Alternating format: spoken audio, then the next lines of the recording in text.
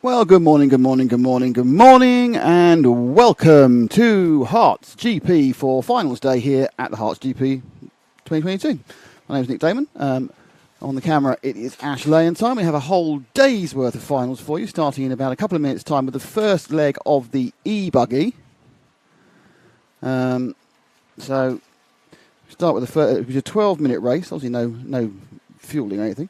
Simon Reeves in 1, Darren Hayden Ball in 2, James Clark in 3, Mick Craddock in 4, Toby Nichol in 5, S.J. Chandler in 6, Darren Keeble in 7, Matt Llewellyn in 8, Luca Pini 9, Alex Reevey 10, Cara Llewellyn in 11, and Blaze McCauley in 12. So the way the day is going to run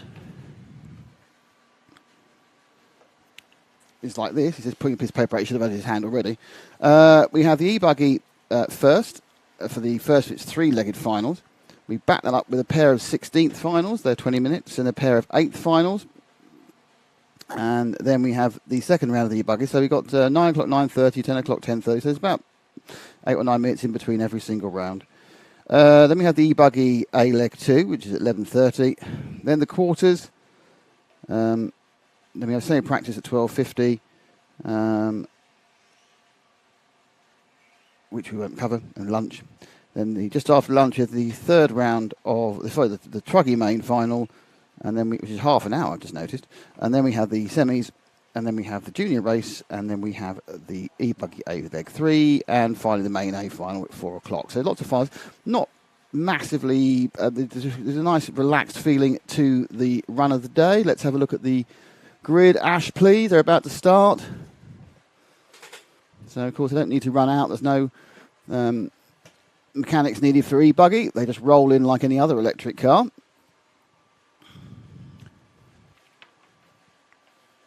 Hello to Cyclone RC. Hello to Homeboy RC, both from out from the States. So they're up late. Up in the early morning, they are. So, Reeves, Hayden Ball, Clark, as you can see up there. I'm hoping the time is going to appear in that black box. Things slightly moved around today. So we're getting underway with the first final. My first cough of the day.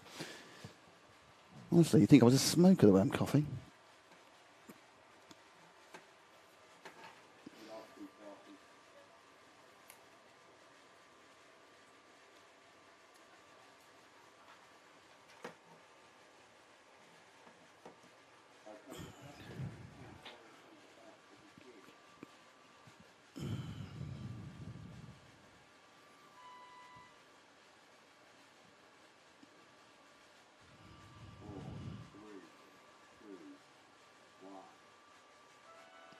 And they're away. So who's in the lead? It should be Simon Reeves in the orange and white with Darren Hayden Ball behind him. In this E-buggy extravaganza. I'm not sure if it is Hayden Ball actually. He's got a different set of colour scheme for his other car. Nice lead already for Reeves. And they go around the back of the track.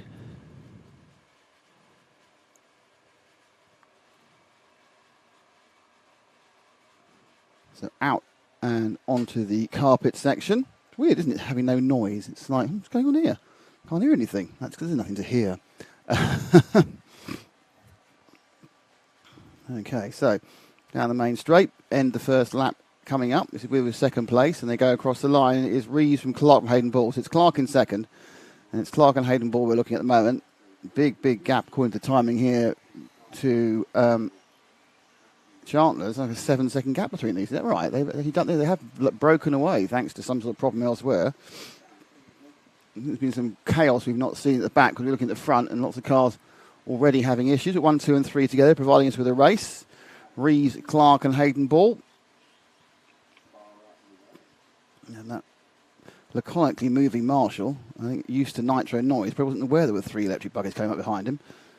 And as they come now to get through on the second lap, down underneath the camera position, over timing scoring, which is that big white stripe, and they accelerate away up the main straight. This is second and third. Reeves has a little bit of a gap on them now, probably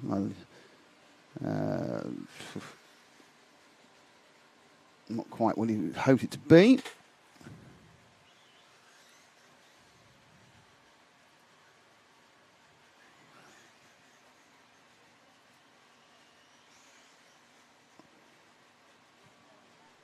That makes more sense, doesn't it? With the, I'm quite sure why Lays is not starting but counted as 9th, where the others behind him. Ah, the fun and the fair of timing. Okay, up and around at the top end of the circuit now.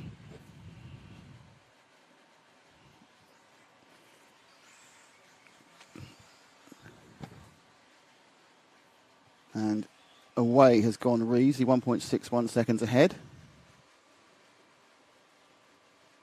Small gap to Hayden Ball and Clark. Hayden Ball now in second.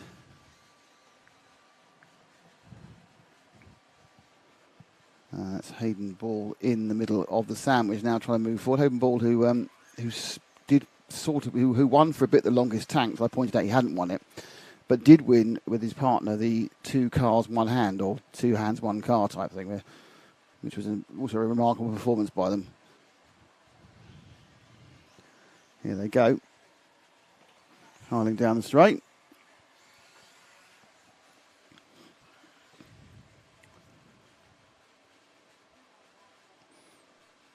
So that's the leader with the yellow wing, bouncing onto the AstroTurf.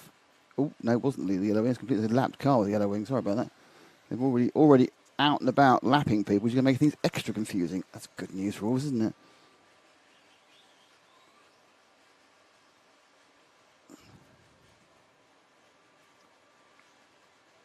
Oh, and he's upside down.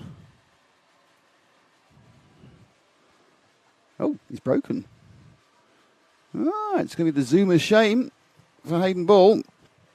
That roll has disconnected something important, and he's now has no motive force. So now the job for Ash is to try and find our leader, Simon Reeves, who's car number 1, and they're already lapping, so he's in the middle of all sorts of other things. Yes, I don't know either, to be honest, Ash. Car number 1, where has he gone? Oh, accident for car number 12.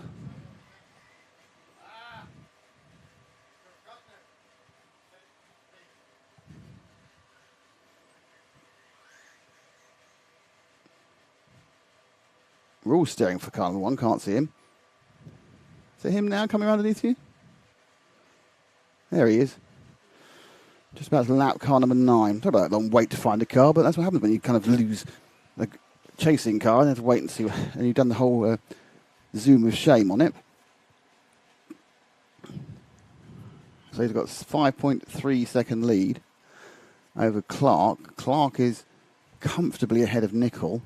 As you can see, in fact, it still hasn't changed over for finishing the lap now. So Nicol's actually a lap down already. Now it's 14 seconds back.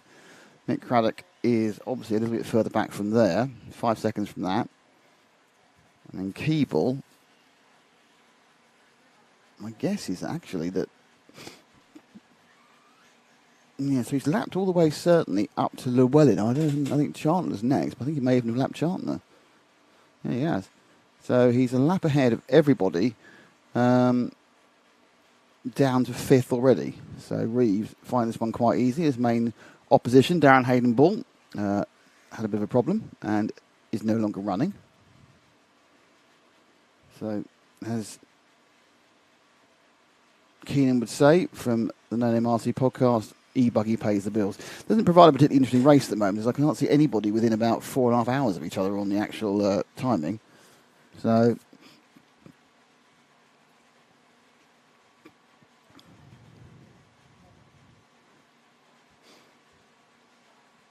up and under. The green machine. Now, who's that? Who's he just lapped? I think he's lapped car number, that's 10, getting a second lap. So that's Alex Reevy going 2 laps down.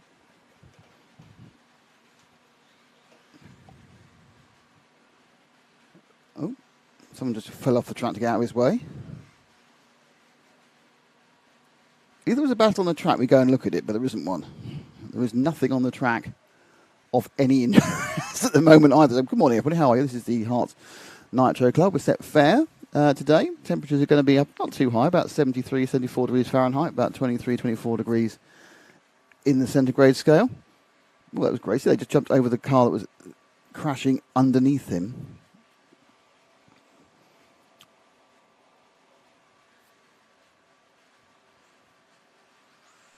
So this is a bit of a textbook performance here by Simon. Easing out ever so over James Clark in second. Thanks to HERTS RC thanks to RC Models, who are, the model shop on this, associated very heavily with this track.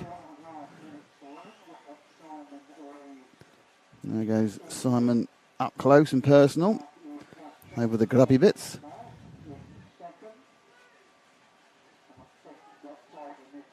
I'm just shouting there, I don't know what it's about, because so you can see the leads there. It's 10 seconds, 60 seconds, 3.16 seconds. And I think Keeble's pretty close to being a lap down. In fact, he must be a lap down because he's not crossed the lap, and therefore lapped up to fourth now. So Reeves making this look easy. I haven't got any particular information on what he's driving. I wonder if I can find out for you to give you a little bit of colour. There's strange information sometimes around on these. You interrogate stuff, you find some very strange information. Okay, apparently Reeves is running with an HB. So it's an HB D18 he has at the moment. So D8's 170. So it's an HB buggy he's on. I'm not sure what it's going to tell me. If, he hasn't got an engine because obviously they're electric motors and they don't write them down. So he's the HB driver. As he gets closer to getting the end. Obviously these e-buggies have no issue at all running 12 minutes on a charge these days. In fact, they can probably run getting close to 20 if they need to. It'll be interesting to see what happens in the Truggy race when we've got a half an hour and we've got both electric and IC. But obviously the Truggies can't run the whole, E-trains can't run the whole half hour, so they'll have to do a battery swap. And whether they have to do any more stops, that battery swap can still take so long, it negates the fact that the main truck is doing at least 2, if not 3 stops in the race. Remains to be seen. So Reeves, 2.5 minutes to go. Making this first of 3 legs seem a little bit easy. But then the main rival, Darren Hayden-Ball, came to a surprise halt. Now it's 2 out of 3 counts, so it's not out Hayden-Ball. He's got a chance to come back if he can finish the next 2 well. But obviously a win to nothing is a really big advantage for Reeves. From Clark, Nicol, Craddock, Keeble, Chandler, Reevy, Llewellyn, 2 Lewins, Matthew and Cara, and then Luca Pini at the back. There he goes. Across the line. Carl's right, isn't HB?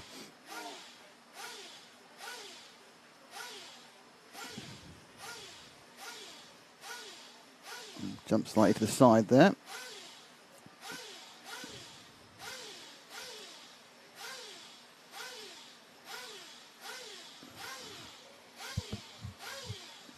And it's got 2 laps more, I think, probably. That's my guess. Over the carpet section. Up and over the double-double. Flat doubles. Over the tabletop. Up to the far left of the circuit. Oh, no, got away with it. Most of this track, obviously, it's a very multi-surface track. Most of it is heavily sort of oiled and stuck together clay, but then you've got a little bit of concrete here, or concreted, I think, just to strengthen that banked corner. Have a big old Astro section here. 1, 2, sort of 3, 4, 5 jumps you can take in various combinations. Back on the oiled dirt. Used to be some, I'm sure, logs here at one point. And then all around this tricky technical section. And up and away again. And then obviously you get past a big mushroom. And then you get a tiny bit of carpet here. Followed by more tiles. They are available to do your driveway as well. Back on the dirt before you fire yourself all the way around. Another slightly banked, quite reasonably banked corner there. And there's a car dead on the straight there. I have no idea why that is. And Reeves starts his final lap. Countdown, as you can see, 7, 6, 5, 4, 3, 2, 1. This is, those of us with watching yesterday, sometimes it went red for like a minute and a half to get people to finish their 5-minute qualifying, where it's all finals all day today. And people revving outside my door by the sound of it as well, all day. I think that's running, sir. So this is E-buggy, despite the fact you can hear a Nitro going for it. So Reeves will come over the line in a second, and he will take it. And then we have a very brief respite, in fact no respite at all, because we're supposed to get underway straight away with the 16th B final for IC. So it's the lowest finals coming up, and that's it. Reeves wins it well on time. Bit textbook, really. Got an extra lap over James Clark. Nickel third, Craddock fourth, Darren Keeble fifth, Esto Chandler sixth, Matt Llewellyn is going to come in seventh, I think. Alex Reevy eighth, Cara Llewellyn ninth, Luca Pini 10th, and Darren Hayden Ball we saw break down, and Blaze McCauley didn't start. So hello to Kevin Goodman, watching with the little girl Tilly and dog Teddy. Don't get this around the wrong way. BJ Williams, good morning to me. Good morning, BJ Williams. How are you? Jeff Parry, hello from Australia. 5:50 p.m. here. Well, that's quite pleasant, that, isn't it? But it's Monday, so you finish your day's work, I suppose, because I don't think it's Bank Holiday Monday in Australia. 2:57 a.m. in Minnesota, Cyclone RC. Blimey. And as BJ Williams says, it's still dark for us Yanks. It certainly would be. Depending where you are. Nope. Ash has gone off, which is a bad idea because the next final's starting straight away. No break. Is he coming to talk to me because he's got a problem?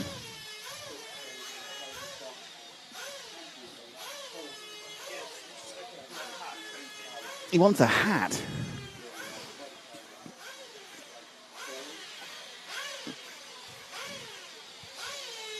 He's lost his hat.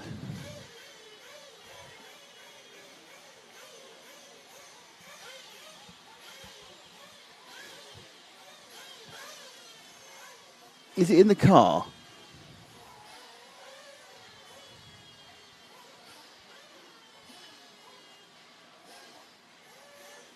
Okay, so next up is the 1/16th B final. There are 14 runners and riders in this one, and 4 will bump up. So we have Alan Bridgman, Jake in 1, Jake Dell in 2, Vincent Vernier in 3, Chris Smoothie in 4, Dave Bonham in 5, Andrew Leach in 6, 7 is Paul Newman, 8 is Mark Garrett, 9 is Dave Ritchie, 10 Lee Cullerton, 11 Steve Bellwood, 12 Lynn Joyner, 13 Craig Homer, and Blake McCauley is 14th on the grid. So just trying to get a few marshals arranged, and we'll be underway with the first of the Nitro finals any second now.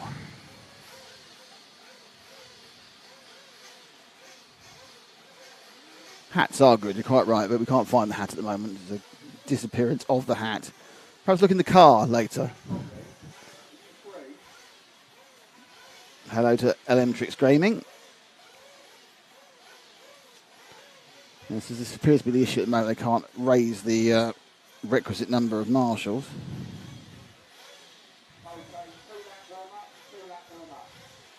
So 2 laps round to warm up. They'll be released onto the circuit.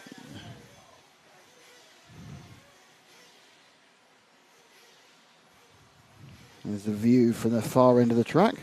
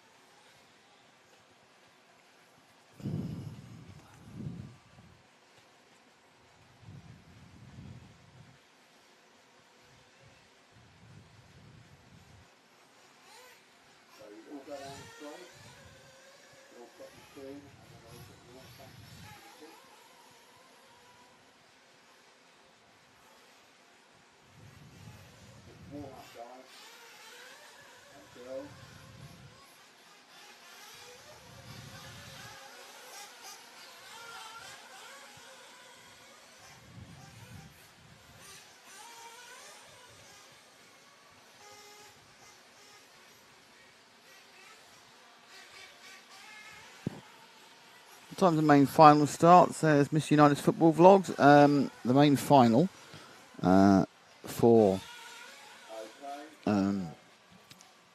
Nitro, so 4 o'clock UK time. 4 o'clock UK time, so 5 o'clock in Europe. Other time zones are available, obviously, including Eastern time, which will be 11 a.m. Australia will be very late, probably at midnight to 2 o'clock, depending where you are in the down under continent. Okay, so we should get to the point now where they're getting back in again and ready to be brought out for the start of the 16th B final. 20-minute race, probably 1 or 2 stops depending on your fuel consumption. Sure, a lot of people did go a lot further on their fuel yesterday in the longest tank race, but I'm not sure how it is at full racing speed.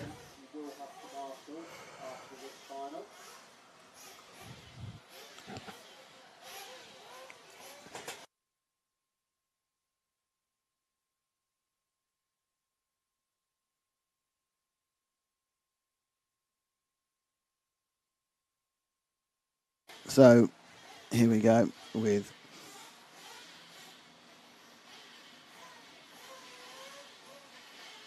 the first final of the day. Cars being brought out.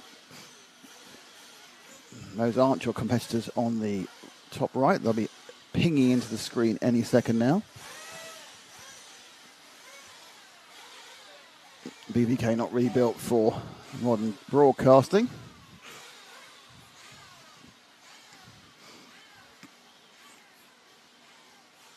Miss United's football vlog. I'm from Peterborough. I used to race at Hearts a few years ago. Well, let's hope you come back to RC racing.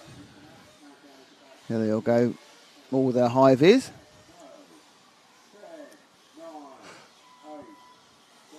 It'll be Alan Bridgman from Jake Dell at the front for the bump. Away they go.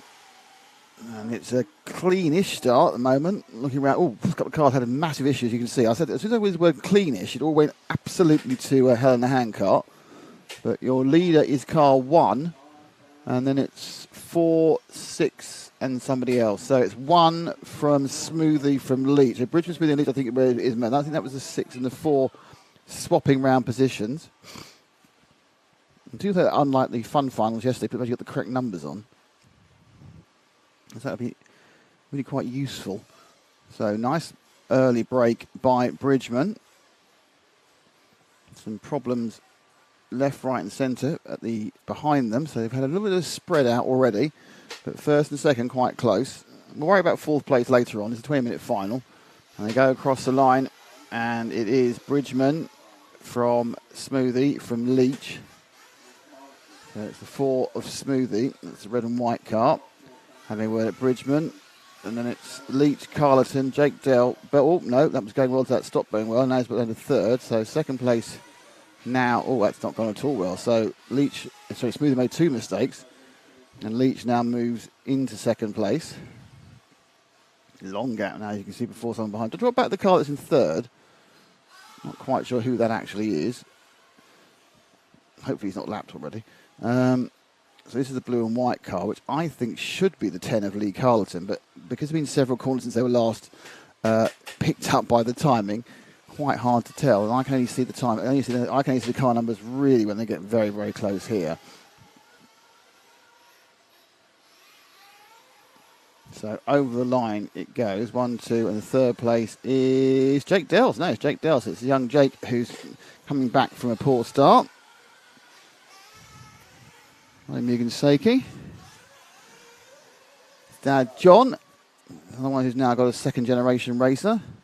I used to race John back in the late 80s. So this will show how old both of us are. So Jake recovering from the issues on the first lap.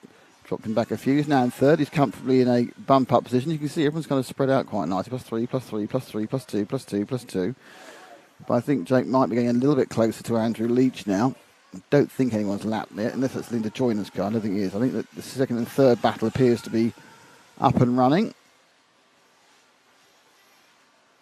A bit wide there on the tiles. So, yeah, that is 2nd and 3rd, quite close together. 1.89. All very, very high for Leach, who lost a little bit of momentum there. Up onto banking. And then comes towards us, bouncing well. Oh, I've got away with that one. He went too wide round the end corner after the AstroTurf sort of quad or quid or whatever it is. And then he was not in the right place to put the power on for the next jump, and therefore he fell short on that one. So, lapping stuff, that's always a pain. Oh, now, yep. A little bit of kissing and cuddling, but no foul there. So they got a little bit confused. I think lapping into Joyner, I think. So, a little mistake there for Jake. So, yeah, I mean, the thing is, it's all about rhythm. One corner leads to another, leads to another, leads to another.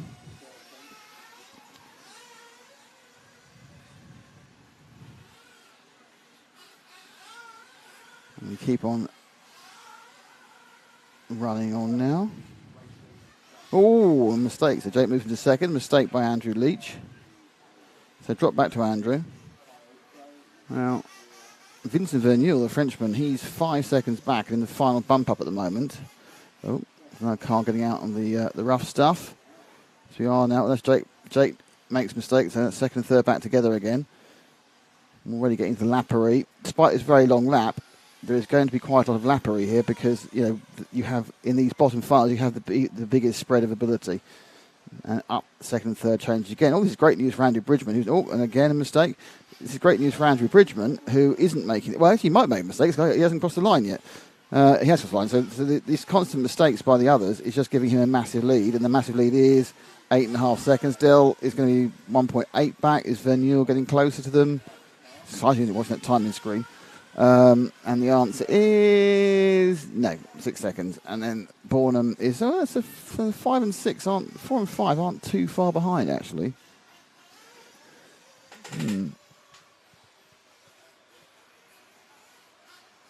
There's all sorts of carnage going on, to be honest. And of course now they're all mixing up with lappery. It makes it quite hard to work out. Well, this is second and third. I can see they're on camera. But fourth and fifth aren't necessarily the next two cars, but they definitely aren't the next two cars.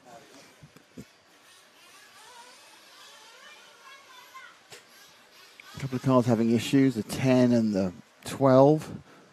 So that's Carleton and Linda Joyner. Still with Leach, who's got a bit of a lead over Dell in second and third. Vincent Vermeulen has pulled out a couple of seconds on Dave Bottom in that one.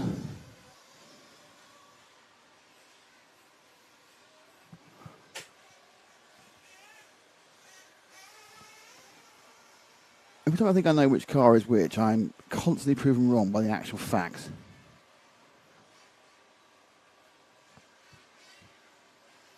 I'm just watching Dave Bonham make a mistake. And that is making it easy for Mule to stay in fourth place. Now lap completed. Looks like it's a good one for Leach. Dell's dropped back. Leach was 8.5. Oh, I didn't want a car there, do you? Leach was 8.5 back prior. Now he's 7. He's gained half a second himself. Dell dropped quite a bit at this point. So let's drop back to Dell, the blue car. So he's about 5 seconds back. So he's not that one. He's the blue one. There he goes. Because he was getting quite close to being caught up. God, my English has gone this morning. Caught up by Vermeulen. I saw Bottom make a mistake. We didn't fall any further behind Vincent, should I say. I see, that's the problem. You try and navigate a bit of traffic and then it all goes horribly wrong and he's not broken it. No, thought he might have done. You try and get the traffic and you just nip up the inside and there is no inside nip up because it's a bit of marker board. So that's if Vincent has kept the car pointing in the right direction, that should have reduced the lead even more. But I haven't seen Vincent go by, so perhaps he's had his own problems behind. So Dell comes in for fuel. Let's take him through for fuel. They all come in for fuel, actually. Bumping up and down. They come in for fuel after about 7.5 minutes. They're making a relatively easy switch. There's his dad, John, pushing the Mugen out. And flying round the top corner. Always helps at this first final to have someone as good as John in the pits. That saves you 2 or 3 seconds, because a lot of people aren't even using fuel guns in the bottom finals.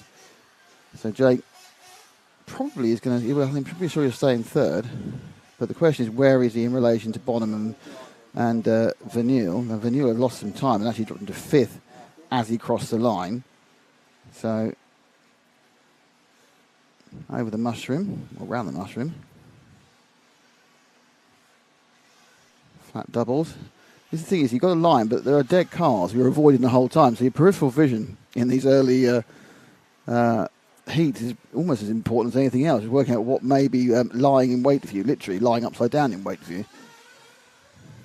Not quite halfway through this one yet. It's Bridgman putting on a bit of performance here. 10.5 seconds ahead of Jake Dale, who is at the moment.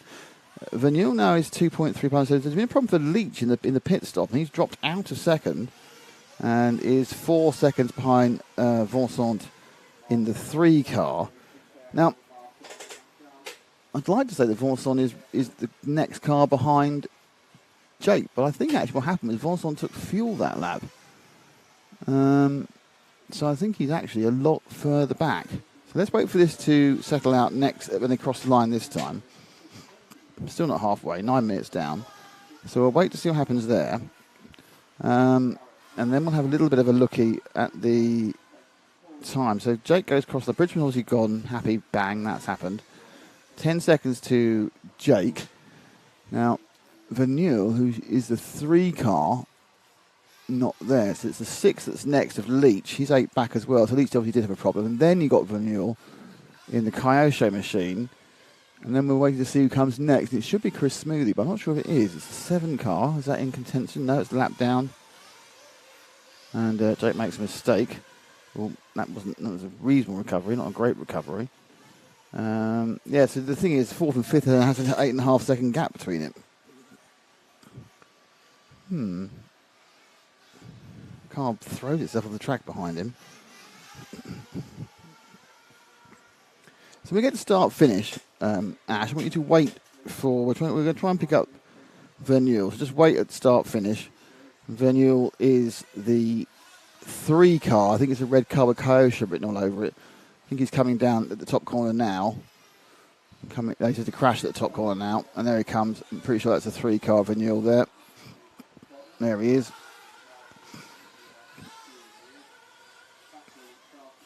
So he is in 4th. He's probably the last of the bump-ups. Vincent is also navigating some of the traffic issues. He's got a lovely lead of 9 seconds over David Bonham, as Bonham and Smoothie are arguing themselves and neither of them are bumping up. So Vincent.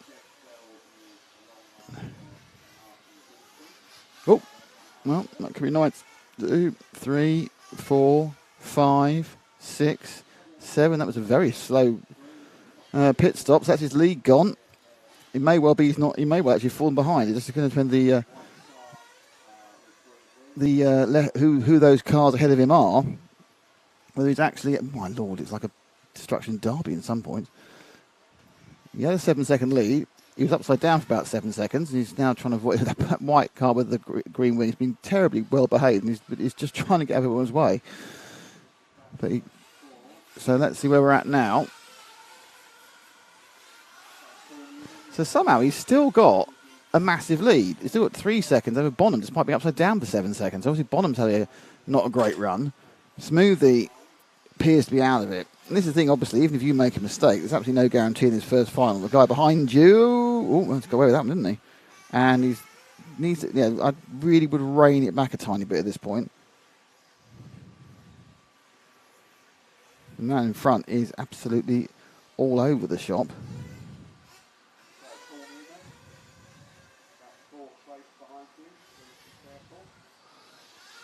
So the two very similar cars, but it's the lighter orange car as Vanille. He's made a mistake, and what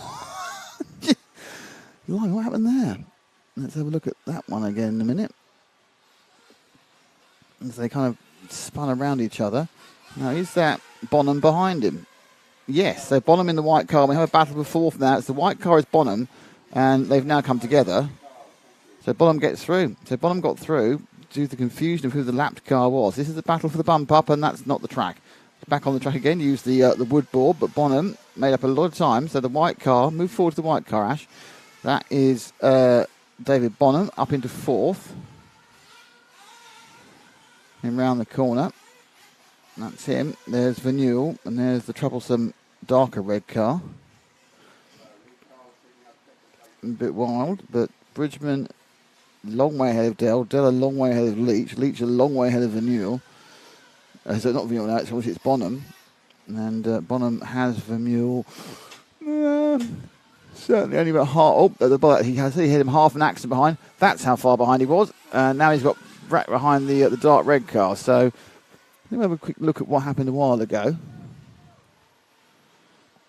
So when they were faffing about together here, this was Vanule and the mystery dark red car. Went off the track, came back on the track. They hit each other, turned round, came back on again, and sort of hit each other again. So anyway, you need to make sure there's a replay. So anyway, so there is the battle for fourth again. They're right together. Orange and silver and white wing, it's Vanule. All white car is Bonham, and that's going to change again. Oh, wow, that was a pretty impressive recovery from being upside down and facing the wrong way. So they're back together again, but Bonham's taken the lead. 6 minutes to go, and he lost it again. He didn't lead very long, did he? Or lead. He didn't bump up play, should I say, for very long. I'm not actually sure Bonham got going. He did. He's a long way back, though. So the leads stretch out. Actually, Vanu's in third now, so I think Leach must have taken fuel. But massive gaps between these drivers. It's 38 seconds between first and third now. But as I said, you know, in this first finals, you do have a much bigger spread. You know, some guys probably should have been in the quarterfinals, have had a bad weekend, and some people are really just beginning club racing. So there's probably a 2-3 lap difference. I think we've seen this already. It's about a 3 or 4 lap difference between some people. Because it's just where they are on their learning tree.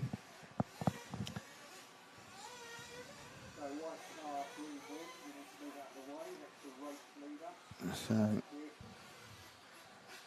Vanule continues in third place. He'll be taking some fuel probably next lap, I think. It makes sense. It's got Leach 4 seconds behind him. I think Leach has taken fuel, so Leach will get back past again. The fact that Bonham is so far behind now. Bonham is so far behind. He really is a long way back. So this kind of makes Vanule. I'm not sure Bonham's even running, actually, he's so far back. So it's Bonham's dropped right out. So Smoothie now is 19 seconds. He's 22 seconds behind Vanule, who will drop back once he takes fuel behind Leach again. Bridgman and Dell are a mechanical. Anything's going to stop now is a mechanical issue. Very, very, very long distance ahead. Ooh. So is Vincent going for fuel? He is. Let's take him through. Those little bumps just designed to slow everyone down the pit entry.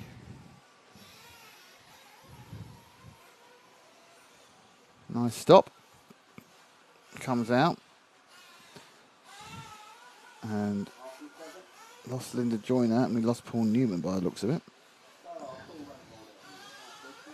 3.5 minutes to go. This is going to be a Vanule in fourth, bumping up. Bridgman, Dell, Vanule and Leach at the moment.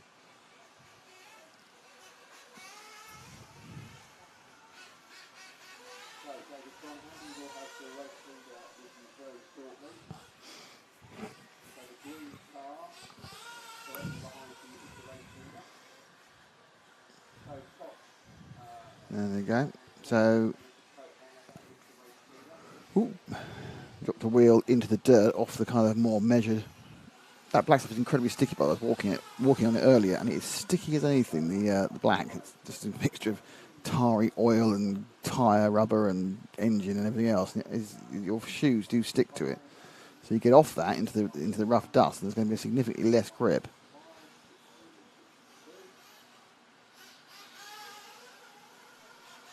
A bit wide on that one, but as you can see, he's got 20 seconds on David Bonham.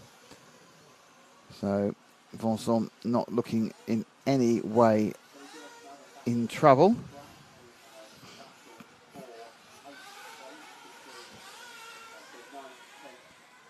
As he comes in with 2.5 to go. I'm just making sure he wasn't going to get slightly tagged by the orange and yellow car, which is the car That's the 6th car, actually, of Andrew Leach. Oh, that was actually a changed position. That was actually when you were going past Leach. You got a battle for 3rd and 4th. They're both bumpy. It doesn't really matter. So it's Leach behind with that yellow car with the white wing. The red car with the white wing. I know there's all the colours on it, but it's easier. Red versus yellow. That's the new. They're coming up to some traffic, including that white car with the green wing, who's managed to get a huge amount of TV time. Oh, the view's upside. Oh, he's both upside down. They both had a coordinated roll. The net effect was nothing. Here we go. So this is I've got man. You've got a man in his eye line. What I'm going to do? Clips that. Goes around the outside. Dives in, and that was it really. And the zoom of shame as the marshal puts them both back on again, and there they are. Oh, look at that. Look, it was cheeky, wasn't it? Straight up the inside on the timing. So, already some quite good moves. Again, getting tied up with that white car with the green wing. Was Leach. Bottom's got a gap down to 14.5 between 4 and 5, but that's mainly because this sort of situation where the cars that are trying to go faster, that's not great, Vincent. So he's now 4th because Leach went past, and that's another few seconds gained by Bonham. That is assuming that Bonham's kept the thing 4 wheels down during his laps. 40 seconds to go, so it's going to be this one and one more for everybody. Yeah, I think there's a possibility actually that Bonham might get caught. Probably won't be actually, because it's going to 26 seconds. He's probably 10 back, so he may well get one more lap as well. Across the line has gone Jake Dell, 19, and there's 28 seconds back to Leach. He's back for 3rd and 4th, you can see. Not had Bonham across yet, so he's not going to be doing much, barring a breakdown. But he hasn't even got. Is he going to get the extra lap? Is the question. Was he actually already out? Yep, just gets. That's Chris Smoothie. Bonham's got down, so Smoothie's gone down. Bonham's going to finish and be out. So Smoothie is 15.5 back. Will finish 5th in this one of these breakdown. These are 3rd and 4th. Jake Dell's finished in 2nd. And Vincent Vigneault and, oh, no, that's 3rd and 4th. Both crashed on the same corner. And it looks like, oh, it wasn't actually. Sorry, that wasn't Vigneault. It's somebody else. So, yeah, someone's going to come finish 3rd. Probably Vincent. There he is. There's Vincent. Coming over in 3rd, I think, in the end. Yep. And Leach will take the final bump up. Now, Arlo's made a really good point as the final ends, by the way. I know I'm stoned, but are these E-buggies blowing exhaust? No, what's actually happened is I forgot to change the title of the race there. That was the 1/16th A. B, and I should have changed it. So that's an error by me. Those were Nitro. Regardless of your recreational hobbies, you are not. It was called Nick's made a mistake and didn't change the title of the the race. I will do it for the next one, so I know you can see it now. 1/16th. Is it A or second? It's the 1/16th A. Oops. Final. So apologies for those who thought they were watching E-buggy and were confused. It wasn't. But luckily I now got the correct title on, you see. No, I don't need to take back, it's fine. So anyway, well, it looks great. It is, but it's not bad actually. It's quite light. The sun is not too hot, not too cold at the moment, so it does look very nice. Are the Skidmore brothers racing? No, they're not. Homeboy, what car are you racing with? I don't know. So Arlo has sorted out the problem in that it wasn't an E-buggy. That was a bad piece of titling by the all-purpose producer commentator, whom is me. So I am going to turn around and say, oh my lord, I've made a terrible, terrible, terrible mistake. But it's not the end of the world. And it's very likely that during the course of today I will forget to do that again. I was very good yesterday with progressing the rounds of qualifying. It's because we're using this timing system. There's a number of different timing systems we use, are used by various different clubs. Interesting in Europe, obviously with America, you think it's live time. Well, live time hasn't really got much of a footing yet in Europe. There are a few clubs that use it, so it's mostly in Europe, it's mostly MyRCM or X-Racer, if you're in Italy, and we've got codes for both of those. In the UK, there's a timing system called BBK, which is one of the very earliest ones. And as you can tell from, it's actually very flexible. If you want to actually use it as a timing system to look at what's going on, the only problem is it's not really very friendly towards broadcasting. So that's the issue. We have some issues with that. So it makes it difficult. We can't like reinterpret. If you look at the timing graphics, you see it when we do. Obviously there's Everlapse, of course, is our big one in Europe as well. So I forgot that. So when we're incorporating Everlapse or MyRCM or X-Race, we can take. They have a feed, a live feed, the internet. We can then reinterpret, change it into our graphical style, and put on the screen. With this system, as you can see what we're doing, is we're effectively cutting it out of the standard timing presentation. Hence, it's not in our colours and it's not in our format. But you know, it gives you the information you want.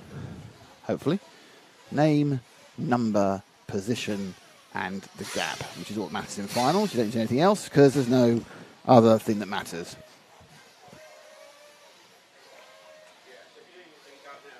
So Jim's about to walk in and say hello. Hello, Jim. This is the drivers that are bumped up, so you Thank you. Yeah, I've bumped up. I don't want to show. There's no camera here. I've been given the bumped up drivers for the next race, which is great. Yeah, next, the 8th final, yeah. So great service as ever from Jim. Someone should give that man a club to manage. Oh, he's just got one. Doing quite a good job. I have absolutely broken this. Sometimes you break things, you're really annoyed with yourself, and I'm quite annoyed myself about this. Might have to go onto Amazon and try and buy a new one.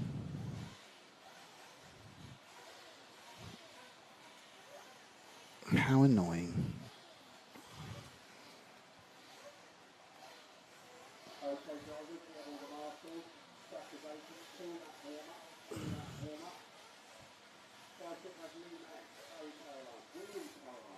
So, getting ready for this next race, which is the 1/16A. So it's Lee Maggs in 1, Barry Carolan in 2, William Carolan in 3, Adam Reevey in 4, Paul Fitzpatrick in 5, Danny Lewington in 6, George Baskozos in 7, Pidia Fia in 8, Morgan Baldry in 9, Yusuf Ali Barnard in 10, Linda Hamer in 11, Blue Macaulay in 12, Steve Manwaring in 13, and T. Hannah Craddock is in 14. The reason T. Hannah Craddock's in 14th, I mean, I had a chat with her just before we started. I didn't realise it. I thought she just not turned up or had yesterday, but she actually fainted after the first round of qualifying. So she wasn't feeling very well. Took the rest of the day off. She's back now, looking perky as ever. But yeah, so a little bit of a health scare yesterday, but she is now fine. Well, I assume she's fine. She seemed fine earlier, and she'll be able to get going and start this race in 16th, and she's 14th. 16th would be impressive because there aren't 16 cars. Start this race in 14th, and hopefully, on her case, hopefully she'll be able to work her way through to bump up. She has obviously the raw pace. She would normally be probably in the semis or the quarters, so she's got the pace, but it's a matter of reliability and luck to get through sometimes.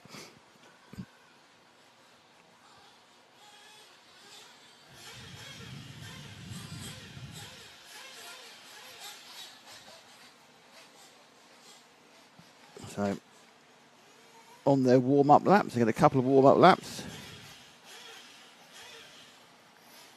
And then they're off and running. And they're coming in now, so let's get ready to start.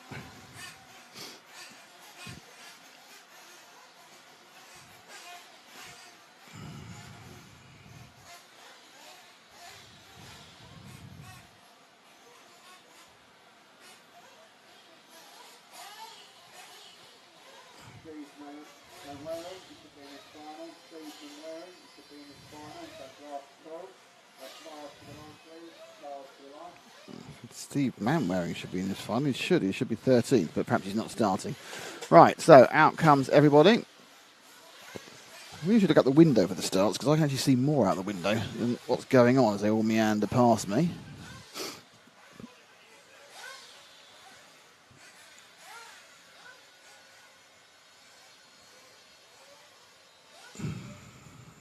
So it looks like we haven't got car 13 of Steve Manwaring. So 13 cars will take the start.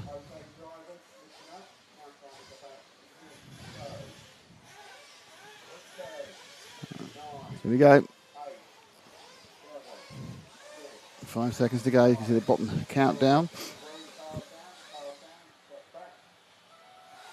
And off they go. I think Steve Manwaring may be starting late. Oh, no, there's horrible carnage at the top corner. One car upside down, but into the lead goes the Lee Mags machine. 1 from 2 from 3 is your order at the moment. Those 3 have got a little bit of a breakaway as well.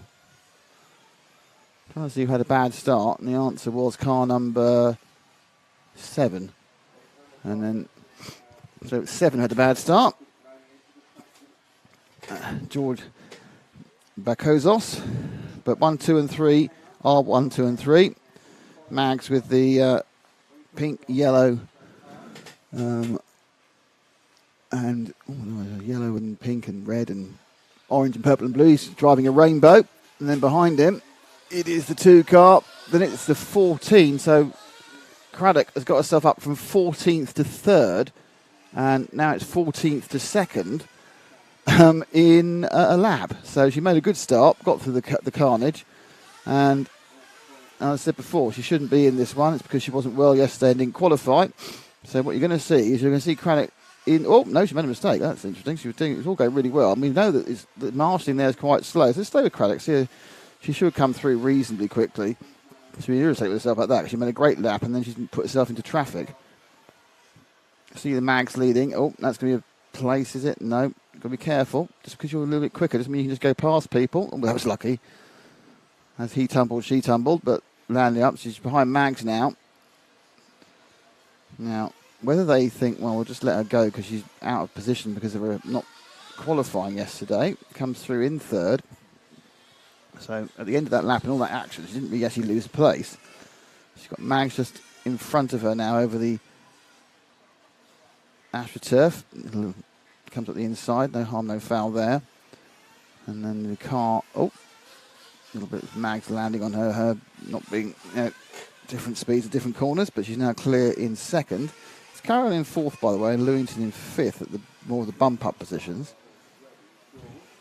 Car dead in front. I'm sure it was the leader who was upside down where we got lapping, so it's hard to tell. I haven't got my eye on every single position. Just wondering whether that may have been the change for the lead we just saw.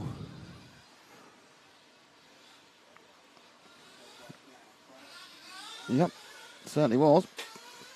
So Craddock now in the lead in 3 laps, in the lead by 2.23 seconds. I drop back the next car, which is the yellow machine of Caravan, who we didn't realise was losing the lead there. So we'll give Barry a little bit of love here with 3 minutes gone.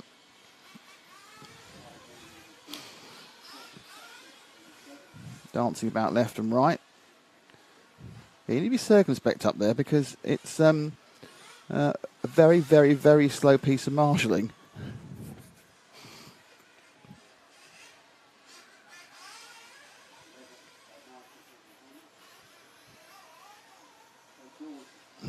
So this is our 2nd place man, Barry Carolan. He got squeezed out by the back marker there. Just dropped back about 1.5 seconds in that lap. Now, where is the Mags machine? That's 4 seconds further back. Drop back 2 to the multicoloured car. That's Lee Mags, Ash. Drop back 1. He's just about to, he's right, having an issue with the lappery of one of the other cars. I think that's the 12 machine, I think, of Blue McCauley. Don't quote me on that. Mamray's got going again.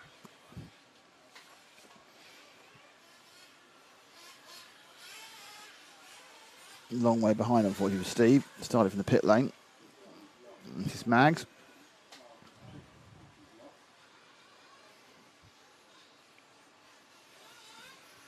Up and over the tabletop. looking in relative control of what's going on. So Danny Lewington seems to have a problem in the 6th car. He's dropping down. He's got the yellow missing button. I mean, there are some people, there will be some fuel stops, but it's a bit early for fuel. Cars going left of them, cars going right of them. Carolan's dropped back into 3rd now with an issue. So Mags is in 2nd. That's him going past Mannering, I think. On main road. Oh, and he gets that's a little bit of a... Yeah, so you can see the 2nd place man, Carolan, right behind him. There's a white car in between the two of them in this battle for 2nd and 3rd. And now they are together because the white car just grenaded itself off the track. Right, Mags in 2nd. Carolan behind him. I'm not sure where... it's Barry. There's 2 Carols. It's Barry Carolan, but then William Carolan behind him. So the Carolan team could be father, son, could be brothers, could be cousins. Who knows? Well, obviously they know. So this is the battle for 2nd place. The white and yellow is Barry Carolan. The pink, black, yellow, everything you could ever hope for is Mags. Now there's another back marker in the way. Quite an excitable one. Yep, that's it. Good work there by the white car with the green wing. So Mags and Carolan here are over 15 seconds behind Craddock, who, as I said before, is in the wrong final, but that happens sometimes, and she's got a day of trying to bump up to the main. It gets very tiring for both driver and machine trying to go all the way through.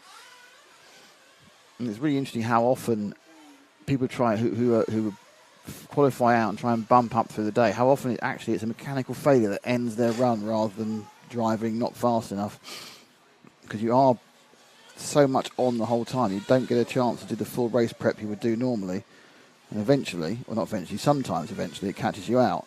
So Carolan now is 2 and a bit behind Mags. He's got a 9-second lead on his relation. I don't know which way. This is the worst place to roll over because much better marshalling, but slightly lost it at the end there. Up and down, slap and go.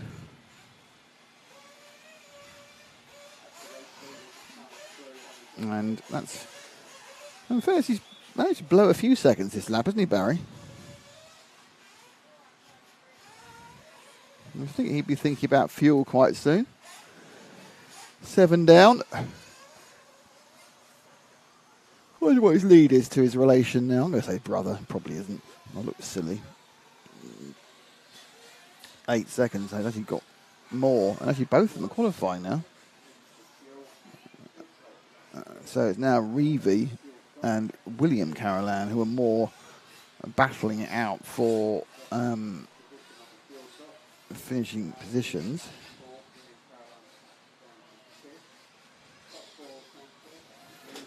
So I would think that Barry is going to go in for... I'm predicting, and I could be completely wrong, that Barry's going to go in for fuel this time. Most people are making this a 2-stopper because it's the safe way of doing it. Run 7.5. Let's see, is it fuel? Yes. No, yes. We can be fooled there for a second, but no. Fuel in, just shy of 8 minutes. All the way down. Only a few. See, this is a fuel bottle rather than a fuel gun, so that's going to cost you an extra... Oh, a little shake to keep it running. That costs you an extra second and a half in the pits, being filled by bottle rather than gun. I don't think it's that vital in this particular heat because it's rather more vital keeping... See, that's going to cost him more time than bad fueling will do, so it's more about keeping the car pointing 4 wheels down than anything else. So Adam Reevy got past William Carolan in that last one. May have been fueling. There's cars all over the shop. Again, because of the large spread within this heat, you end up with a lot of cars that are being lapped or multi-lapped. Makes it a little bit confusing about who's doing what to whom. We're with Barry Carolan. I think we need to like to try and work out who's next. So it should be Reevy. So wait there. And let's see if we can wait for car number 4 of Adam Reevy, who may or may not be in 4th place, but let's find out. There he is. Here's the next one along. There we go. It's very exciting. So Reevy's right behind, 6 seconds behind Barry. Now, where is he in relation to William Carolan? 6 seconds. So Reevy's had a good couple of laps here. himself into bump up position and put himself a nice little margin over William. Now, possibly he might be one stopping, which could be a reason for it, or more likely William's had a couple of accidents. So Reevy's car, sort of yellow and black, and off the track. And he comes up behind some traffic.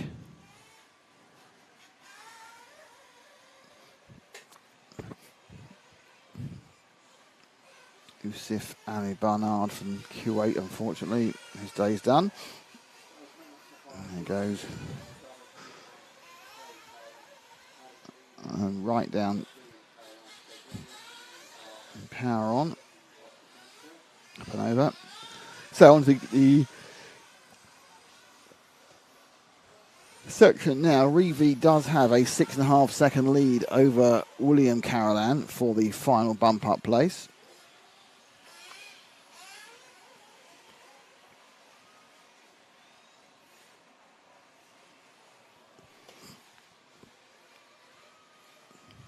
Not long to go.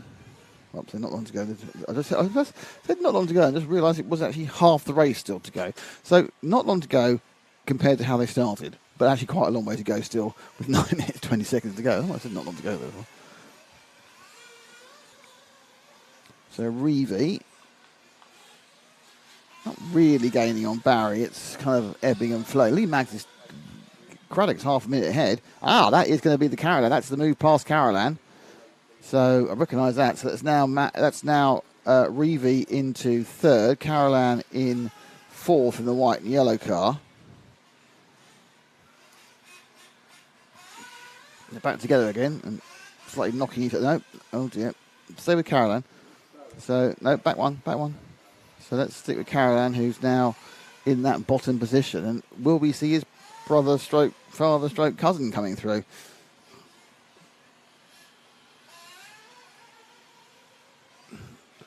So it's now a battle of the Carolans.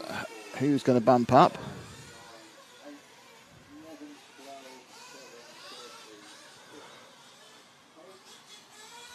Barry, 4 seconds ahead of William. That's somebody coming from. Is that Craddock? That's Craddock putting a lap on them. So Craddock's now lapped up to fourth.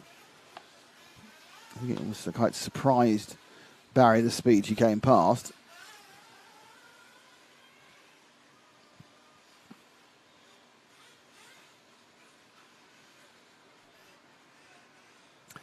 So, now this could be a change of position.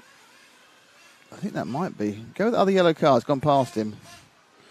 I'm predicting that because they... Oh, he had gone past. I'm just predicting temporary. This may be William Carolan. Just because it seems to be the same colour of yellow. It may come from the same tin. No, this is a guess. This could be all wrong. This might not be car number 3 of William Carolan. It might be. It might be an inspired piece of commentary guesswork. Or not, as the case may be.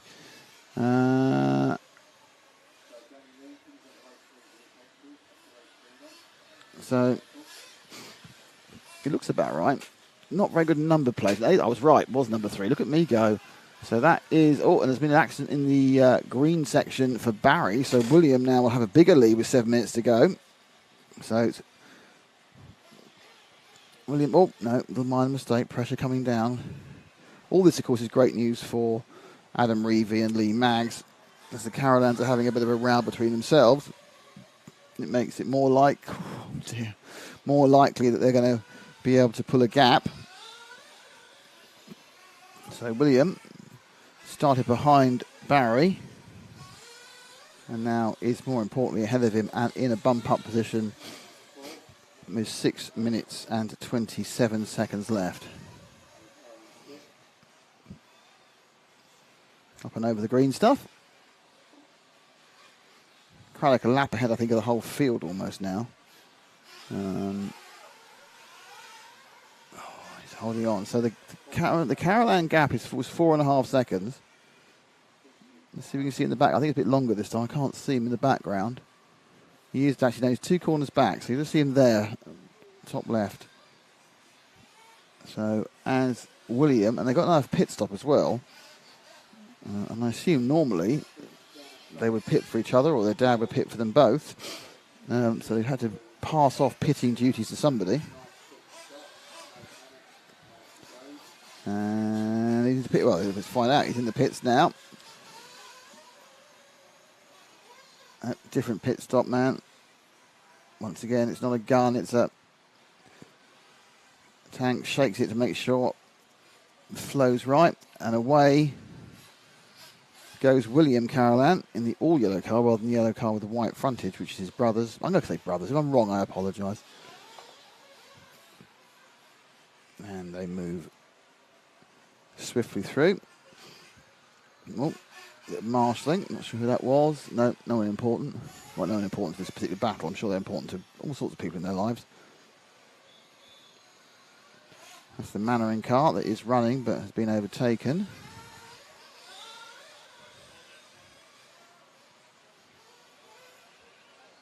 So, what is the Carolan situation going to be? It's Barry Carolan's now in third. Reevy's had a problem, I think. Oh, doesn't help.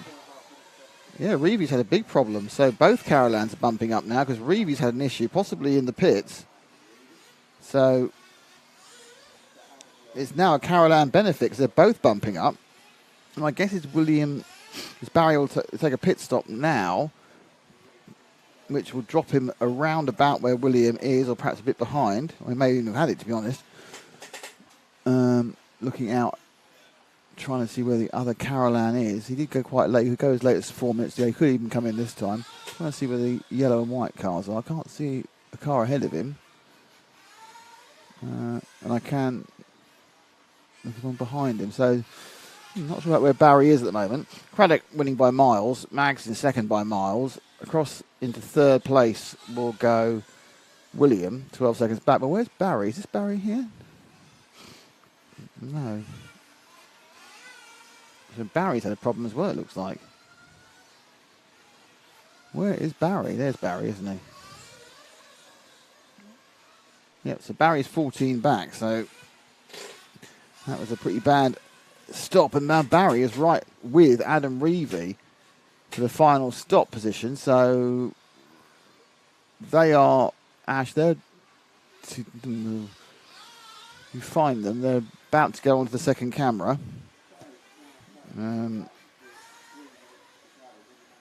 With white to yellow. That's it.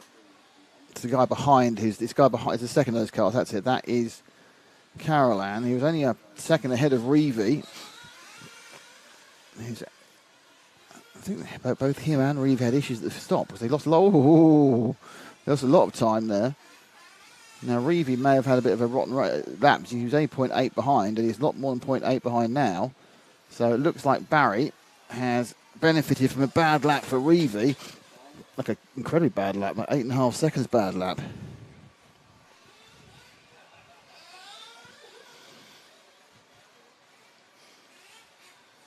Steve Mannering and Blue McCauley now also on the retirement list. Oh.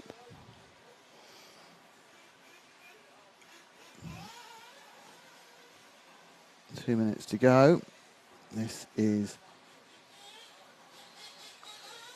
I'm going to say this is Barry Carolan. I'm just completely confused. It's Barry Carolan.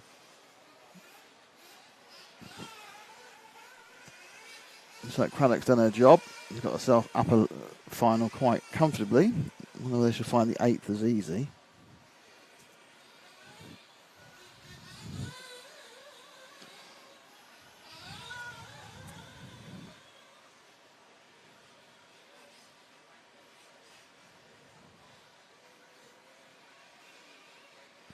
Towards the top of the circuit.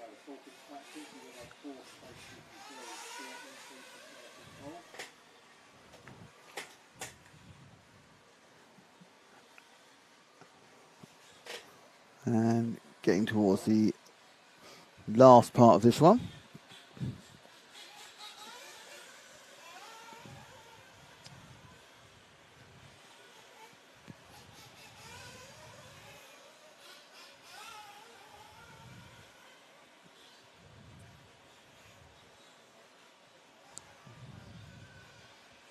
Oh,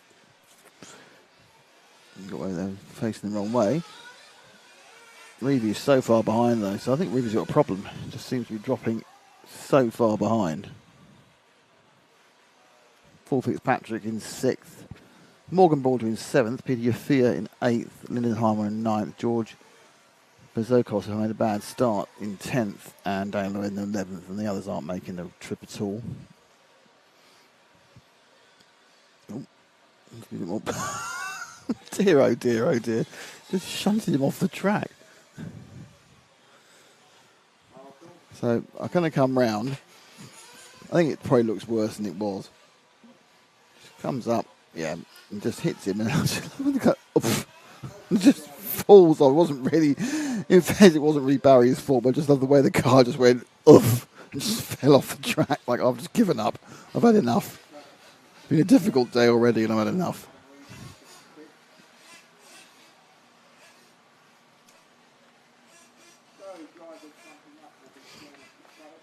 So this race is officially over for Tiana Craddock. She's won it, and it's over for Reevy. So we know the bump ups are going to be Craddock, Mags, and the Carolan brothers, cousins, father, son, twins, whatever they are. So well done to William and Barry. That avoids any arguments in the family home. They both bumped up. There they go. And that is the end of the 1/16 A final. To avoid upsetting the stoners in our audience, I need to start changing the text of this one. So we'll change that, and it's the 1/8 B final. There we are. See, that's made it all right, you see. 1/8 B final. So you no longer need to be confused. Glenn Garner, what happened? I have no idea. Okay.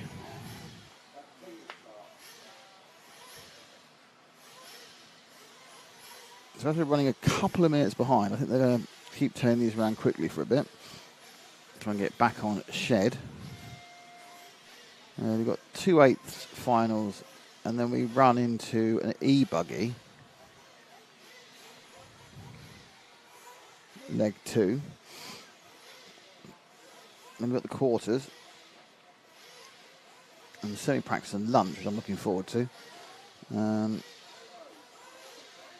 then Trucky.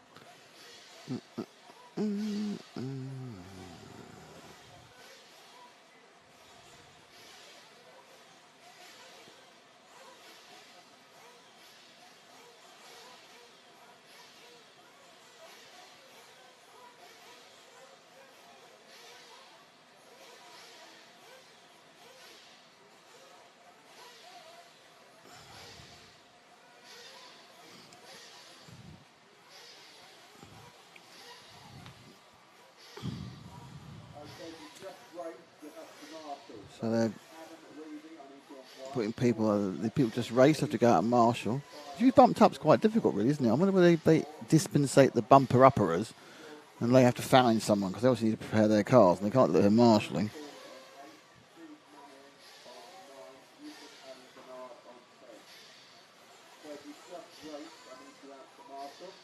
Yeah, I think they are just using the 10 people who haven't bumped up are out and marshalling.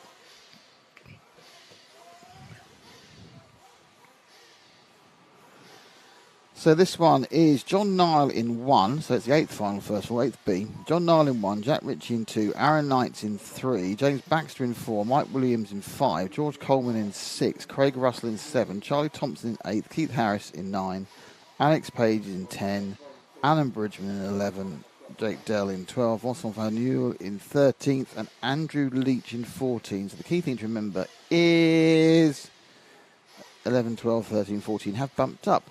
Turbo D150, what's the best, most popular make buggy? Well, the best bit There's no way I can answer that because that'd be entirely down to personal preferences. I don't think there's any particular most popular make. It tends to be very regional club based. So if a club's got, I don't know, a lot of people who run X-rays, a lot of people run Mugen Sekis, a lot of people run associated, it tends to be a self-fulfilling fantasy. What's Kevin Talbot? I don't know what happened. Okay. Then go on. Watch Kevin Talbot, you understand what happened. I have seen some of his videos, I don't watch them all. You may need to explain more. So effectively there's about 7 or 8 very high quality buggy brands. And I always recommend, people ask me what buggy should I buy or what car should I buy. I always recommend go to your local club and find out what they're running there. Because if they're all running Associated or running X-Rays or running Mayarcos or running S-Works, then, or running Agamas, whatever it may be, then just, it's easier if you run what everyone else is running because you've got, especially at the beginning, because you've got lots of people who can help you. If you turn up in a buggy that no one else has got, the Damon 1/8 special, you're going to put yourself instantly at disadvantage because you can't go around to the guy next and say, well, what's it? More importantly, often they have spares as well, which helps. Yes, I've got a couple of spares for you. Oh, marvellous. Thank you very much. But that isn't necessarily going to happen. But, yeah, that's my advice anyway. Run what everyone else is running. Never try and plough your own furrow, love. Just do things that everyone else is doing would be my recommendation.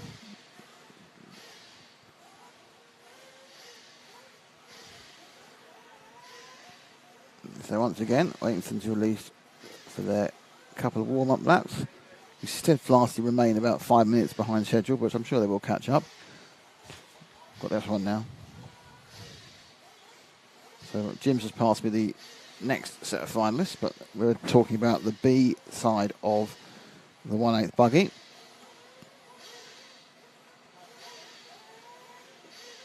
If you're watching on Facebook, hello. If you've got any comments, just come over to our YouTube page. This is where I'm monitoring the comments from people like Glenn and Turbo and Cyclone and Texas Hill Custom Homes. Sorry, I do apologize, Texas Hill. It's Texas Hill Country Custom Homes. Sounds amazing. They like houses which you... I don't know, they've got... Are you customising homes that already exist? So like you're doing a new kitchen or a new, I don't know, deck or something? Or are you actually building homes from scratch in a custom way? Because I know that you can buy homes sort of design sheets in the States and you just say, and it gets built for you or put up for you on your land. It's a very different world as far as land is concerned in the States. So Texas Hill Country Custom Homes, are you a refurbishy, sort of updatey, expandy type thing, or are you building complete houses? That's my question. I assume Texas Hill doesn't mean you're actually in Texas, because there could be a Texas Hill in any state, couldn't there? Is it Texas Hill Country? Ah, Texas Hill Country, yes. See, this is me, the English bloke trying to work out where something is. So there's also the Hill Country is a part of Texas, I take it. Is it outside Dallas? Don't know. Is it near Waco? Look at me thinking of my Texas names. Designs and builds custom homes. Oh, wow, fantastic. Cool. And Texas Hill Country. So where is Texas Hill Country like a part of Texas, or just the name of the team? Is Texas Hill Country like? If I was in Texas, I'd know where Hill Country was. So I know that Hill Country was, I don't know, west of Dallas or east of Austin, wherever it may be, or is it just a nice name for the firm? I suppose is what I'm asking. I have to be honest, I'm not going to be a customer for you because I'm not going to Texas to build a house, but it's still interesting to know what people do who's talking to us. King's Nuts, normally it's new homes and they're custom designing for you. Well, that sounds very nice. Massive ranch style thing with a separate swimming pool. I'll have one of those, please. If it's possible, which it normally isn't. I've absolutely buggered that. Boom, broken that. Okay, we're getting ready now to go.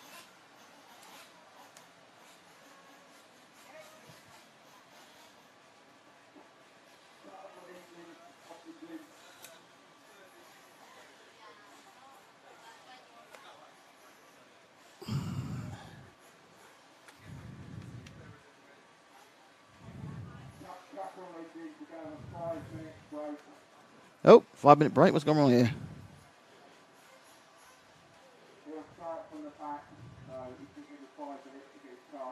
Right, they're giving a mechanical 5 minute because they can.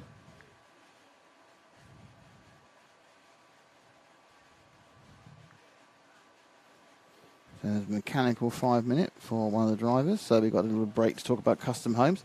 North of San Antonio. Okay. North of San Antonio, Texas is hill country. Most of my knowledge of regional countryside parts of America does come from the Jack Reacher books, so possibly not quite as it really is.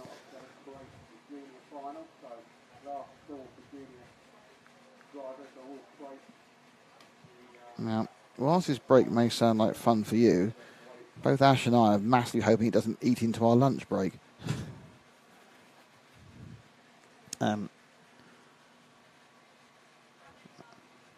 Because I don't know how I'm going to get lunch otherwise. And you can't eat chips whilst filming, can you? No. And Ash is one of... That's a lake called Canyon Lake. All right. I should be on Google Maps finding out where that is, Texas Hill Country Custom Homes. When I get back. Sounds cool.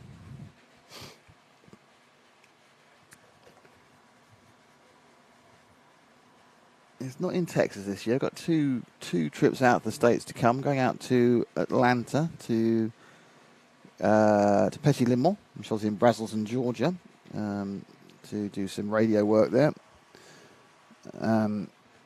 Last weekend of September, just the beginning of October. And then I am going, you've got RCGP. RCGP is in Myrtle Beach. So, both very heavily east of the US and not towards Texas. I've been to Texas a few times. I've been to Austin for a couple of races. Not the Grand Prix, actually, but some endurance races in Austin, Texas. But Austin isn't like Texas. Austin's very much more, what's the word for it, liberal than the majority of Texas, which is more conservative. I must admit, I thought it was an interesting town, but not necessarily for the reasons they wanted to think it was interesting. So we're on a little couple minute break whilst one of the cars receives a bit of repairage. I didn't hear who it was, actually. I should have been listening. I was talking to people on the stream rather than listening to what was going on, honestly. Kevin Raz with 183 miles an hour the other day. Blimey. I said this is back on the Kevin Talbot's speedrun stuff. People like fast.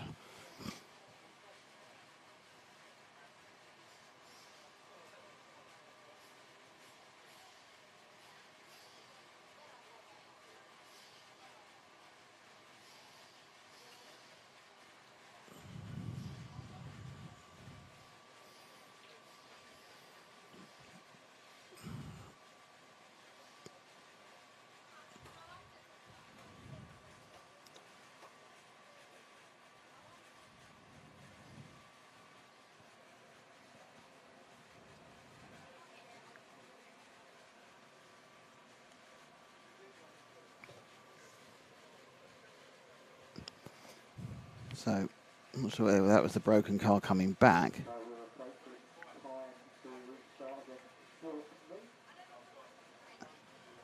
So maybe the broken car returning.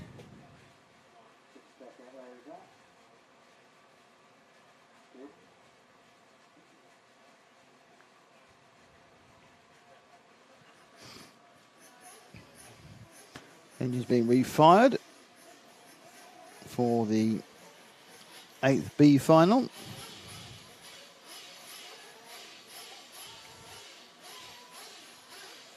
So we had a little 5-minute timeout there. It's relatively reasonable amounts of time gaps during the day. And we are trying to use those to get food and drink.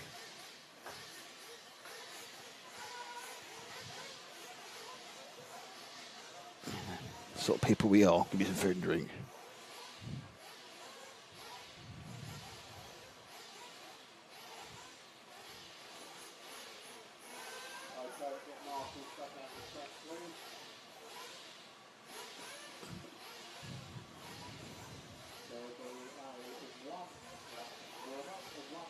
So you've got a 1 lap warm-up now. They're not allowed to just do anything.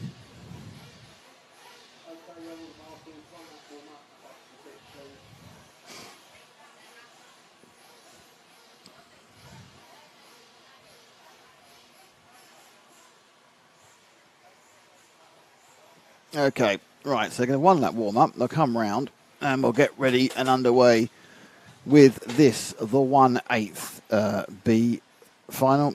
Just to remind you again, it's John Niall in 1, Jack Ritchie in 2, Aaron Knights in 3, James Baxter in 4, Mike Williams in 5, George Coleman in 6, Craig Russell in 7, Charlie Thompson in 8, Keith Harris in 9, Alex Page in 10, Alan Bridgman in 11, Jake Dell is 12, Vincent Vanul is 13, and Andrew Leach is 14.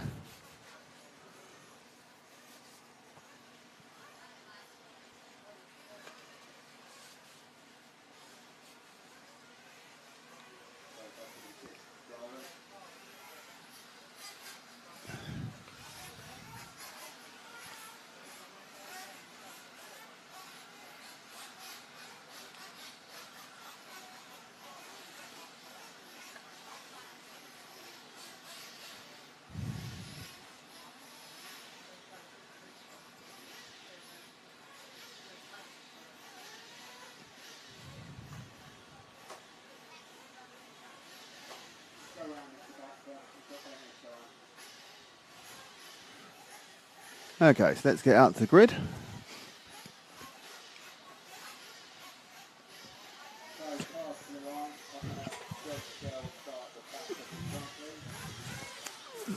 There we go.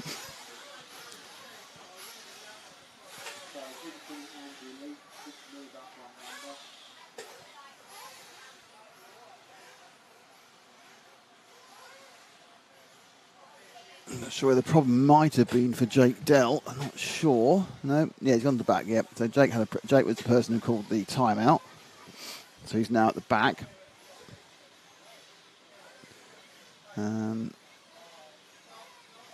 So he bumped up.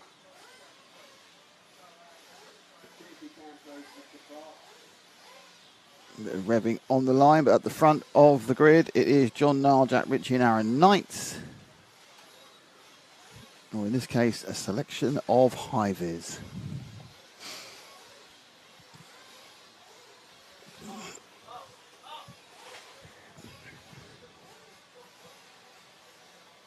Car's dead, the 3 car's not starting.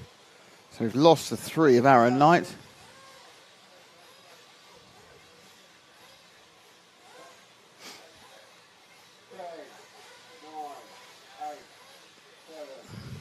That's a bit bad luck, isn't it?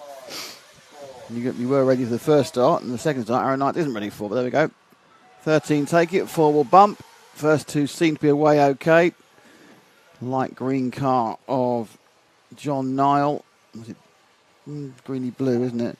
Big few Tarbur stickers down it, so obviously very happy with his radio. So it's 1 from 2, and then 3, the 3rd and 4th and 5th and 6th cars all getting a big kerfuffle, and the first 2 break away. So let's go back to first, second. See what they get them across the line, see what's going on. Oh, that's the leader upside down, so keep with the leader. So Niall makes quite a bad time to make a mistake. Oh, and then the leader makes a mistake. So no one wants to lead this race. That's good news. Absolutely desire of no one to lead this race. And so the person who has inherited the lead, I have no idea who it is because they came from so deep in the field. It is the purple number 9. So we've got Keith Harris. I'm really trying hard not to make any jokes about his name this year. So it's Keith Harris leading from George Coleman, from Alan Bridgman looking for a double bump, Craig Russell, Vincent Vanul, and the leaders are right at the back. So John Niall is in 11th and Jack Ritchie is in 13th. And of course we know not starting and therefore 14th and not on the terming screen is Aaron Knight. So this is what's commonly known as a bit of a muck-up, really, this one. Let's drop back to the massive amount of cars fighting for third, Ash, led by the white car. There we go. So there's this 3rd, 4th, 5th, 6th, 7th. I don't know who it is. I'm assuming it might be Bridgman. I'm not sure, but there's been a lot of changing and battling and adjusting since we last did it. So in third place, it is actually, no, it's car 6 now in third, George Coleman. And behind them are these two cars, which is Vincent and Craig Russell. Russell, I think, just got past Vincent. And then upside down is somebody else. I think they're both upside down in the air. Both upside down in the air after other cars had crashed. Let's have a look at what happened there. So it's all going quite nicely here. Craig Russell, that's the distraction. Come together in the air, bang, and upside down. And Vincent Vernier came off way worse than Craig Russell there. Russell continued on. So this has been a bit of a chaotic start to this one. Wait, they come across the line again. Harris appears to have got himself a short lead over Bridgman.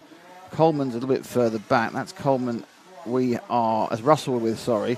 So Russell's gone over in third. Jake Dell, who dropped back one, which should be Jake, the blue car. Should be Jake. It is. This is now the battle for fourth. So Jake, who started plumb last, is up to fourth after the carnage. He's got Mike Williams and John Nile. Nile we know is the light green car, so it must be Mike Williams in the all-yellow car who's having a scrap with Nile. So this is 4, 5 and 6. And, oh dear. I think they need somebody. It's interesting that the youngest guy there, Jake, here on camera, it seems to be one who's taken the calm pill, and everyone else is actually faffing about behind like a complete idiots. But, you know, it's a final. People get overexcited. It's been very action-packed. And now you've got 3.5 minutes to do something about it. Right, so Jake will stay in fourth now. So there's Jake. Now, what's his lead? His lead is 3.5 seconds over Mike. So the Nile. Just drop back one to the light green car. That is our man who started the race in the lead and lasted about 4 corners, John Nile. He is in fifth, and he's going to be gaining. Now, was that a mistake by is that Dell a mistake? Or was Dell even further back? It's hard to tell. There's a lot of blue and white cars. Yeah, that's Jake ahead of him. So this is now the battle for the final. I know it's a long way to go, but it's a battle for final bump up space. John's also got the pace because he was the fastest person here in qualifying, so he just needs to kind of just dial it back a section and have a little bit of a thinkette about just turning some laps. It's obviously a very attractive carrot in front of him, bumping up, but so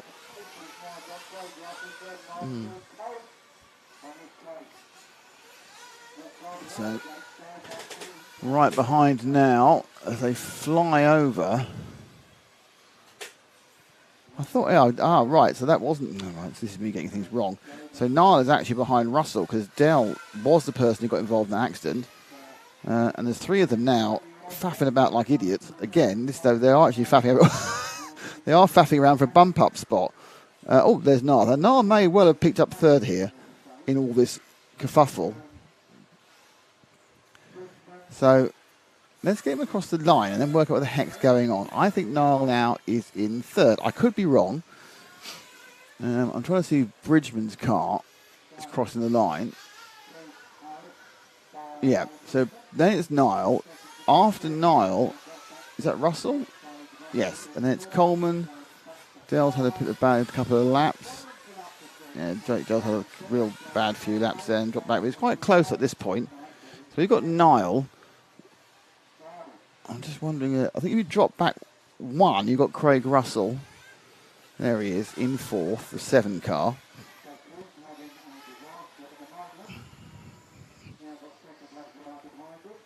So he's coming round in 4th place.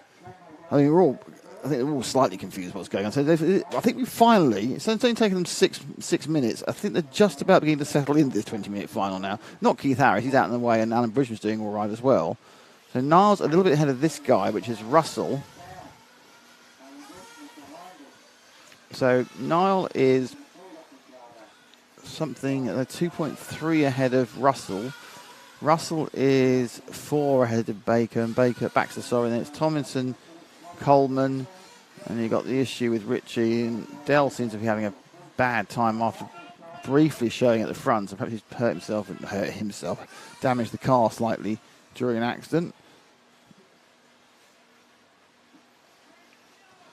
Let's have a look at the canoe. Goes round, goes Russell, and there's a massive gap now. Look at that for the next car. This is the next two battling out. That's not the track, by the way, James.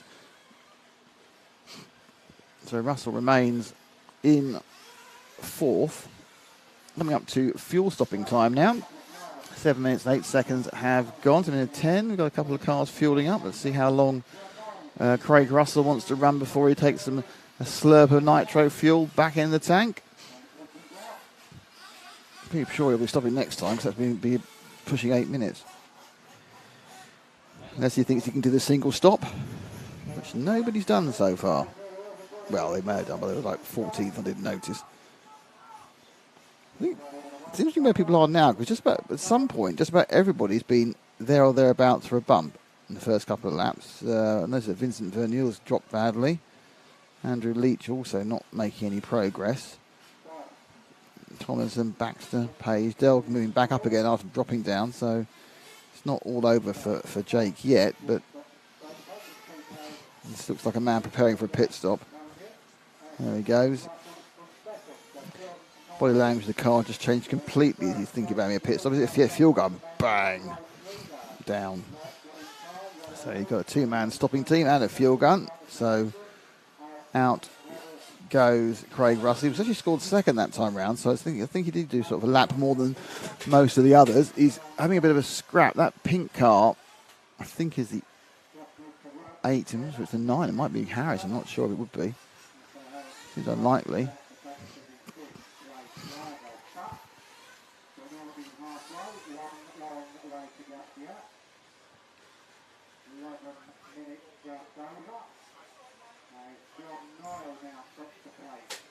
So Russell, I think that may have been Harris actually having a problem. See, Niles taking the lead. Harris is not, as Harris did have a problem in the pit stop. It was actually correct. I didn't think it was, but Russell was fighting with Harris at that point. So Russell moves into third. Oh, no, Bridgman's in third. Okay, interesting.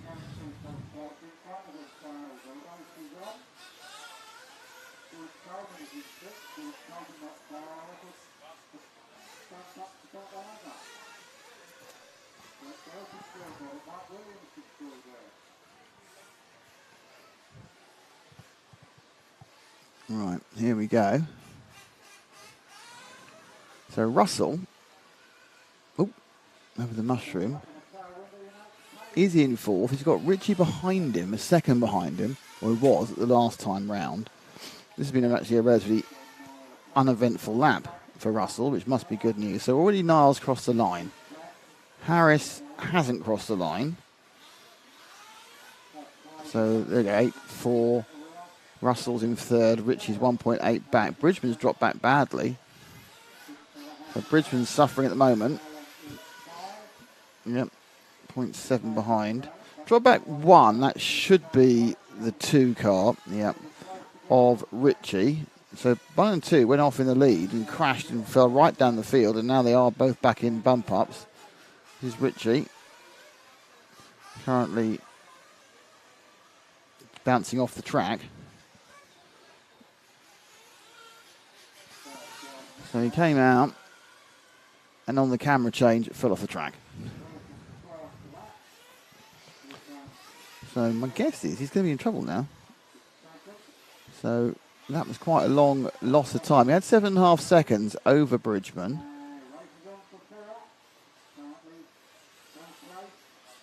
So Richie goes across now. Where's Bridgman? Didn't get as much as you thought he would have done from that. So it's Coleman. It's Bridgman and Coleman. Bridgman 3.5 back, then Coleman. Timing's updating quite slowly, unfortunately. Anyways, this man is in fourth. He's got Bridgman behind him by 3.5 in the 11. Looking for a double bump, obviously, Bridgman.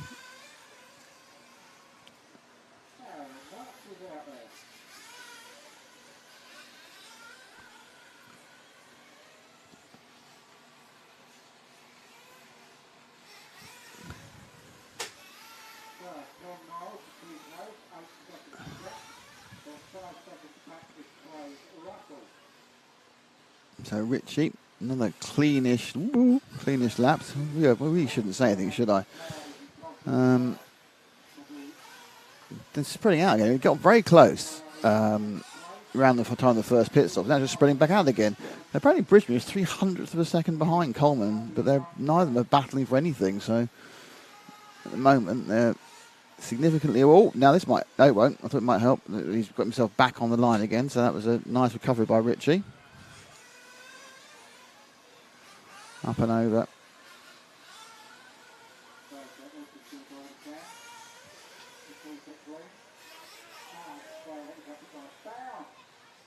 Oh dear. Dear, oh dear. Is that Bridgman coming for him? Might well be. So looking at his... Good. Got caught by a cough there. Or was that Coleman with him? There they go, Richie and Coleman. As you're back for fourth, Coleman now is the white car. 7 minutes to go, so quite a long way before we get to the denouement of this race, but they're right together again. And there's a back marker bouncing away to take off their eye line as well. So interesting that there's still quite a big... Oh, and that's going to be bad news for Coleman there. Slap landing there on the side. A good bit of... Let the fourth place man through. Where's Coleman? Long way back.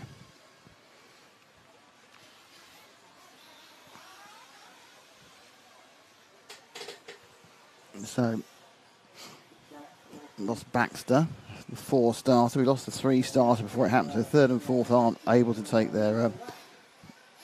So from being virtually no distance at all between Richie and Coleman last time round, it's going to be quite a chunk, mainly because Coleman's made that mistake. It's 2.27 seconds. Actually, it's not quite as bad as I thought it would be. So Coleman actually had a much more than a 2.5 second mistake. So he's managed to drive quite well at the second half of the lap.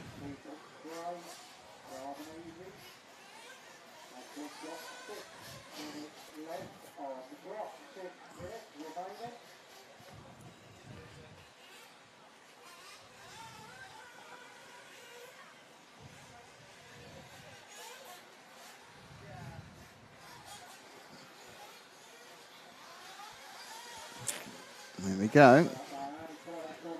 Harris, Russell, Niall, Richie holding it together. Going to have fuel stuff, unfortunately, of course.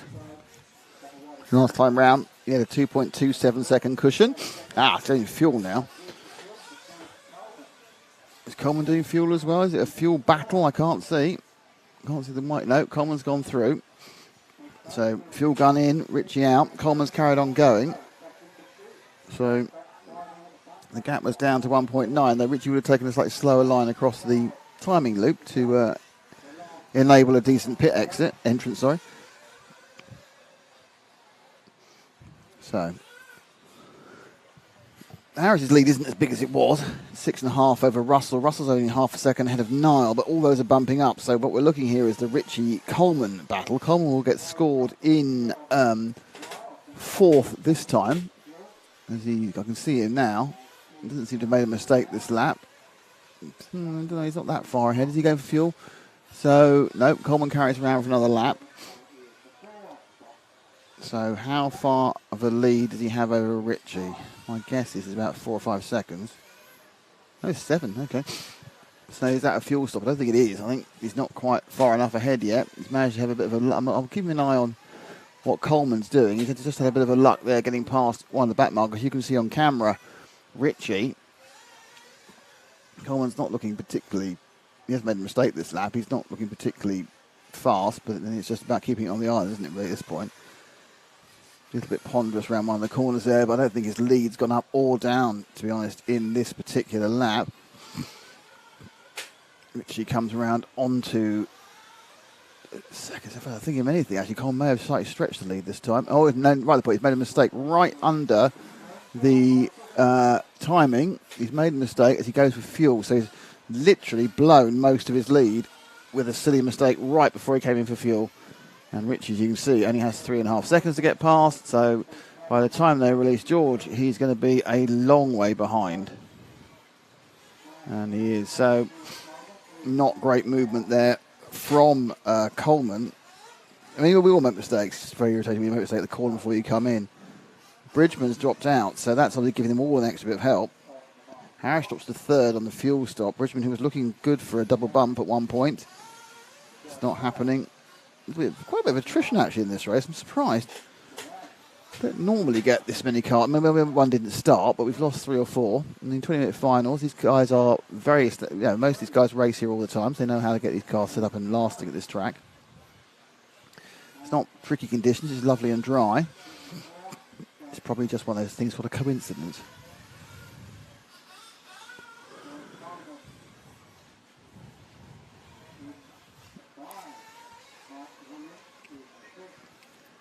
So it's now a 6.5 second lead. It wasn't much for him. It was about 6.5 seconds in fairness that George lost, perhaps 5 seconds in that accident he had just prior to coming to the fuel stop. So 2.5 minutes to go. That's not going to help him.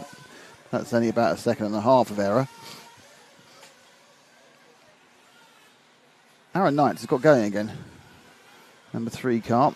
He 6 laps back, but he actually did get the car running and taking part. So missed the start, missed the first 6 laps. Oh, now that's not an easy place for a marshal to get to. And there's the change. Oh, yes, that's Coleman through. So Coleman now moves into 4th place. And they're right together with 2 minutes to go. So the final bump up place being fought out between Coleman and Ritchie. And as we expected in these lower finals, it's not about race pace, it's about accidents. And that accident that Ritchie had far away from the ease of reach of a marshal, cost him those 6 seconds. So it means obviously Keith Harris got a massive lead over Coleman and Ritchie. So they are now nailed together. They want to fight for this final bump up. Minute 21 to go, so we've got 2 laps. This one and 2 more. So he's got 2 laps to get through. Realistically, Coleman's car, the white car, does appear to have a bit of oversteer in it. Ritchie dropped back slightly on that one, but there's certainly an oversteer element to the Coleman machine. And they turn round. Okay, so Ritchie look up the inside. Coleman trying to block that. Oh, ooh, pinballed off and got away with it. Wow. Absolute pinball accident there. Got away with it. Up and crawl round. Coleman, so as you watched that, I didn't get the replay, but he pinballed off the top of the track out of camera and then carried on spinning back in again. So that's what's called a bit of luck, really. Ritchie right all over him. Bad news for Coleman is there's another lap. Ritchie's certainly playing it's easier to lead the fire. They're desperately trying not to hit each other, which is very... Oh, when they have hit each other. But now it's changed round and Ritchie leads Coleman. Final lap. Niall, Russell and Harris look pretty good, and it looks like Ritchie's just stretching Coleman now.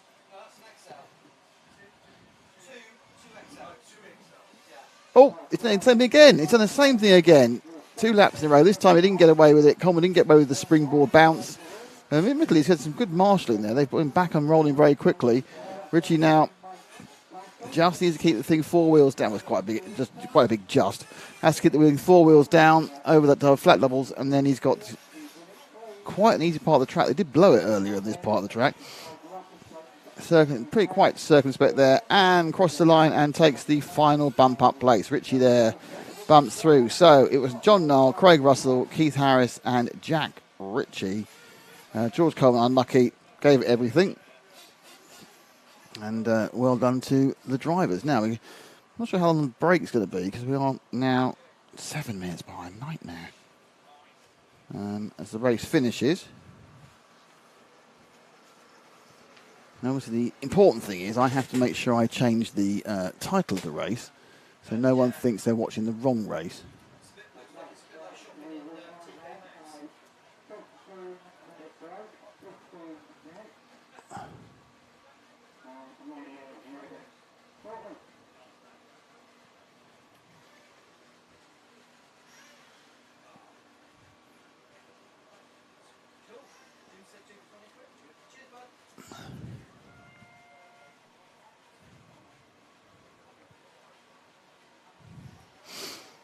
Okay.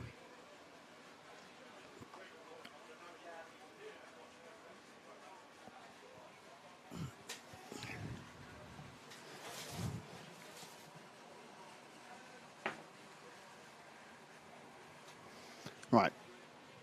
I'm going to leave you for a second as I have something to do.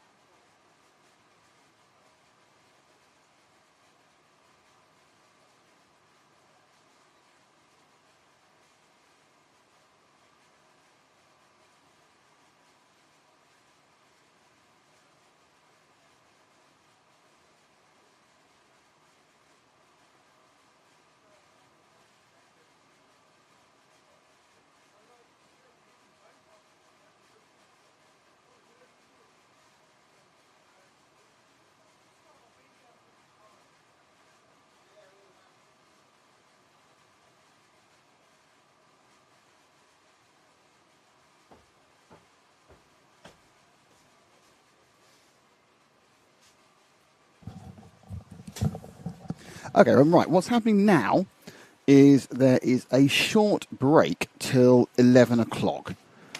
I didn't see it. It's actually in. I missed it. They're going a very short break till 11 o'clock. So we're back then with the 1/8 A.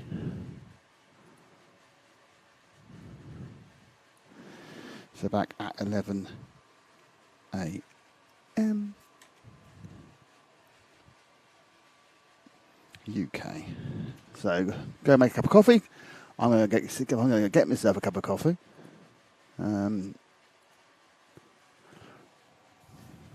Because frankly, I need a drink. So I'll see you all guys in about 20 minutes.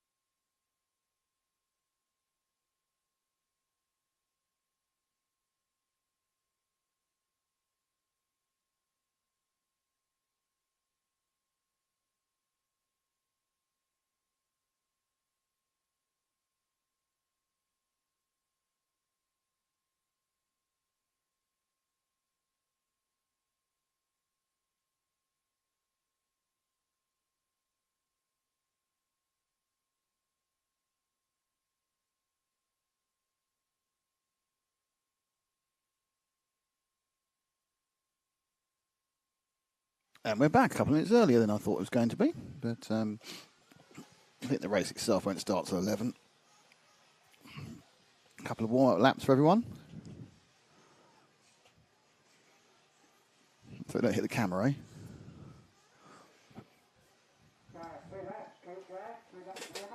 Oh, it's 3 laps warm-up now. It was 2 laps, now it's 3 laps warm-up. Well, that will certainly easily get them into near 11 o'clock.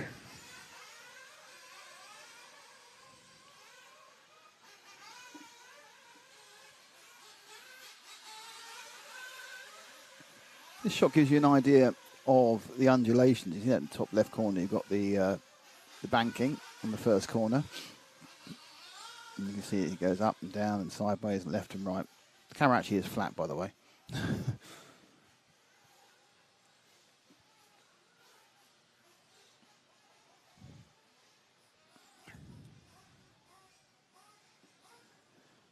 So they've got now coming back to the pits. So let's move back onto our main camera. So in this one, which is the 1/8 A final, 20 minutes, it's Holger Like in 1, Carl Chillingsworth in 2, Dave Rose in 3, Lee Baldry in 4, Chris Long in 5, Peter Van Tander in 6, Sam Cobley in 7, Torben Lundberg in 8, Luke Bennett in 9, Nathan McLaughlin in 10, Tihana Craddock in 11, Lee Maggs in 12, William Carolan in 13, and Barry Carolan in 14. Of note, probably Tihana Craddock in 11 has bumped once, but was in the wrong file. Now it's more of a jobs belt. We would think she's still favourite to bump out of this one as well. As this is the second of the 8th finals.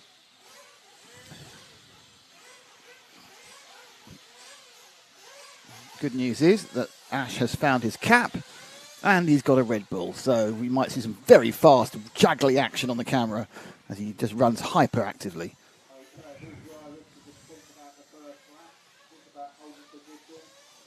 Jim making an announcement to drivers that they should think about the first lap, think about holding position. I think that's about as likely as a shark refusing an already half-eaten fish. There it comes. Shaking that thing. And they're away. And clean round 2 quarters. Oh, we've got a clean start at the moment. So one car got bounced out, but not too bad. So a very clean start indeed. And they've probably gone off pretty much in order. 1, 2 numbers just are useless as always. They really don't know how to put numbers on their cars, most of these people. That's for a word of them. So I think that is 1 from 2 from 3.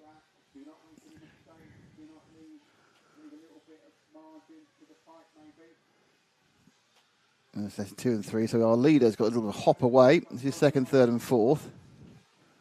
So it looks like Holger's got himself a lead. And this is Chillingsworth and Rose who are battling. Just guessing. So I'm thinking, oh no, and Holger's made a mistake, which puts him back in the lead again. 1 and 2, right together. So 1, 2 together. So Chillingsworth and Rose, like in the sort of black wing, and you got the yellow wing, and oh, that's unlucky. Just swept over the rear of the Chillingsworth car, and Rose rolls. Never a time you want to do it. Craddock got himself to 5th in the first lap that time. So, like from Chillingsworth, I think it's Baldry, and then Craddock. It might even be Craddock in 3rd now. So watch them come through. Oh, a mistake by Like, and he's going to be clips the inside and the outside. So I think that's now in 2nd place. It's Craddock. So she's made 2 great starts. So Craddock looking to get through. So we weren't listening earlier. Tiana wasn't feeling well yesterday and couldn't do qualifying. So she had to start literally at the back of the bottom final. And given her what her brother's going, and she's normally as good as her brother, should be something you expect to get into the pretty much the edge of the A final, if not the A final itself. So it's like from Craddock. Interestingly, Holger's holding the gap. So it's not like Craddock is just rolling past him. In fact, he's lost a bit of time, I think.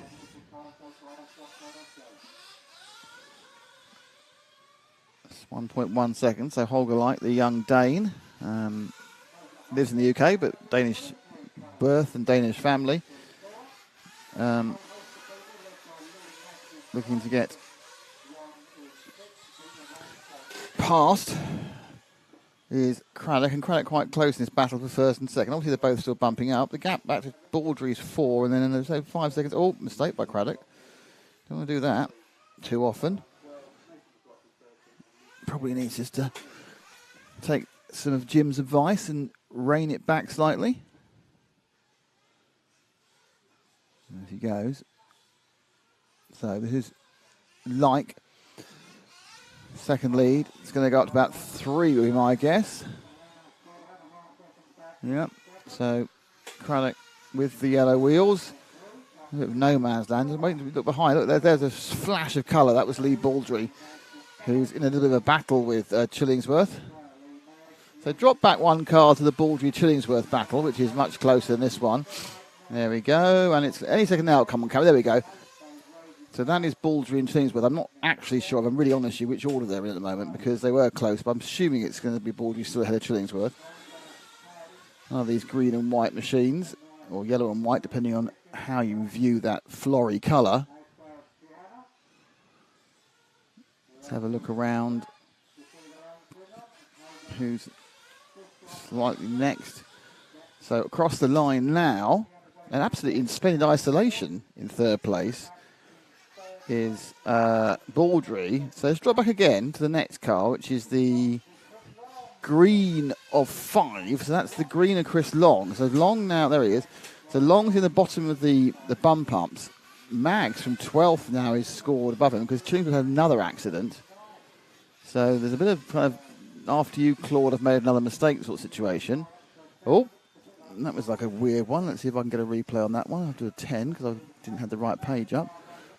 So he's still upside down. He's literally been there for an hour because the marshal doesn't want to marshal him. That is absolutely terrible marshalling.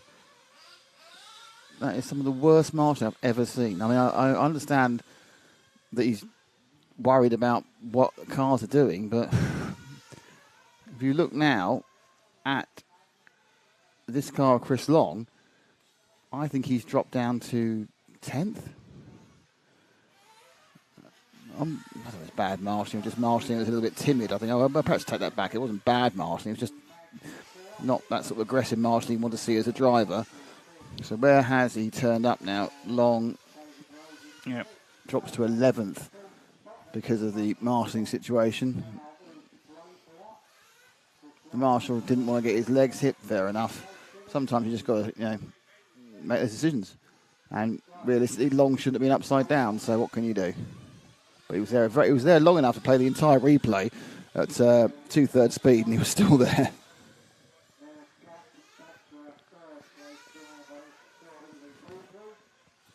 So, Like still leads Craddock. So, Tiana isn't having it all the way in this one. Holger's 3 seconds ahead. Baldry's a long way behind, 7 back. And Lee Maggs is 10 back. And then it's Peter Van Tander just behind him. And you see where we'll stick with Long and we'll leave him at the end of this one. Just see how he's doing on his comeback. And he's one place. Right, so we need to find the brightly coloured car of Lee Maggs. It's right at the top right of the corner now, about to go onto the second camera with the pink and everything else. So Maggs is in 4th. He scored 1.77 ahead of Peter Van Tander in the last one for not bumping up. Craddock's gained a little bit on Holger on that one, but he's still leading. As they start thinking about fuel. Not quite yet, but they're thinking about it, being a while. Sorry about my seat being quite so creaky. I hope it's not coming through on the sound too much.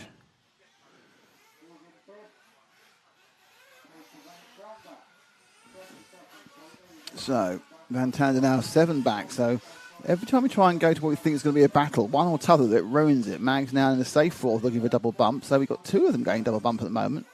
Mags and Craddock.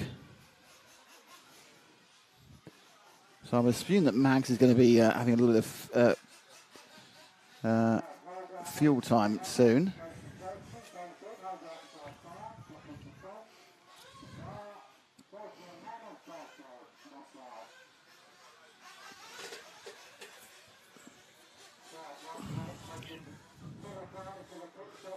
A little bit of a shift wide, and then in he comes. So, circumspect start. That was a good stop, wasn't it? Real no nonsense, bang, boof, out. So, whoever Mags' pit crew is, good job by her there, absolutely. I've never seen there's complete calmness, bang, bump, and just get the fuel going. That's what you need. You don't need to. It's not a panic. It's not, just get on with it. Mags has made a couple of little errors coming out the pits. I don't think it's going to affect him too much. Chris Long has managed to work his way back up thanks to fuel strategy, I think. I do feel a bit sorry for him. I know he shouldn't have crashed there, but I just felt it could have been a little bit more aggressive marshalling. But that's me, and I'm old school. I know safety is much more safety first these days than it was in my day. They're all high-vised and don't do it unless you can. We just get out. If worse comes, we'll just kick the car and see if we can get back up again.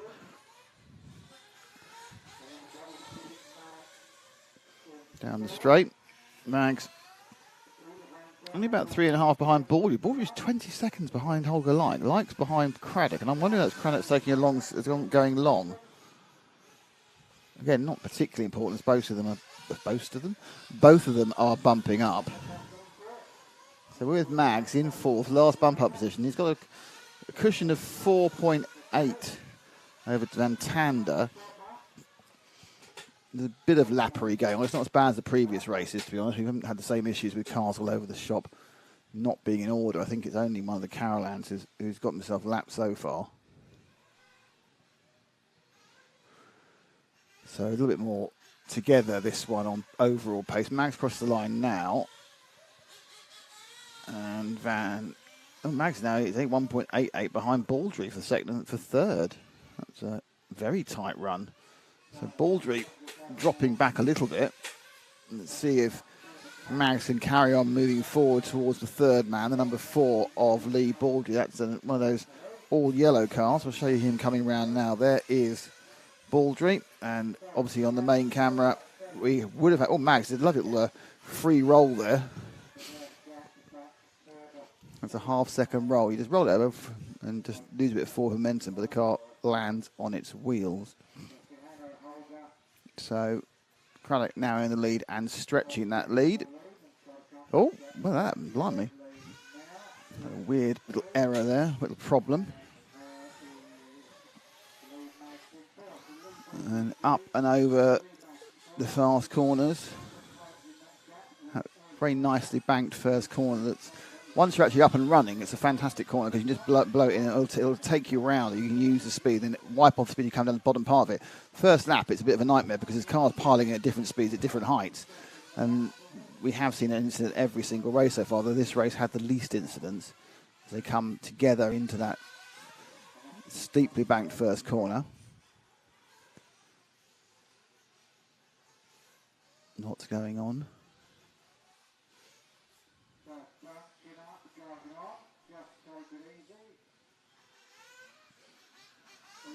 So Mags completes another lap. Van Tonder was 2.91 behind last time. What is it this time? It's a lot more. It's a lot more. It's a lot more. It's a huge amount more. So Van Tonder's had a nightmare lap and lost 8 seconds. So again, it's kind of spoiling our let's have a dramatic end to everything. And people are having some issues like that. Mark continues on. Here Van Tonder, obviously big accident last time round.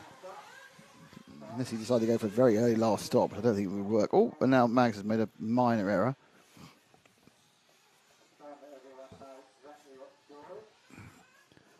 So Craddock in the lead by 7.8.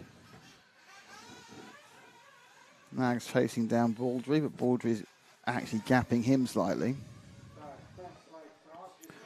So Baldry's 27 seconds behind Like, so he's 35 seconds behind Craddock. Mags is a further 4 back, so Mags will get lapped quite soon. Which isn't an issue, because all he's about is finishing the top 4. Carl Chillingsworth not really showing as you'd expect from the guy who started second.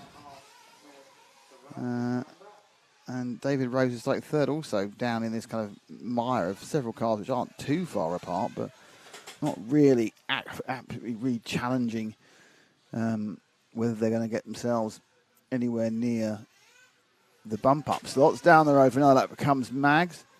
Behind him, I think it's Craddock. I'm not sure for certain. Yeah, so it's Craddock. Let's drop back one. Let's have our leader for a bit.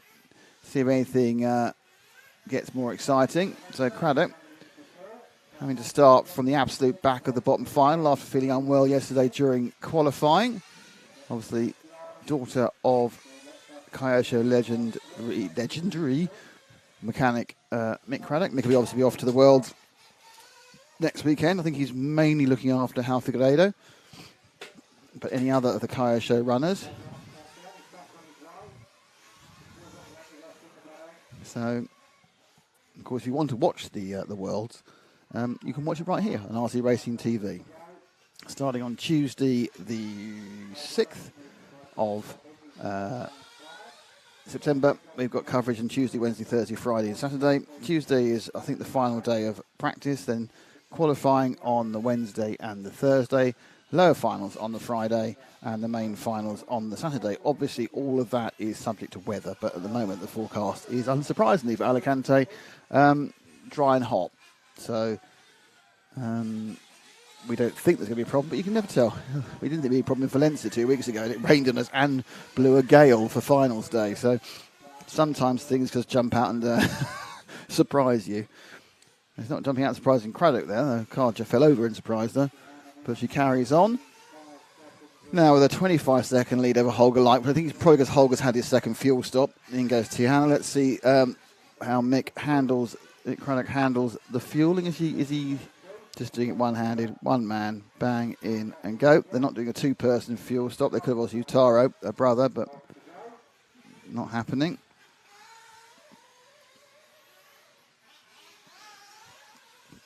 So, Craddock on a merry way.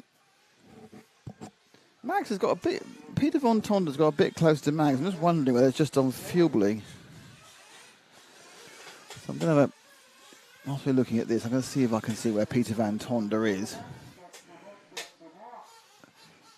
Chance of me finding him in the next half hour quite low because the numbers are so badly written on these cars. But that's my personal complaint about this particular event, to be honest.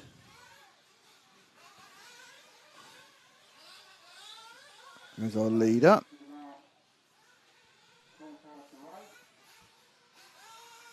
There's car 2, car 4, car 12, car 6.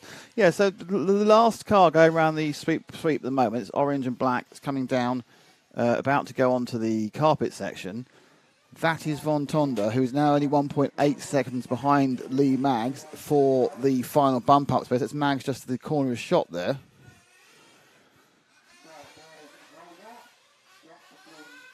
So there, Mags up and over through our second camera.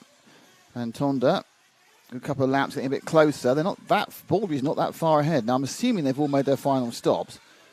Obviously, I haven't got a locked off pit counts, I can't tell, but I think they've made their final stops. It's now really whether Van Tonder can find that couple of seconds. Oh, that's Lee Mags upside down. He's just found it. Was that Mags upside down or somebody else upside down? No, that was the 4 car of Lee Baldry. So Baldry now, so Van Tonder now in 4th, and Baldry has dropped from 3rd to 5th, and he got away with that one, didn't he? And in fact, everyone's made a mistake, because even there's a slight mistake made by Mags as well. So that's now the battle for 4th, right behind him. In fact, that is 3rd, 4th and 5th on your screen there. Mags in the pink and the yellow wheels. White wheels, the black wing is Van Tonder. And then behind them, A little bit further than he was behind them is going to be Lee Baldry. 3 minutes to go, so plenty of laps to sort this out one way or the other. Third and fourth, Holger Like and Tiana Craddock way away. No issue they've got at the moment unless they break down. It's half a minute from Mags. Baldry is 3.23 behind. You'll see him flashing like a flash of yellow behind there, top of the screen on the bank corners. These two come. Oh, and this is bad news. This is going to see. There's a mark. There we are. That was a change there for fourth and fifth, and it's going to change back again. Oh dear, oh dear. So for a very, very brief amount of time, Lee Baldry was back in fourth, and then suddenly he was upside down. That's just great news for Mags, who didn't make a mistake and therefore has gained about 3 or 4 seconds of lead. But this is your fourth place man, 2 minutes to go. Peter Van Tonder. He has a kind of a stripe or a flash every now and again in the background of Lee Baldry in the flory yellow car, or flory, I don't know, yellow or green. It's a light greeny yellow colour, I think. But 2 laps, well, they might get 3. They might get 3. It's going to be close. So they could have a bit longer to go. They really want. I'm sure Van Tonder would like to be as few laps as possible left. Baldry actually has a white, light greeny yellow into green car. Actually looking a bit closer now on the jumps. Oh, Van Tonder, no. That's a small mistake. Got away with it. Landed back on the wheels, but then right behind him now. As they hop up over underneath the second camera is Baldry. So, whoa, that could be it. I don't know, but that's a big error so near the end. Though Mags was waiting. Why was Mags not moving? So third and fourth back together again. As Mags was moving. Haley's asking, can we see Nathan? We can't do requests during finals. We have to follow how the final is. Nathan Milken is 8th, by the way. So, sorry, Haley, we don't do in finals normally. Well, this is great boys. But not, oh, what a mistake. Mistake again by Van Tonder. And that is the flashing yellow wing. Baldry on again. The mistake behind you. Just look at that. They're making mistakes left, right, and centre. This one and one more. I think they're going to. Both of them are going to get across. It's going to be close if both of them get across. 22 seconds to go. Up below the flat doubles, and he's going to turn back. And now he's going to cross the line. Definitely, he's going to get. Definitely, this Peter Van Tonder's going to get an extra lap. Now the question is, will Baldry get an extra lap? 11, 9, 7. I don't know. We didn't count down properly. So he's got over on 6. Will Baldry? Yeah, Baldry. Is he going to cross? He does just. So there is one more lap for this final bump up. Mags, Like, and Craddock guaranteed, realistically. Oh, guaranteed to get it. Now the good news for Peter Van Tonder is that car behind him is not Baldry. Baldry's got a car between them. So really it's 4 wheels down and Van Tonder will bump up through the mushroom for the last time. Up and over onto the short amount of AstroTurf. Flat doubles and he's just avoiding a car. Oh, it's Mags. Mags has crashed. So Baldry could get past Mags. I think Baldry has got past Mags. I think Mags has lost it on the last lap. Just stay on the start finish, Ash. Let's see who goes across. So there it is Van Tonder, and I think that Baldry's got it. Oh! Mags threw it through the air at the end there.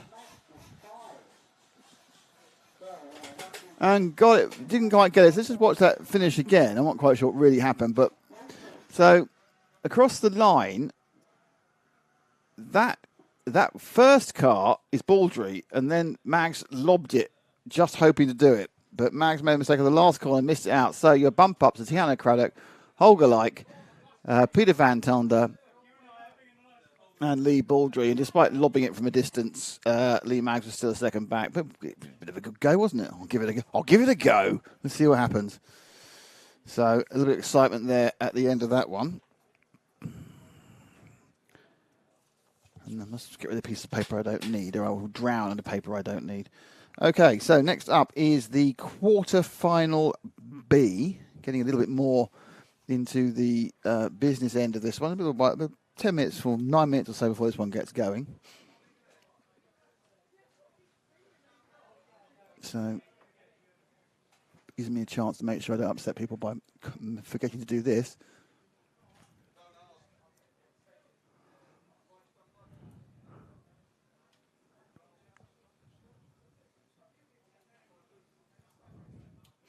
So it's a shift.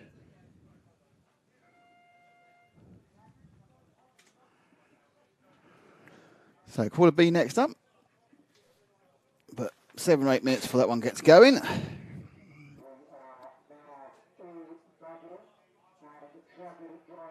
Oh no, I've got that completely wrong. So ignore me, it's not the quarter B, irritatingly.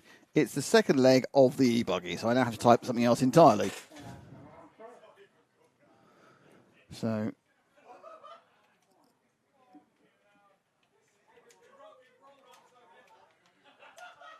it's E-buggy leg 2. I should have told you knew that, didn't you? E-buggy leg 2.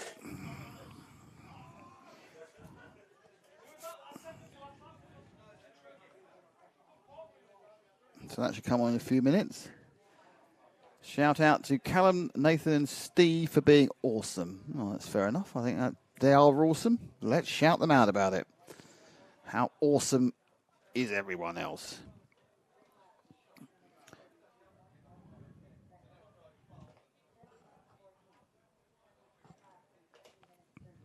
So into the pit lane we need Simon Reed, James Clark, Toby Nicol, Mike Craddock, Darren Keeble, Steve Chandler, Matthew Llewellyn, Alex Reedy, Cara Llewellyn, Blaze McCauley, Lucy Panini and Darren McCauley. You are in the pit lane and then out to Marshall we need one.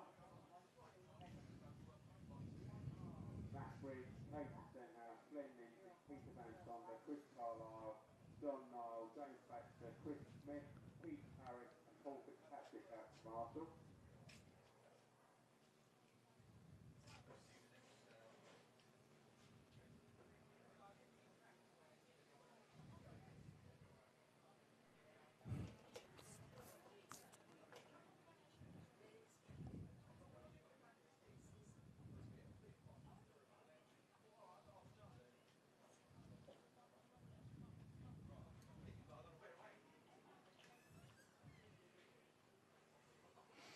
So a few minutes to go, and then we'll get underway with the E-buggy leg 2. At this point, I need to know who's in the E-buggy leg 2, don't I? Which would probably help. I'm hoping they've written the names down again, but I don't think they probably have. Right. No. So I need to keep that piece of paper. That's an interesting element to that. So it will be Simon Reeves, who won the first one, Darren Hayden Ball, who broke down in the first one, and then James Clark, Mick Craddock, Toby Nicol, Steve S.J. Chandler, Darren Keeble, Matthew Llewellyn, Luke Capini, Alex Reevy, Cara Llewellyn, and Blaze McCauley.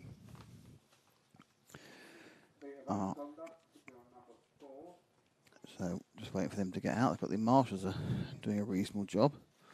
They're there already. We wait for this one to get underway.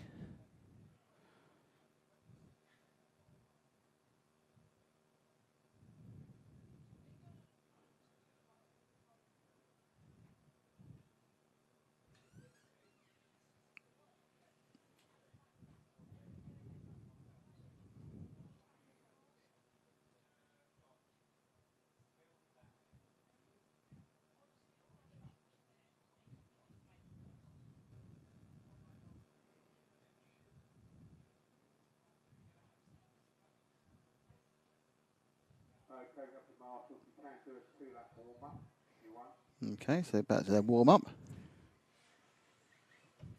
for the E-buggy leg 2.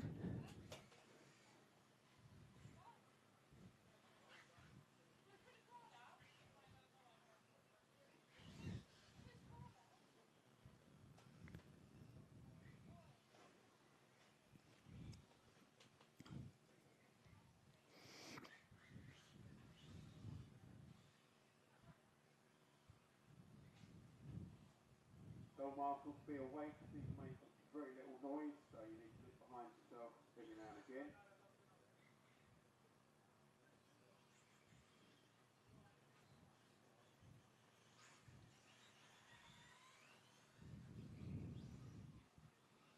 So this race will start at 11:30, which is about 2.5 minutes.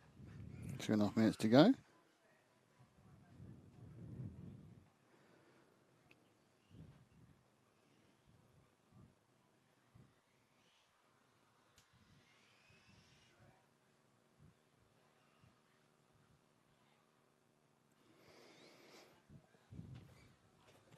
Just second lap appears to have been done.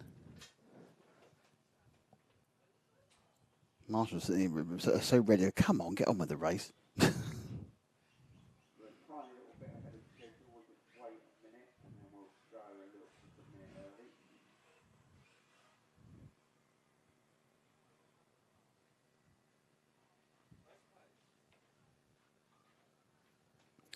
I mean, have a bit cough.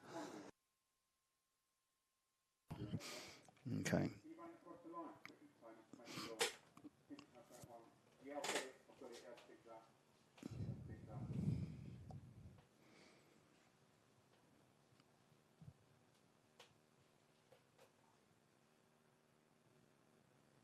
So any second now. Honestly, this one will get going. They're going in a minute. Okay. Are they on the grid? They're on the grid. Ash. You're sitting there waiting on the grid, which isn't what you tend to see, obviously, on a an IC race. I'm just trying to get themselves back exactly on schedule.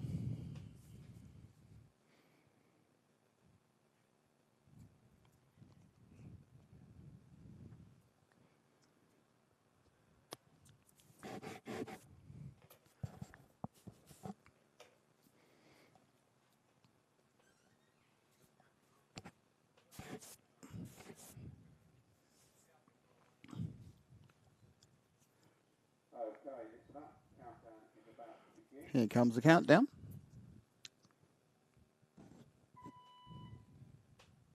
7, 6, 5, 4, 3, 2, 1. They're away. So Reeves. Oh, they've gone off. Actually, they've gone off in order. They finished the first leg, I think. Or is that actually how they've gone off? They've gone off in 1, 2, 3, 4, 5 orders. And didn't notice that. That wasn't the thing you should normally do.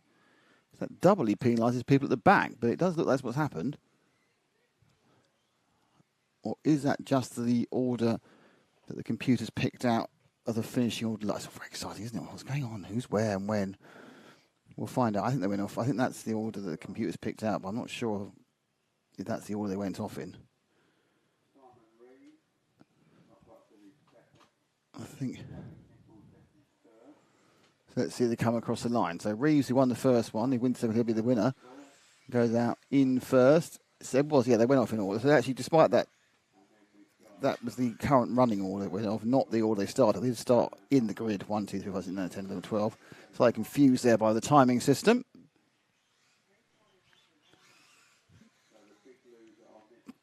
And this is the battle we didn't get in the first leg because Hayden Ball didn't make a great start, and as he was coming back towards Reeves, he just ground to a halt about here, about lap 3. So Hayden Ball was right up the backside of Reeves a couple of corners ago. It's just been stretched out slightly as they settle down. A minute and a half in the second leg. Remember, if Reeves wins this leg, he will become already, after 2 legs, the E-buggy champion of the HERTS GP 2022 from the HERTS Nitro Model Club. We're RC Racing TV, covering the event. My name is Nick Damon. On the camera, it's Ash Leonton, and thank you to HERTS RC Models for making this coverage possible. So already lapping, because there's a very, very wide spread of speed within this particular race. Getting out the way, almost half out the way is the red car, and then he hits Bull. So that's not great driving, whoever the red car is. Should just have literally backed right off that one.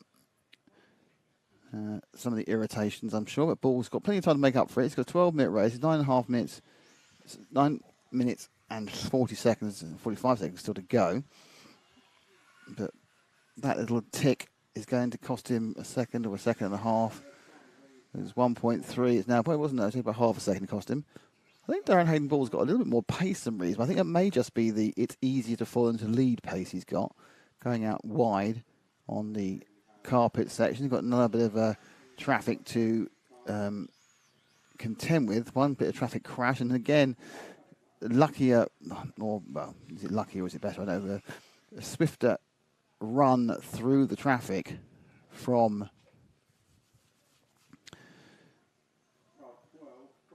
Reeves and Hayden Ball. Reeves makes a minor mistake, gets away with it. Does a spin land, and carries on going. So down the straight they come. Very close together, Hayden Ball.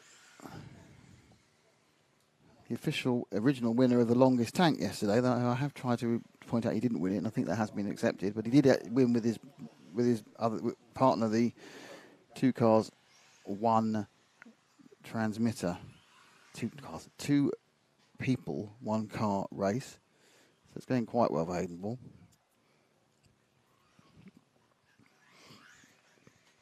So anyway, looks like Reeves is just beginning to eke out a small gap on Hayden Ball. Reeves is just ahead of us in the orange with the white wheels. Oh no, he's not now. He himself has got involved in an incident with the back marker.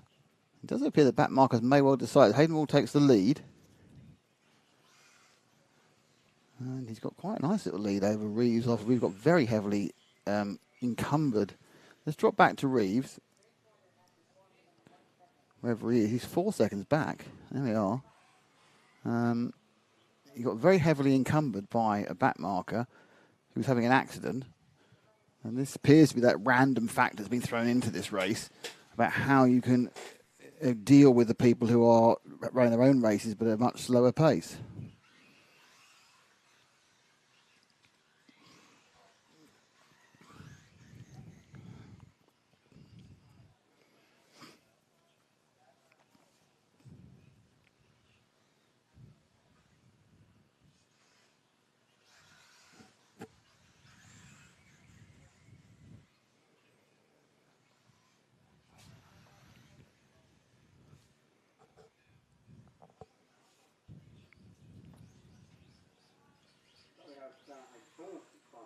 So it's now 1.8 seconds. So Reeves got a little bit closer. Not even halfway yet. Just 5 minutes down, 7 to go.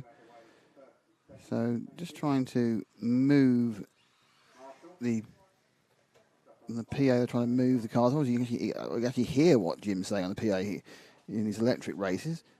No noise at all. Well, some squeaky, squealy noises, but no major noises. So the HERTS regulars.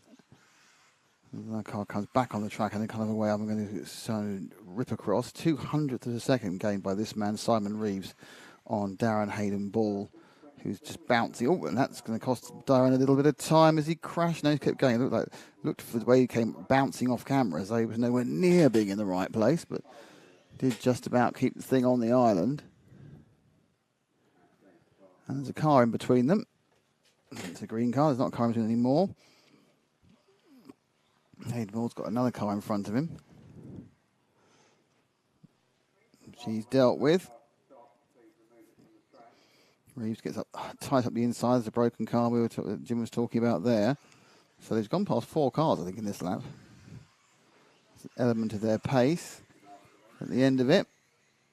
Now it's a 700th second. Ooh, and that was always going to be difficult, going around the outside of that fast corner against people who aren't quite sure what's going on.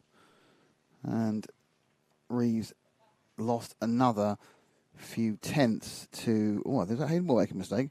I think it was. Until Hayden Ball made that mistake, going a bit wide and losing all drive. So first, second, back together again. 5 minutes or so to go. Oh, and there's another car recovering, and it's...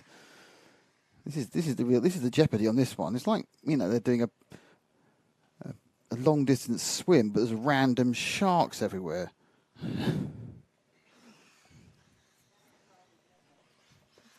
There they go. So Reeves getting closer. It's now down officially 2/3 of a second. Hayden Ball needs to stay ahead or he will lose this, because if Reeves wins a round, he is the champion of E-buggy. If Ball wins it, it all goes. The third round, he's gone over. We'll stay with the person capturing. Stay with Hayden Ball. Wait for Hayden Ball. Let's always follow the chasing driver. That accident has pushed him way back. Luckily, it looks like no damage to the car.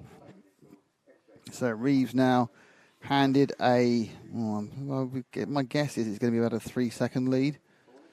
I'll wait until they go across the line, but my guess is it's 3. Might be worse. Let's find out. Ball now absolutely having to push. He's got a third of the race to go. 4 minutes left, 8 minutes down, and the gap is 3. Yep, 3.15. Random Marshall plodding across the track there. And there's another car in between the two of them. So Simon Reeves on his way at the moment to the second leg win and therefore the overall win in E-buggy. There's an absolute carnage of cars up ahead, and unfortunately Hayden Ball's got himself unsighted and decided to try and work out how to get through 5 cars all having individual accidents with themselves. And trying, I mean, in fairness to the back markers, they're trying to get out of the way, but there's a big difference in speed. And sometimes you're having your own accident, and it doesn't really help if someone comes to wants to try and get past you. 1.6 now for Hayden Ball, so he gained a second in that last one. So in that carnage, despite clipping up on the pipe, obviously it also affected Reeves. 3 minutes to go. That's Reeves just flying out of camera to the left hand and flying out of the camera to the left hand again. There's Reeves. There's Hayden Ball. As they come into the 3 surfaces in a few yards, you have that's another tiny bit of error which you can't afford when you're on a really hard chase. And that's something and that was it. If he landed wheels up, it would have been okay. He's landed wheels down, and the gap is going to go out to something awful. 6 seconds. So Reeves now is 6 seconds ahead. 2 minutes to go. And if he takes it across the line, he will be the E-buggy champion 2022. Ball's giving it everything. Ball's giving it everything. He had a problem obviously in the first race, so he had a breakdown and couldn't and obviously didn't compete. Not that he couldn't compete, he just didn't compete. The car stopped. So that was a problem. He's now kind of hoping that our leader makes a mistake. Let's pick up our leader underneath you now, white and orange, because realistically now it is just with 1:48 to go. It's going to be an error or a miscommunication with the back marker, which is going to stop Reeves from winning. The lead is 5 seconds still. Hayden will gain a few tenths that time, but it's not enough with 2 laps to go. It might be 3 actually. It might not be 3. It might be a situation where Hayden Ball doesn't get that 3rd lap and Reeves does. So Reeves, a couple of laps away.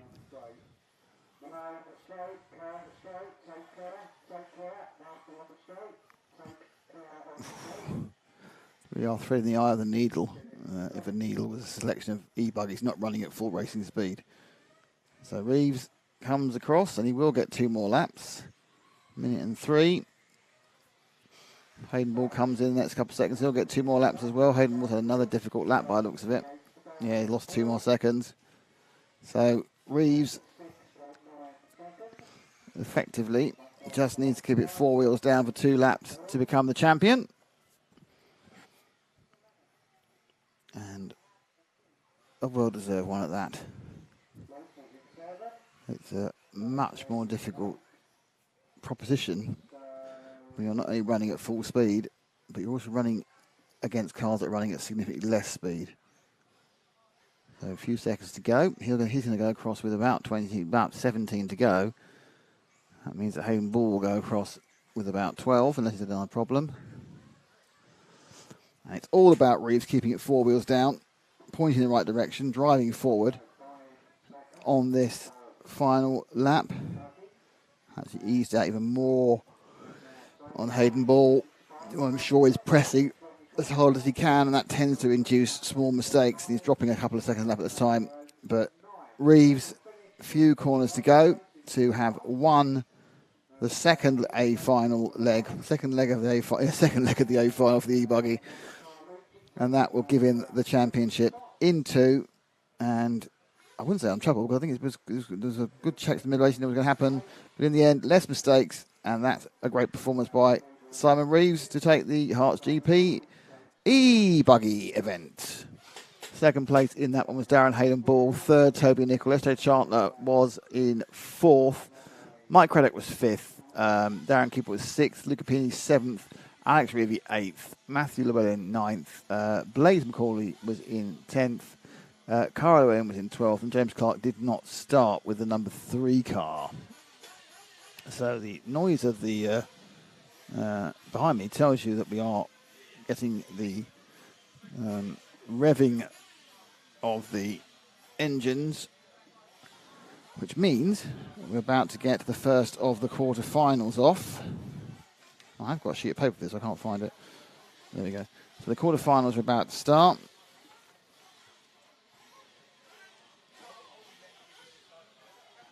And so first up is the quarterfinal B.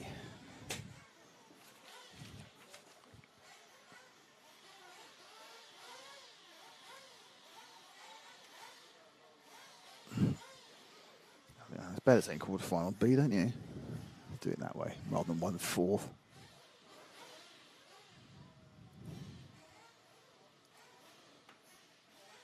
Okay. So who's in this race? Well, I should know this because I was given a piece of paper, but I should have misplaced the piece of paper. Oh, no, I've got the piece of paper back again. All right, quarterfinal B. Here we go. I'm not quarterfinal A yet, but quarterfinal B is Sean Gregson in 1, Glenn Lindsay in 2, Oliver Natras in 3, Gary Gregory in 4, Mike Craddock in 5, Chris Smith in 6, Matt Locke in 7, Michael Shorey in 8, Jim Thompson, the man himself, in 9, Darren Keeble in 10, and then your bump ups: 11 John Nile, 12 Craig Russell, 13 Keith Harris, and 14th Jack Ritchie. So quite open this one. Don't not be anyone who's looking particularly swift, or particularly not swift, to be honest.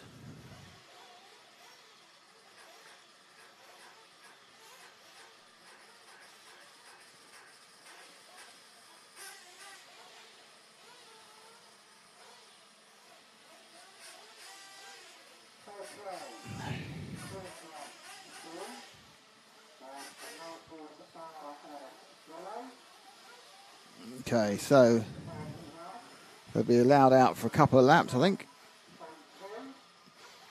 Just checking the marshals are available.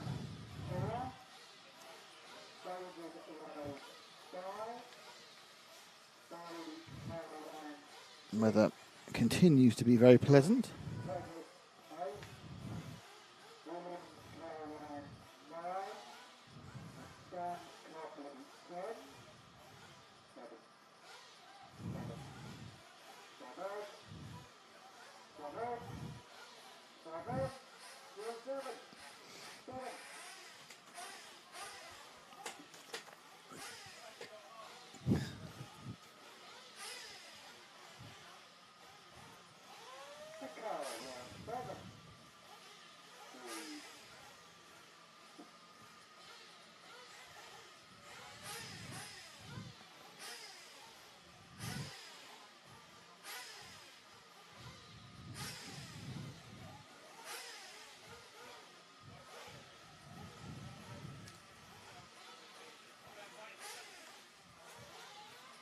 Let's get so plenty of revving going on.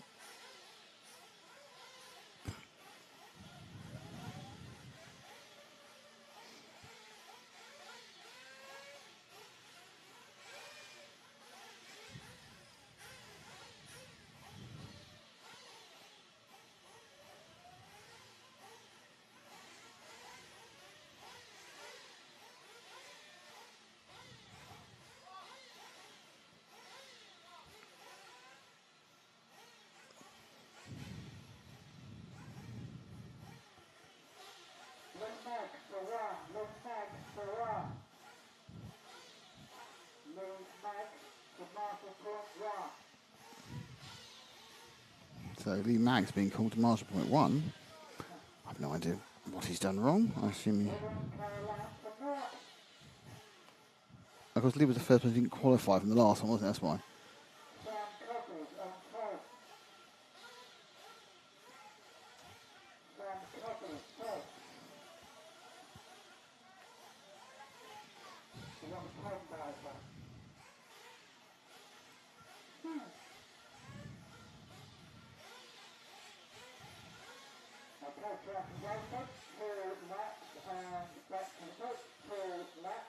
Got the lamps for 1. Let's see. drive around the track, 2 laps, and then we're going to start the quarter-final B. Another 20 minutes of action, top 4 bump. Did you quarter-final A? And then semi-practice, okay.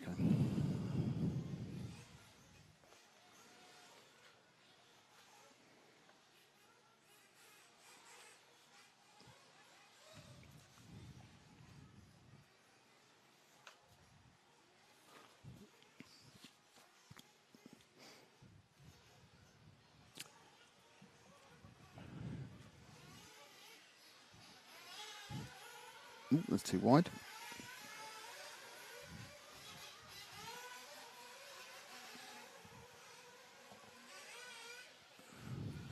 So 2 laps to go.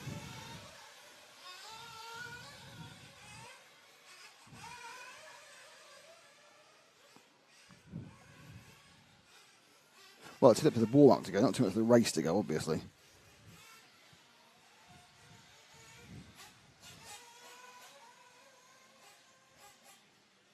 Quarter-final B.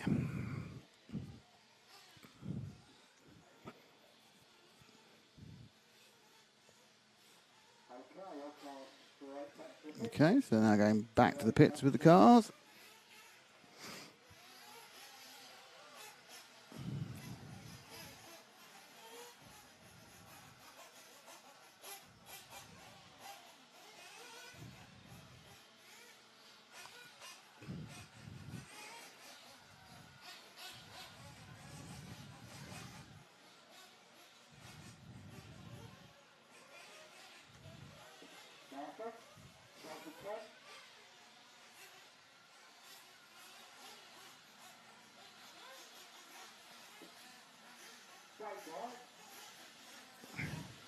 So getting ready to start this quarter B.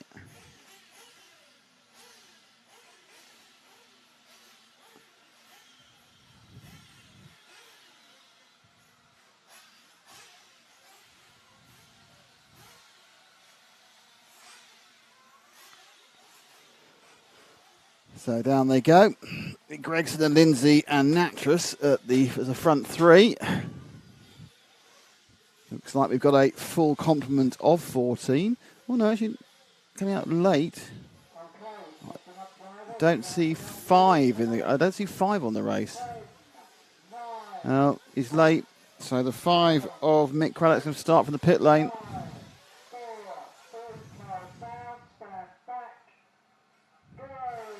And away it goes. So Mick's been dropped down and he'll start dead last.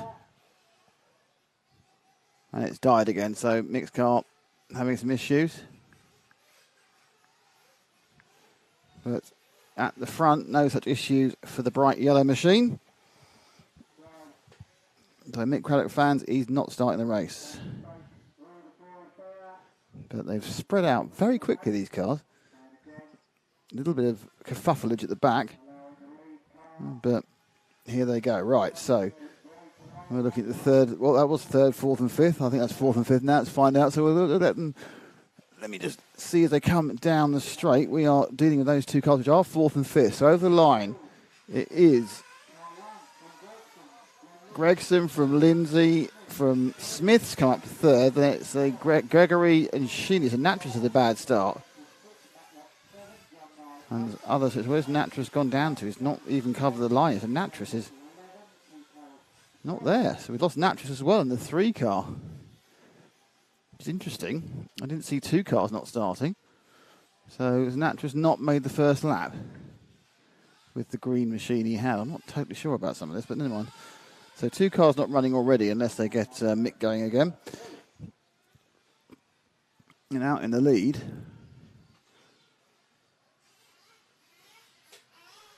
Actually, Natras is running. He's got himself running right at the back. So Natras and Craddock are both running. All 14 are running, but Natras is running way, way, way late. Gregson.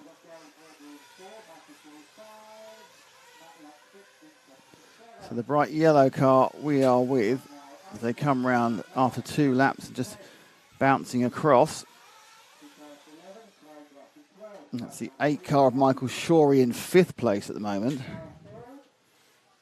Just behind him is Matlock.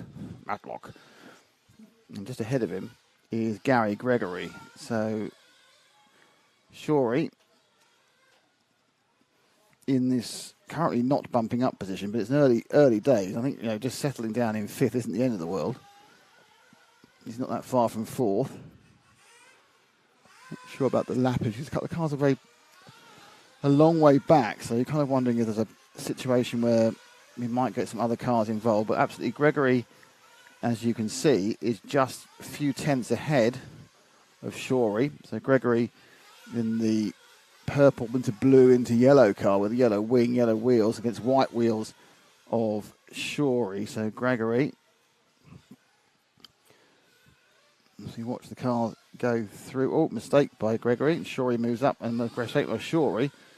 They both end up the same position, but further behind the Lindsay car. Right, so Gregson, Smith and Lindsay, these two now battling it out for the final bump-up place. Gary Greg and Michael Shorey. They both had a couple of yards ahead of each other, as you were, but further back. Yeah, about 3 seconds they lost in those kerfuffles. Interesting that Thompson's not really... Oh, no, see, Thompson got past Matt Locke in that one, so Jim Thompson, the HNMC club chairman, he is running in 6th. Now, the first part of this track, you'd say that Gregory was pulling away from Shorey. Just made a tiny little error there, and a lot of that gain was gone.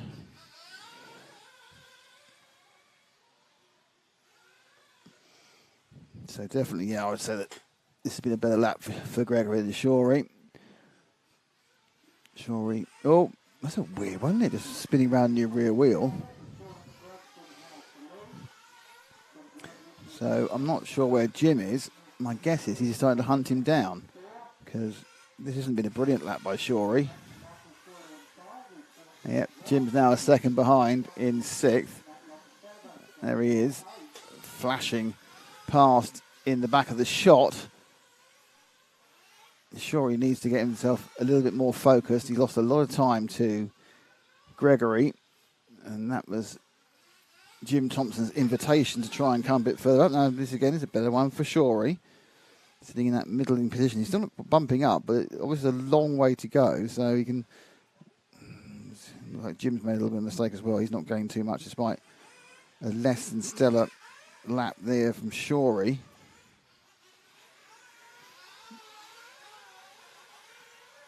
So Shorey comes across the line. I'm not sure where he'll be in relation to where he was.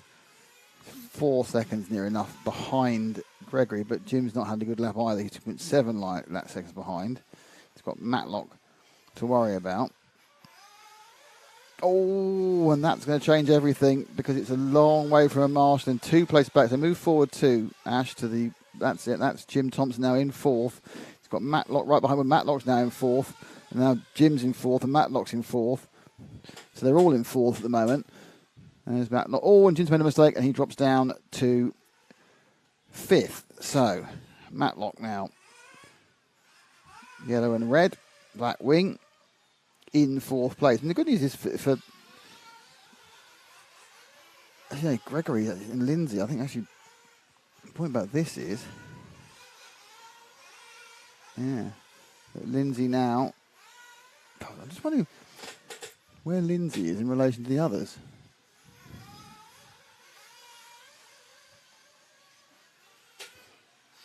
So that's Matlock. So Matlock is just behind Lindsay, who we've not really seen a lot. Glenn Lindsay has dropped back a bit from Gary Gregory. This is still 5th place, but I think 4th is that multicoloured car that's just ahead of them.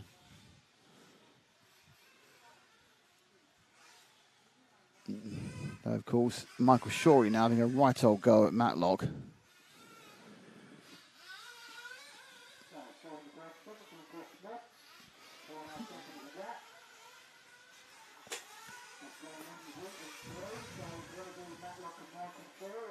Yeah, so Gregory is literally just ahead of Matlock. So Gregory is that yellow-wheeled blue car with yellow wheels. Matlock is all over the shop there. He's lost a place, and it's now Shorey who's picked it back up again behind Gary Gregory. Gregory's 7 off the back of Glenn Lindsay. So these three are having a scrapette for the final bump up. Jim Thompson had a couple of bad laps and dropped off both of these.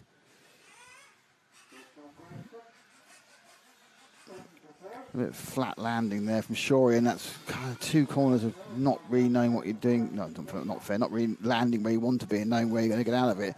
Put him offline, and I thought he was going to get overtaken, and he's not. It's taken him through fuel, so Shorey comes in for fuel. I think right ahead of him, actually. Lindsay's got fuel as well.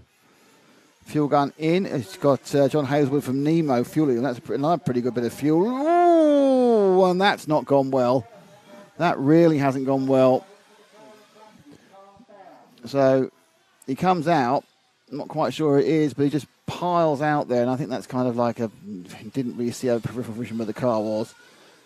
So may have to have a little look in a couple of laps when they've run through this rotation, the first pit stop, exactly where everybody is. Oh, that's not going to help. I think Shorey's pretty much blown a good second of chances here in this last lap or so. Let's see where he comes across the line, and then we'll have to try and reposition and look for some other racers. So Gregory's gone over in 4th already. And Lindsay's in 6th. And yeah, so Shorey's now in 8th. So can we move forward 2 initially? And that's the white and the red car, which is I think it might be actually, I'm not sure, but I think that might be the 4 of Gary Gregory. It might not be though. It's very hard reading numbers, as you know.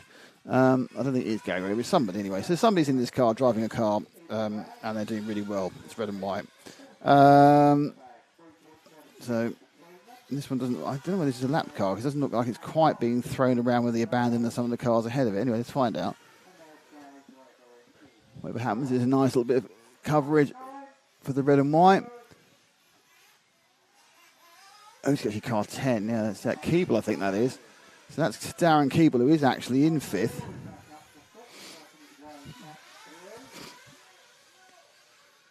It's got Shorey 2.5 seconds back. He's 2.8 seconds behind Gary Gregory. So the top 4 broken away now. Gregson, Smith, Matlock and Gregory. And there's only so much you can do to try and catch it up. And what he's doing isn't doing it so far.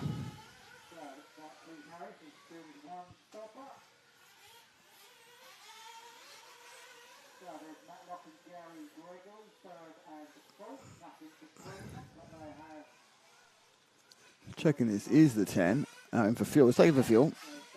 I wonder if this is obviously must have been a 1-stop. So that's how he walked himself into the lead, or into the front area.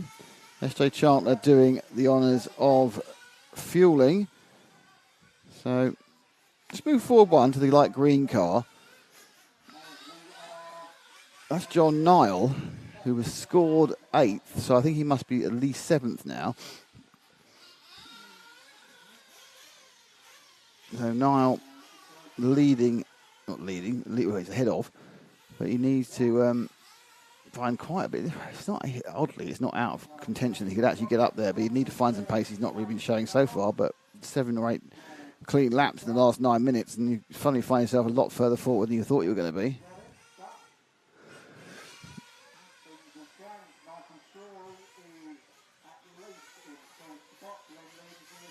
So they go there. Nile has moved up to 6th. So yeah, so it's been a good move now. Nile moved up to 6th. You move forward 1 car to the multicoloured car with the blue wing, who, from my feeling, that is the Lindsay car in 5th. And it would be, yeah, because there's Shorey in the bright yellow machine just ahead of him. So this is now 5th and 4th. Gregson and Smith happily away and bumping up.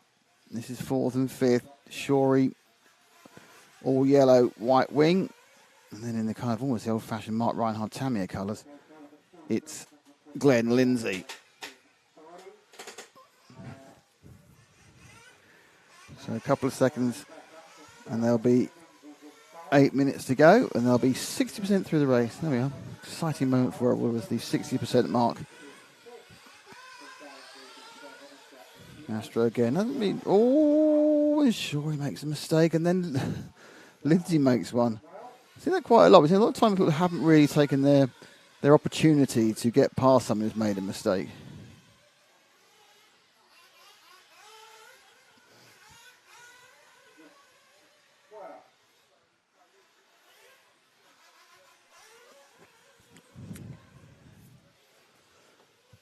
So Shorey behind Lindsay.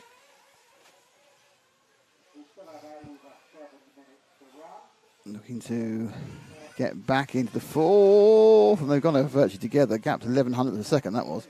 And Shorey almost nudging him round that top corner. Lindsay, a bit circumspect there.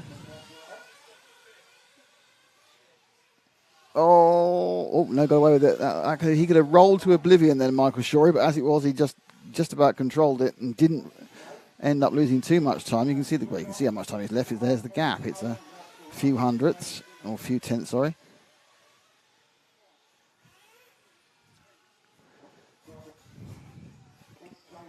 There's a real issue about how hard you push, and the answer is that's one of those really irritating, very, very, very minor little problems which result in a massive loss, to the point where I think that stuck Shorey back down behind Keeble again. Certainly it's a big loss to Lindsay. Yeah. Oh, so he's taking the fuel stop opportunity. He's going to pretend he can do it all along. And he goes now. Oh, we got a pit lane accident. That's always good fun to see again. So both of these pit lanes have been not so good. Let's have a look. Oh yeah, it's quite at the end there. Bang. Not great.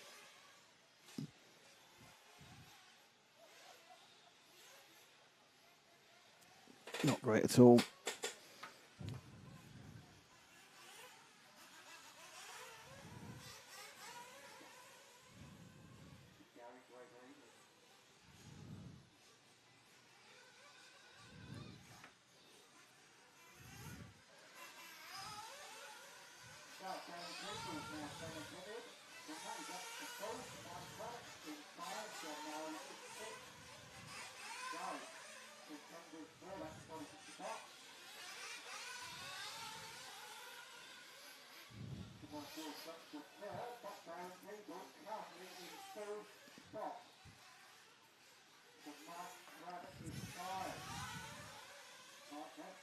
So, moving on.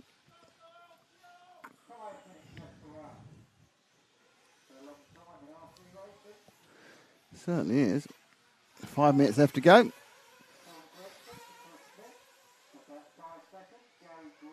Just bear with me. Let's just clear that replay out of the system.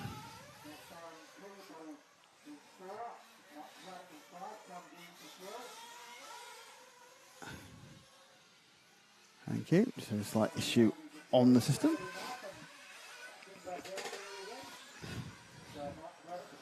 There we go. Up to the outside. Flying to the wide side now.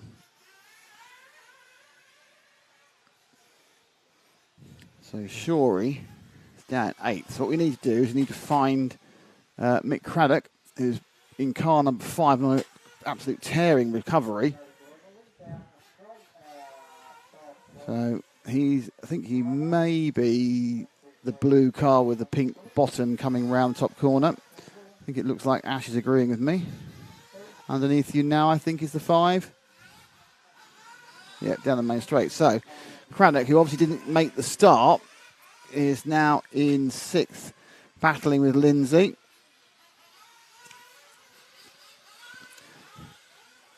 Trying to get back into 5th. He was right at the back of the race at one point. Not sure he's got enough time to get through. Well, he's got through that one, so that was good. So he's managed to get through into 5th, but the problem is he's got to find 7 seconds on Darren Keeble. So very, very close now between Lindsay and Craddock, who've got similar painted cars. think Craddock's actually running a body shell that's more Taro's than his own one, but never mind. So there goes Craddock. You can bet his car's handling well, but had an issue starting, flamed out again, and finally got going about 2/3 lap behind. So Craddock can probably think, you know, I should have bumped up. Still could, but it's 7 seconds he has to make up in 2.5 minutes. And I don't think that can be done with ground speed, but possibly it can be done if there's an error elsewhere.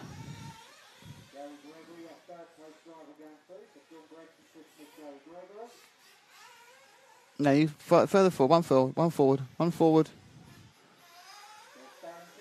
That's the one we need. Oof, look at that. Absolutely throwing it around. Going to second again. So Craddock has 5 to make up with 2 minutes to go. Sean Gregson, Chris Smith, Gary Gregory look pretty safe.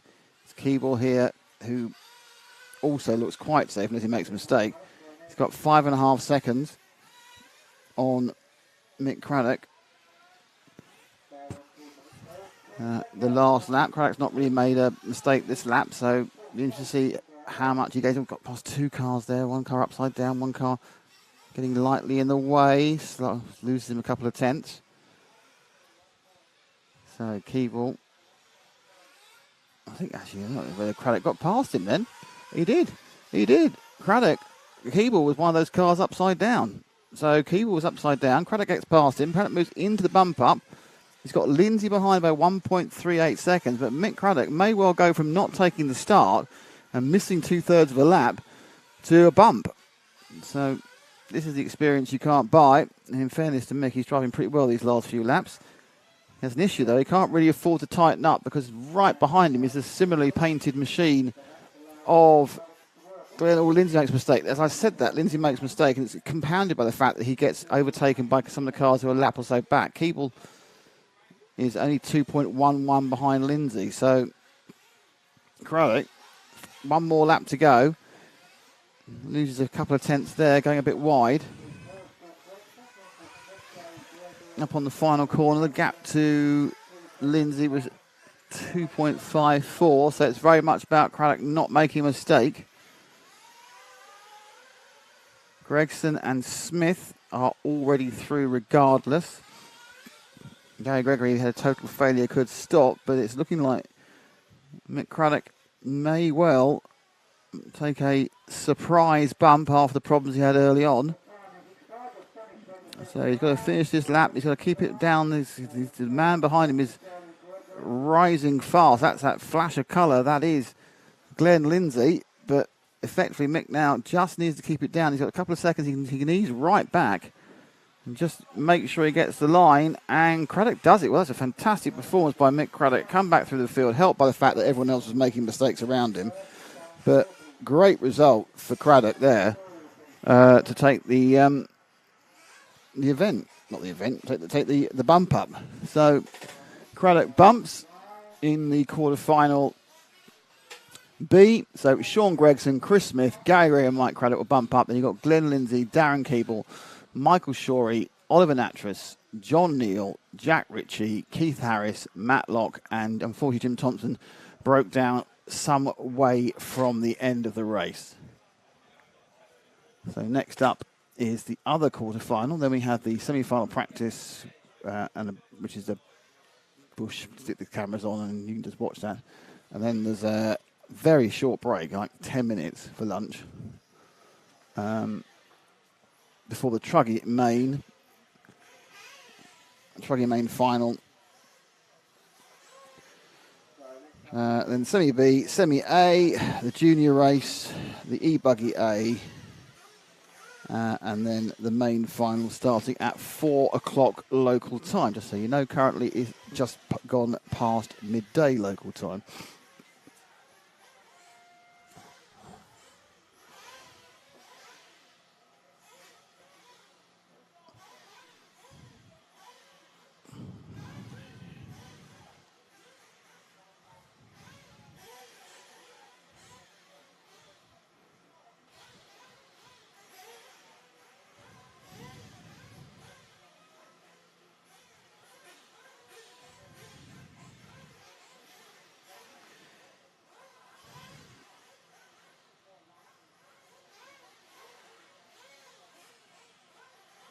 Sam Gregson will be car 11, Chris Smith will be car 12, Joe Gregory will be car 13, and Mike Craddock car 14.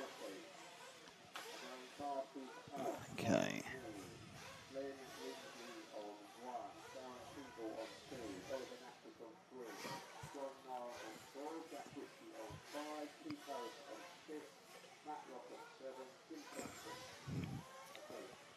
Glenn Lindsay on 1, Darren Kimball on 2, Michael Curry on 3, Oliver Nappis on 4, John Nile on 5, Jack Ritchie on 6, Keith Harris on 7, Matthew Rock on 8, Tim Johnson on 9, and So for the quarterfinal A's, Michael Waller on 1, Simon Turner on 2, Callum McLaughlin on 3, Clayton Stenhouse on 4,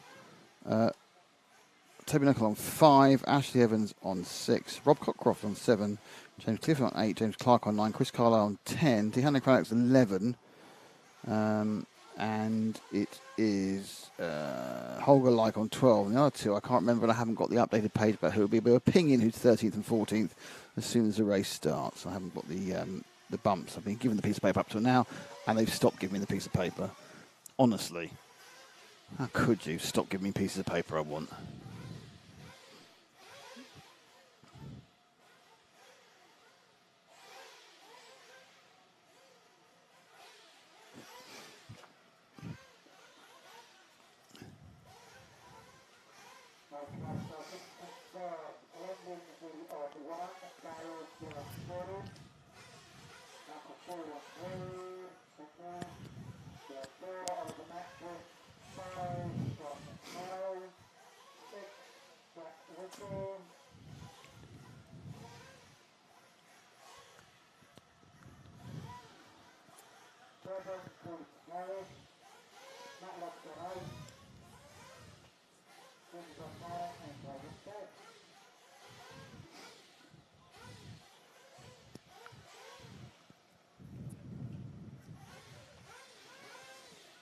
So, I should release them in a minute for a couple of laps of warm-up.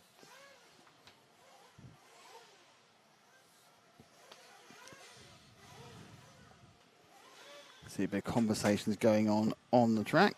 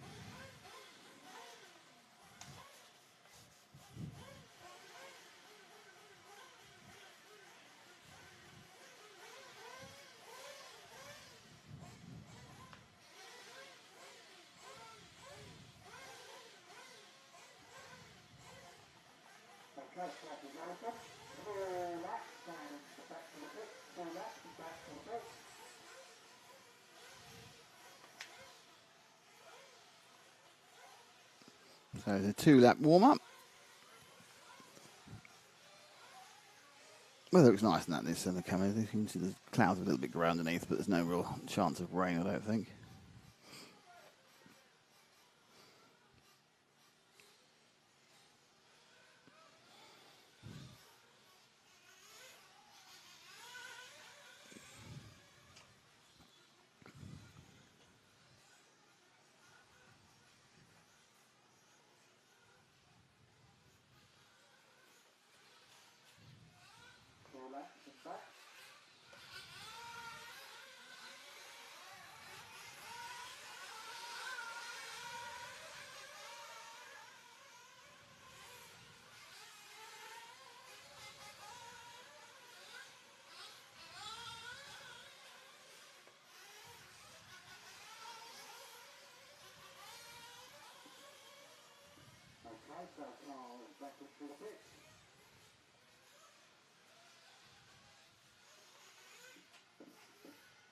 Two laps are up, and they're coming back into the pits for the quarter-final A.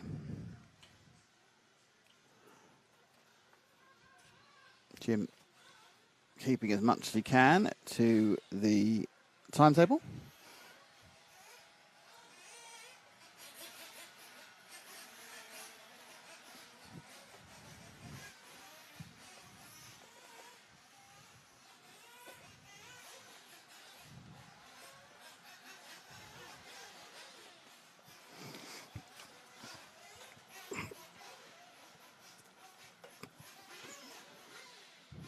Let's get out. Driver coming out with the cars in a second.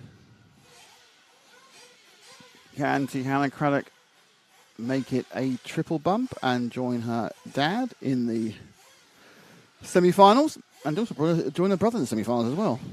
There's going to be a Craddock benefit in the semi-finals.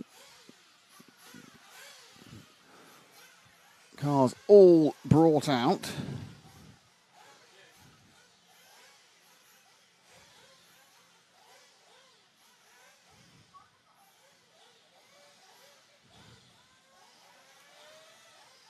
'14 has flamed.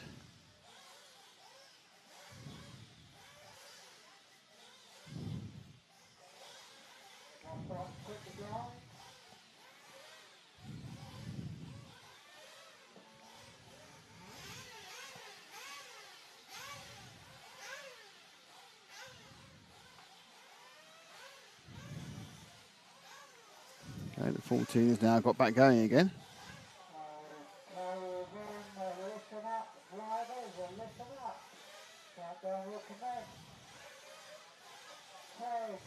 A slight hold there where the 14 car was restarted.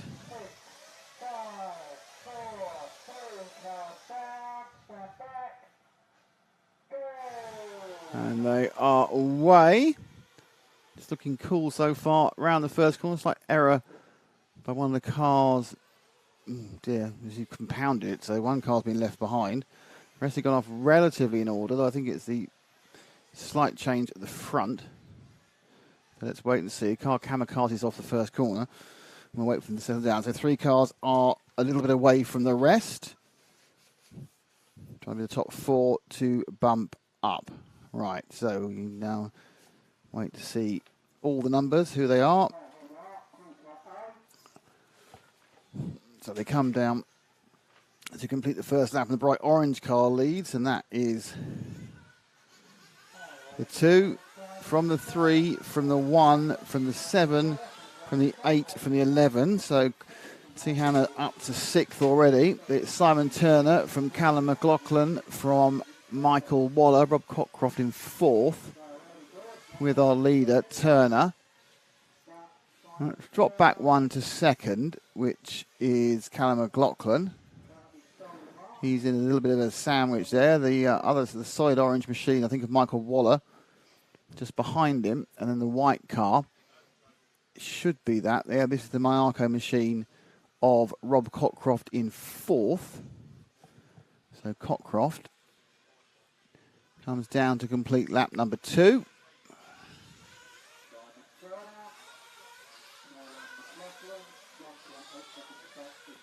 Was that Cockcroft? I think it was.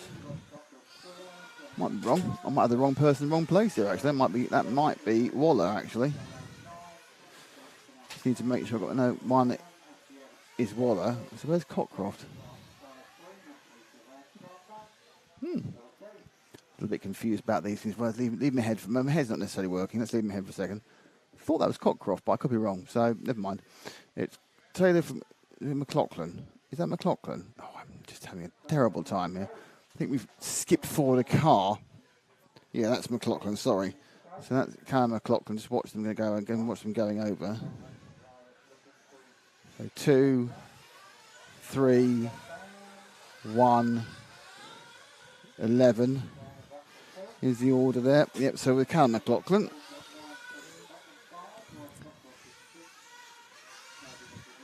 In 2nd. Let's drop back 1 to Waller. In the bright orange machine. He's got Tihanna with him. She's already in a bump-up place. And putting in a bit of performance this weekend.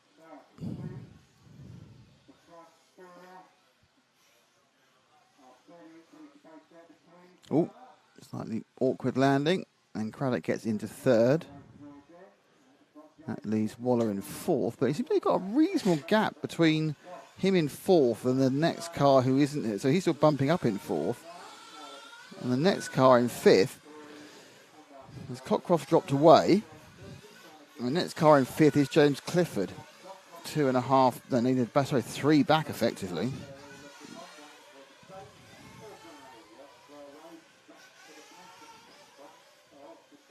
So Waller, his early parts of the lap, yeah, he's not got the pace of the others.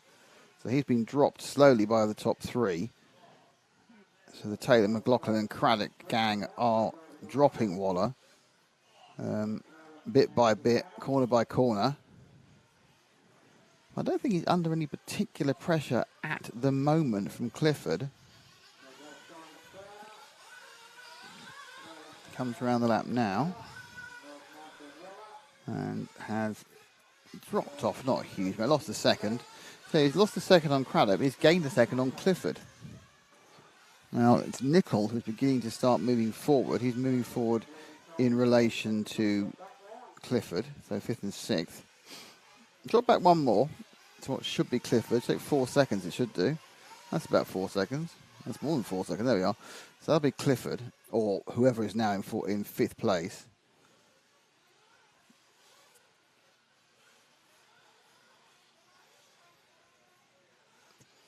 So tight battle for 5th at the moment between these two. They come down underneath the camera and going through timing and scoring, which is all. And then look at that overtaking maneuver there, right at the last minute. Nicol nipped past Clifford, so it's Nicol with the orange wing and blue. So Clifford now needs to make up 4 seconds on Waller, and in fairness, it looks like he's already setting aside that right away. No indication with his qualifying they have this extra pace on him, but he's swept through there. Now he's just having a little bit of a, after I gave him a big up his couple of corners, having a slight problem, but he's managed to sort that one out. And again, stretching it to Clifford. So, up on 2 wheels, and Clifford's made a mistake. So that's the pressure from behind gone on Nicol. Now it's pressure to move forward. Craddock's made a mistake, and she's dropped down to 4th.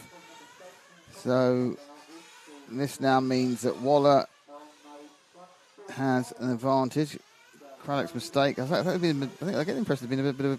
Callum McLaughlin now leads by a second from Turner, by 2 seconds from Waller, and 1.1 from Craddock. So that's the battle there. In fact, there's a mistake there, and you can see the orange car, and now into 4th place has gone Nicol because Waller got stuck on a pipe.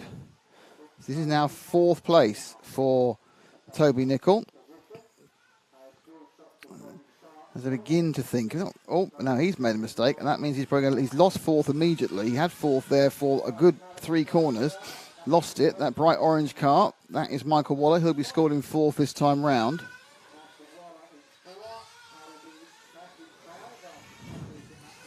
So Craddock back in 3rd, not a long way away from Turner. Turner's only a few tenths behind McLaughlin. And Nicol back in 5th, trying to hunt the bright orange car that's a corner or so ahead of him. There is Nicol. And there, so there's Waller, and there is Nicol. So Nicol needs to find 2.5 seconds. I don't think it's much different. It might be a little bit closer in this battle for 4th, but then there is the fly in the ointment that they need to go and get some fuel.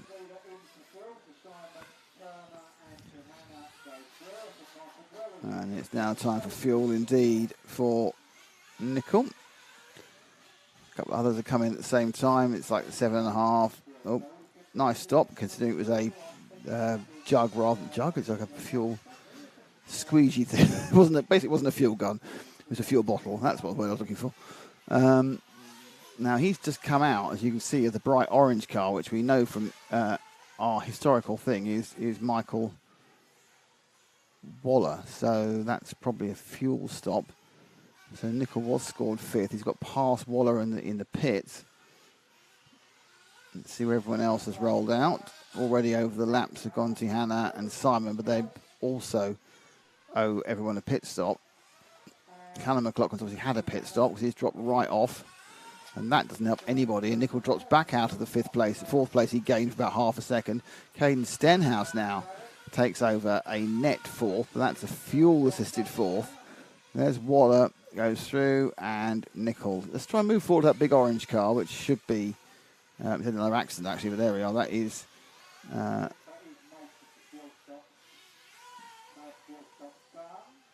it's Waller. I'm not quite sure who that's Callum McLaughlin behind me. So McLaughlin is one who made a mistake, and so McLaughlin is there with Waller. I'm not sure where Caden Stenhouse is. It's possible he's gone for fuel actually. So you've got Waller and McLaughlin. Waller orange, McLaughlin yellow and white.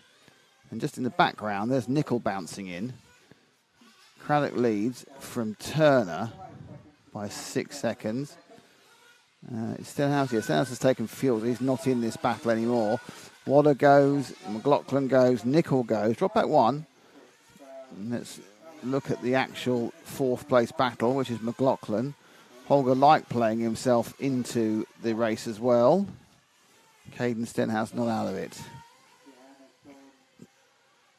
The Toby Nickel car just looking a little bit indecisive on those last couple of corners. But now back on the hunt of the yellow and white of McLaughlin. Oh, and that's going to... Oh, he got away with that one. and he did get away with it, and then he didn't. So let's drop back one. So who is going to come round? Now, is that Holger Like now, I think. The Dane. I think that's going to be Holger now, who has picked up a bit of flow. Yep, so it's Like now, who's 3 seconds effectively back from McLaughlin for the bump up. Craddock made a huge amount of time during the pit stop. Whether she's stopping just once, hasn't stopped yet, not sure. 7 ahead of Turner, who's 5 ahead of Waller. There's 2.3 ahead of McLaughlin, who's 3 ahead of Like. But I don't think McLaughlin's 3 ahead of Like anymore, to be honest. I'm getting the impression that's gone down a tiny bit. That's your bright white and yellow flash of Callum McLaughlin, and that didn't seem like 3 seconds ahead of Holger Like. Oh, and then it will be, because Holger's made a mistake at just the wrong moment and just the wrong place. So Like now has Nickel right behind him. Still half the race to go, this one, so there's been a lot of movement. McLaughlin now has 5 seconds over Holger in 5th. As you can see, Holger is just ahead of Toby Nickel with 8:57 left. Out the far. Oh, mistake there by Nickel. Gives some breathing room to Holger.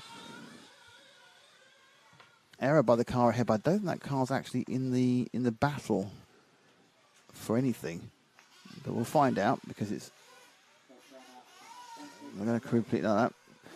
Already over his Craddock, already over his Turner. Waller, I think, made a mistake. Right up the backside now. I think Waller did make a mistake. So this is Waller and Light now battling for 4th. It was Waller who's dropped from 3rd to 4th.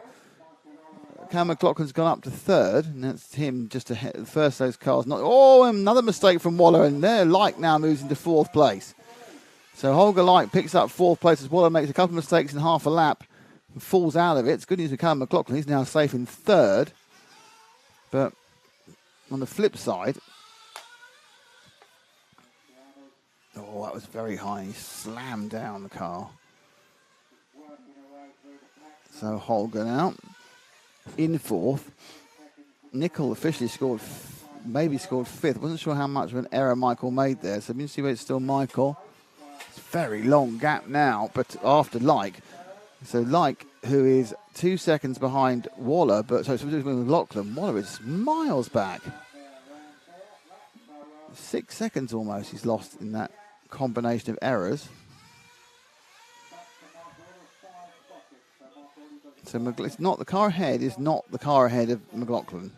So McLaughlin now up and over now. Back marker has moved out the way. Holger Light is the white car flying through the air and looking for a double bump, which will be 2 of the cars in this heat will double bump if it happens. Craddock and Like. So Craddock looking for a triple. Craddock's going for a triple bump.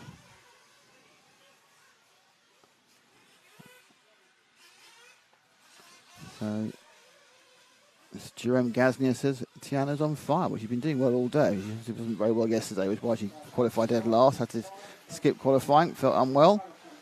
So that's going quite well now. Holger with 6 minutes 40. You can't get the impression. This race has been so action-packed, you can't think it must be nearly finished, but actually it's still got a third of it to run and a fuel stop. So there's many a slip, as they say, though Holger's got himself a 6-second lead over Waller.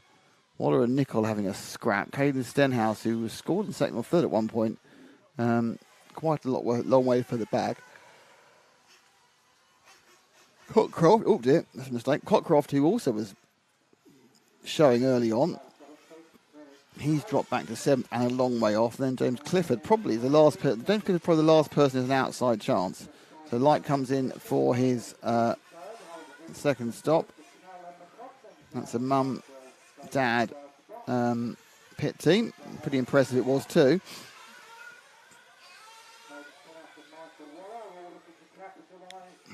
So Holger, the younger brother of Eric.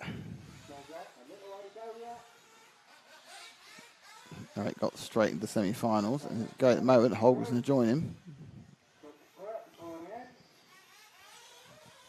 5 minutes to go. Following this will be semi-practice and then a start break. So actually we're going to have a bit break after this for a few minutes. Try and feed my cameraman. I see him smiling up there. It's very important to feed your cameraman. Nothing worse than a hungry one. There he goes. Down, main straight, up over the curve. So like is a long, isn't it Stenhouse, was Stenhouse for a lap, must have been fueling. Now he's up, is that Callum McLaughlin? Yes, so now third and fourth are right together. So like is right with McLaughlin looking for third and fourth here. Tiana, Craddock and Turner away. This is the battle for third. Like, just doing what he can do. Just dropping back a little bit there. Now looking to get... Oh, that's very close. Thing to do is, no, you can't... Both of them are bumping, so you don't really want to slow each other down. Last time round, Waller was 5.2 seconds behind there. It's that bright orange car. That's Waller. It's 5.2 seconds behind. What is it this time? I think it might be a little bit more. Like pushing hard now, trying to get back up past McLaughlin. The third, because that's a bit of safety. Then you aren't the one sitting there sweating. It's gone to 5.7 to Waller. So again, half a second that one. Callum McLaughlin. He's only 4 seconds behind Turner. But Turner's a lap. Well, best part of a lap back from Craddock. So a bit of a Craddock benefit again, 3 in a row, where she's just looked a bit better than everyone. She started slowly in all of them, actually, not just because she's at the back, but she's not really pushed it, and suddenly the second half of the race is gone. And that is your third and fourth, sweeping down the straight up on the bank corner now. The ever-tightening left-hand before they turn round, and they then turn a quick right before they fire down the AstroTurf. This, of course, is going left to right on their eyes. It's coming straight towards us in the camera. Then you've got that kind of difficult... that second corner there is a loop, it's a dip, drop-down, brake turn, which is... You know, they get it nicely done, but it's not the easiest thing in the world. McLaughlin under horrendous pressure now. Now, who's up ahead of them? Another car similarly painted, but... I don't know if that's Simon Turner. He was 4 back. It might be. I don't know what Turner's colours are, but we'll find out. I don't think it's Turner. I'm just looking at cars and numbers. No, Turner's... There goes Turner now. So the car ahead of them is the 14 of Lee Baldry. So that's a lap. Oh, what happened there? Oh, Mike had a weird situation then. Put the power down. Car suddenly facing the wrong way. Hopefully that's not indicative. Hopefully for Holger that's not indicative of an error or sort of not indicative of a problem. Error, well, that can happen. So quarter-final A, producing quite a good race. Like, it was only half a second behind Callum McLaughlin, but had that weird just now, that spin on the straight. Craddock leading by half an hour, possibly, from Turner. So Holger had a good time at RCGP a couple of weeks ago at Nemo Raceway. And keeping it here, though he lost something in the region of 3.5 seconds to Callum McLaughlin. And luckily, Michael Waller has made a mistake, and so Nicol is now the next runner, but 6 back. So that situation again you get to occasionally where it's really down to if the person leading, and at the moment that is Holger, if he can avoid making a mistake, he will be fine and he will qualify for the semi-finals. If he makes a mistake, then all bets are off. Because there's some places here where you can make quite an innocent mistake and it's just hard for the marshals to get to you, and it can take 4, 5, 6 seconds to do it. So here's one of those places, the outside of that corner.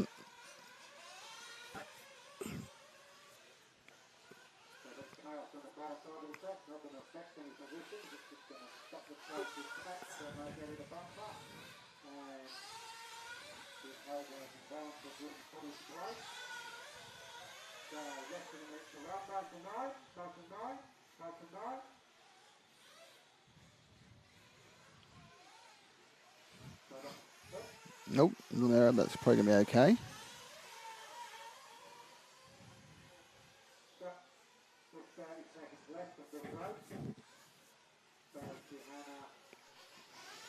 So 28 seconds to go.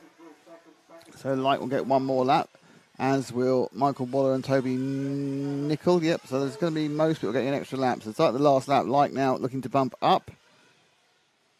He is 2.2 behind McLaughlin. That's Lee Baldry being lapped.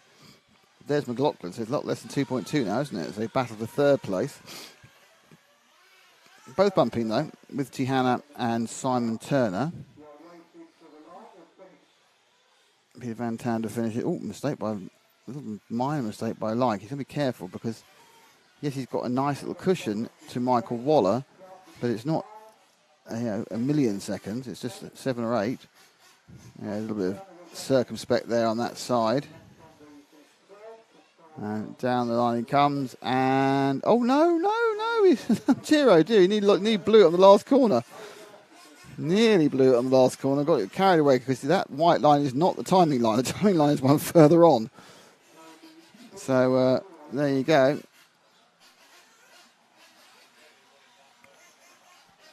That is the end of that one. So Tihanna qualifies up for the semi-final. Simon Turner was second. Callum McLaughlin was third. Fourth place. Ash, you want to come down and get yourself in the food queue? Ash is... that's my instructor, my cameraman. Holger Like takes fourth. Come up in third was Callum McLaughlin. I'll start again. Tenor Craddock was in first. In second place was Simon Turner. Callum McLaughlin was third. Holger Like was fourth. We're going to leave the cameras on so you can see the semi-final practice. Then you've got Waller, Stenhouse, Muir, and everything else. So that was the result. You can see in the top right-hand corner.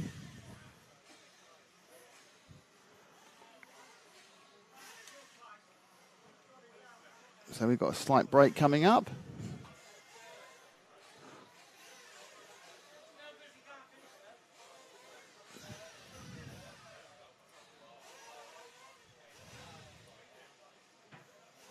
So officially on the timing, we are back. We're back at 20 past 1, so 13:20. So we'll see you at 20 past 1. So it's a combination of semi-practice and a bit of 13:20 UK.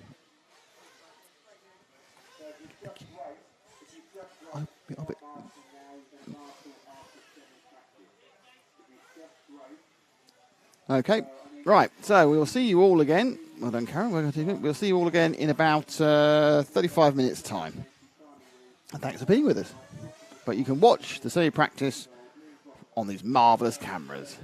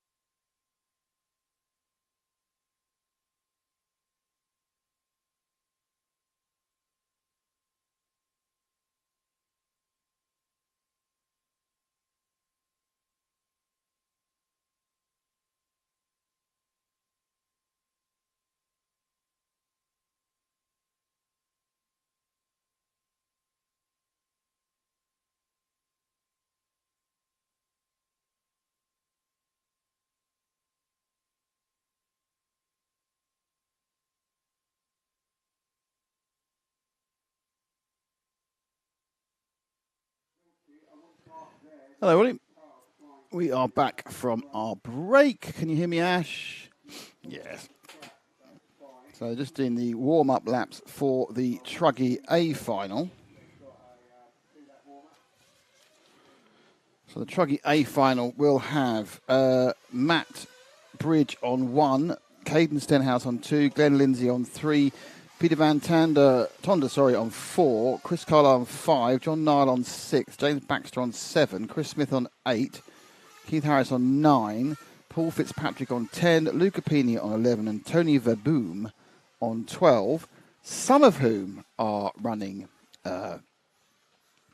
IC and some of whom are running electric. And that's interesting.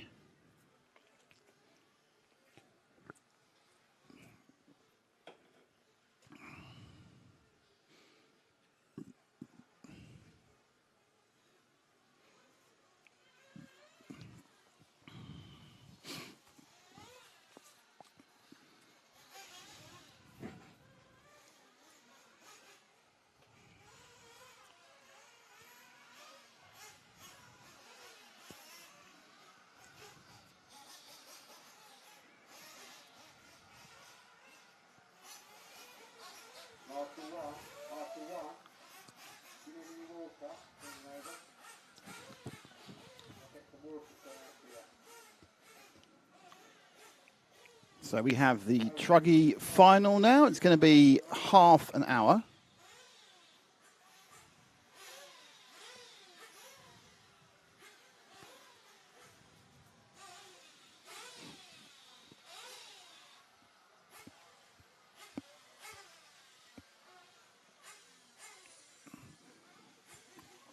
So half an hour of final fun. Hello to Akeem Seeley, greetings from the Virgin Islands. He's from St. Croix. So this afternoon, what's happening this afternoon? So we've got this Truggy final. Then we've got the 2 semis, junior race, E-buggy A and the main A at 4 o'clock. Currently it's 1:20. There we go. Some electric, some are, well, 12's electric, 11's electric.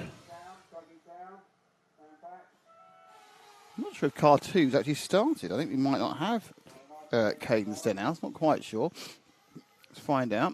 There seems to be a gap in the market. 1 and 3. Yeah, 2 didn't start. I think 2's going now. So it's a half-hour final. And they fired off car 2. Late, I believe. It's got a very wobbly front wheel, if that is in. Yep, so 2 started 2/3 of a lap behind everyone, if you're wondering where 2 is. And I had the wrong button pressed on the computer there. Sorry about that. So let's get the camera back in the right place. And away they go. So it's Matt Bridge leading from Chris Carlisle, from Glenn Lindsay, from Chris Smith. Blue car, big blue Truggy. That's the number 1. It does seem like it's engines all the way, actually. Top 5, top 6 seem to be engines. I think the first one there's only one about 7th place is an E-buggy. E-Truggy, sorry. So first and second, Bridge and Carlisle. Completing their second laps. Things look quite ponderous, but actually quite... Oh dear, that's not good. That's a change for the lead. Chris Carlisle takes it. Matt Bridge is second. Big gap already to, well, medium gap to Baxter behind them. So you can see the smoke from the first one. Less, I'm sure there were more E-Truggies last year.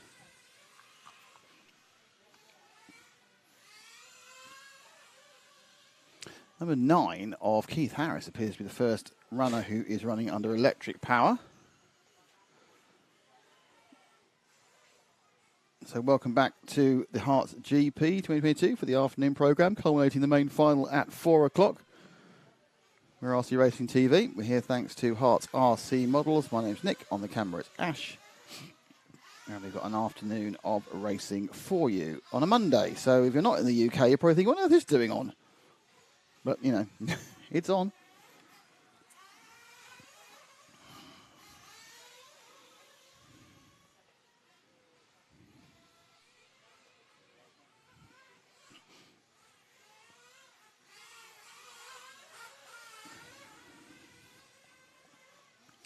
Got Glenn Lindsay, who had a problem getting going, and John Neal scored as not running at the moment, but his first and second.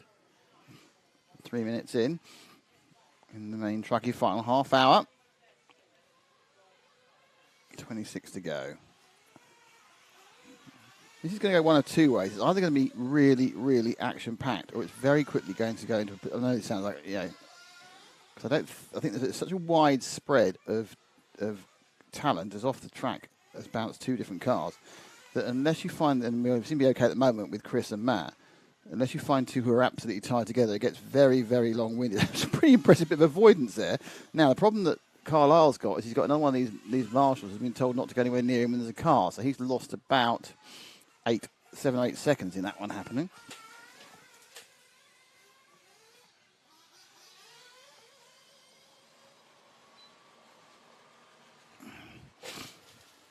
So, Carlisle from Bridge. We'll see how long that lead is now as Bridge goes across the line in the all blue Truggy. So Carlisle's still not crushed. It was a small mistake because the rest of the field comes through. They're all so close together. It ended up losing him 7 seconds. So that was a big, big error. Well, a small error with a big, big downside for Chris Carlisle.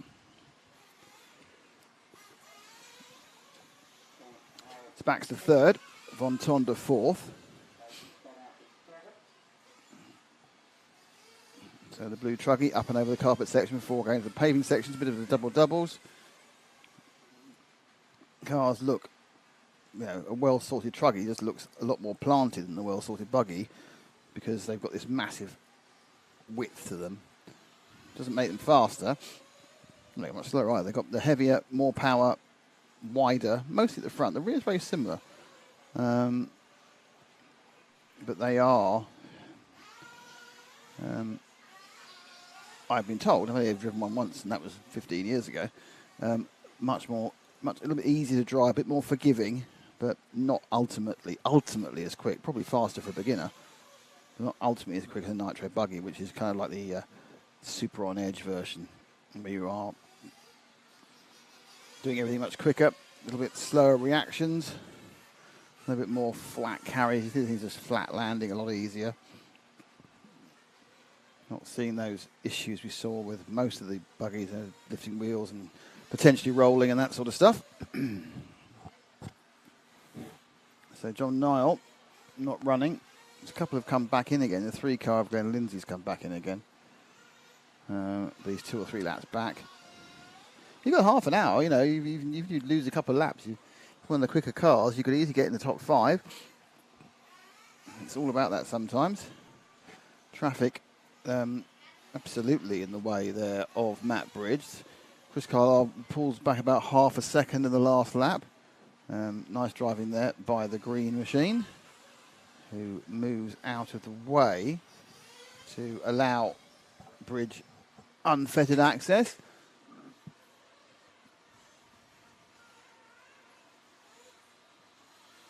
That green one was, I think that was the 10 car of Paul Fitzpatrick, so you can work out how far ahead these faster cars are already. Chris gains a second, but he's got some traffic to go past as well. It's like, yeah, maybe 6 seconds, but there's a couple of cars in between us. Chris Smith in third, 6 seconds further back, and Baxter quite close to Smith. So we can drop back to Carlisle in second place, who I think is a multicoloured car. I don't want to make it too difficult for you, but I'm pretty sure he's car number 5. I think he's just gone past that green car now. That's it. So that's the 5. He's just got past the 10 of Paul Fitzpatrick. Interesting look on this car is he's gone for yellow front wheels and white rear wheels. So, you know, absolutely bucking the system. Comes in at 7.5 minutes. Half-mile race. If you're coming at 7.5 minutes, then you'll come in 3 times. Hasn't paid the 200 quid or 160 quid for a fuel gun, so let's do this like slower fuel up from a bottle. The front left wheels of these cars are often flicking, so it's on the right-handers, the unloaded wheel effectively.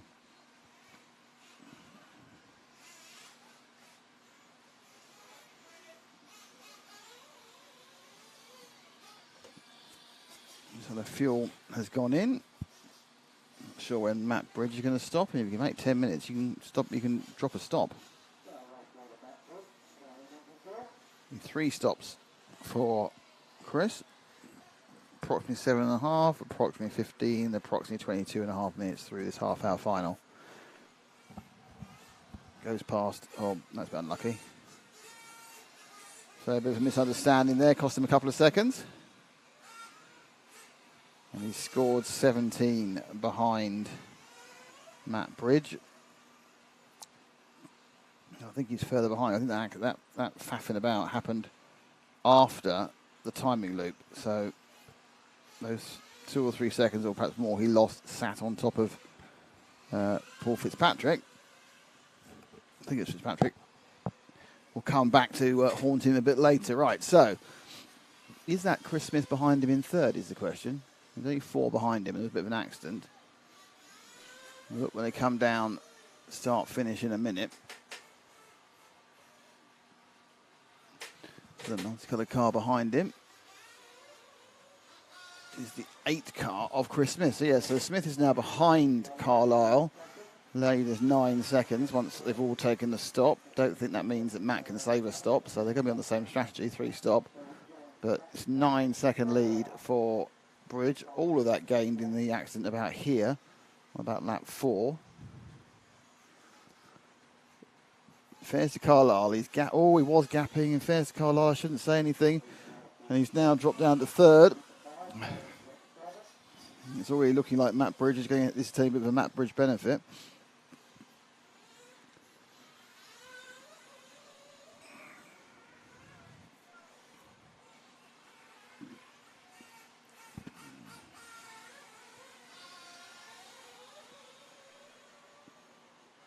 Down the straight they go.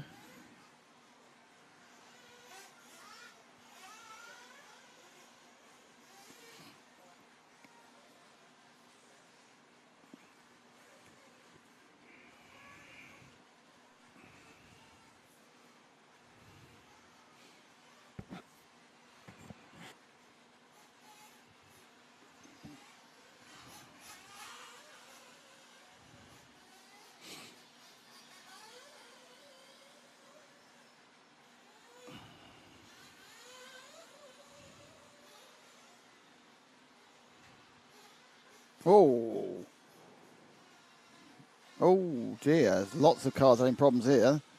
So is that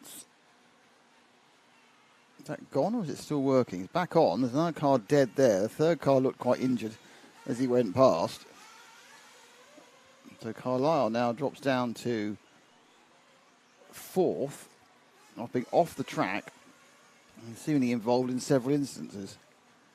And Smith now in the 8 car takes over the second, and Bridge continues to lead. And I think the Carlisle's got Baxter just in front of him, just behind him now. So they come up and over. 12 minutes down.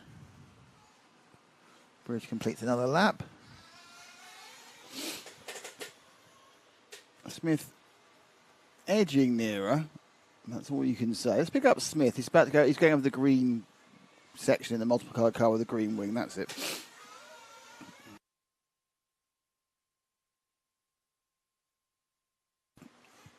So 8.86 seconds the lead at the moment for Bridge. The man who started on pole. Smith, who started in 8th, is chasing him down. So you think that Matt's got quite a bit of pace in hand if he's a man off pole against a man off 8th. Qualifying.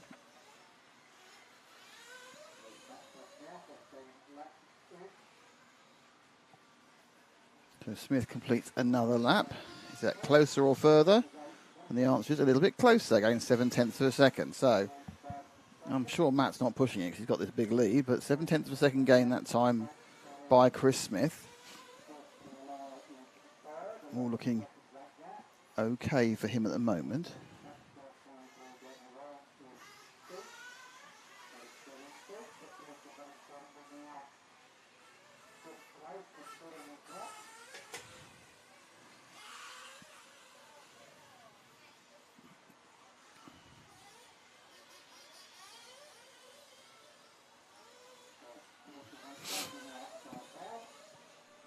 So Matt's just crossed the line. Let's see whether it's gone up or down from 8.1 seconds. And the answer is it's gone down by about 4/10. So he's got 15 minutes to do this, or 16 minutes to do this. At 4/10 of a lap, it might happen. Might happen. Who knows?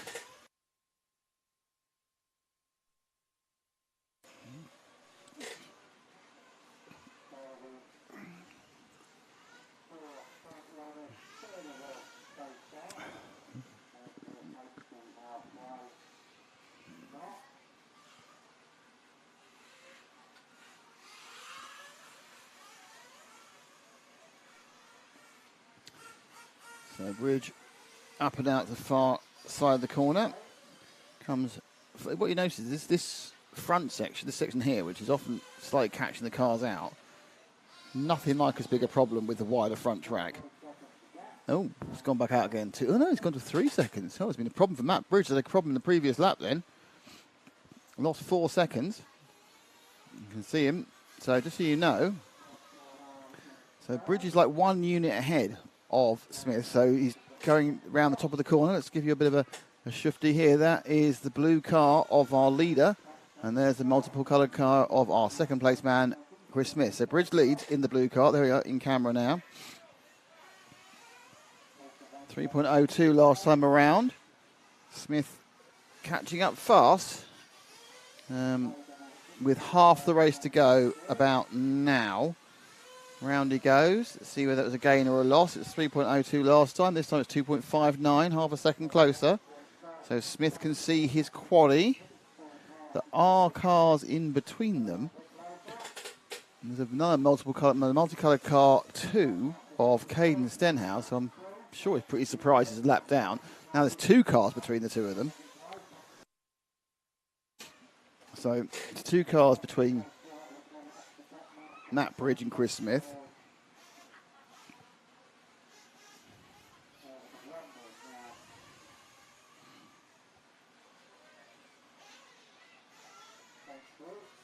So power down, smoke out. Begin to start thinking about a second stop. Thinking about it so hard it happens, and Matt Bridge comes in. Right at the back of the fuel gun goes down, and there is your second place man right behind him. So as he exited, Smith came in 3.34 seconds behind, so he lost some time over that lap.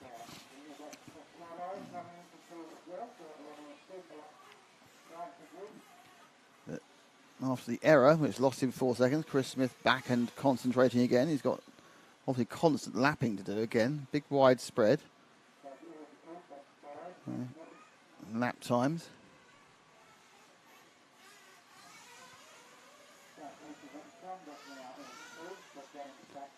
So the big blue machine firing, about to fire down the straight under the timing scoring again.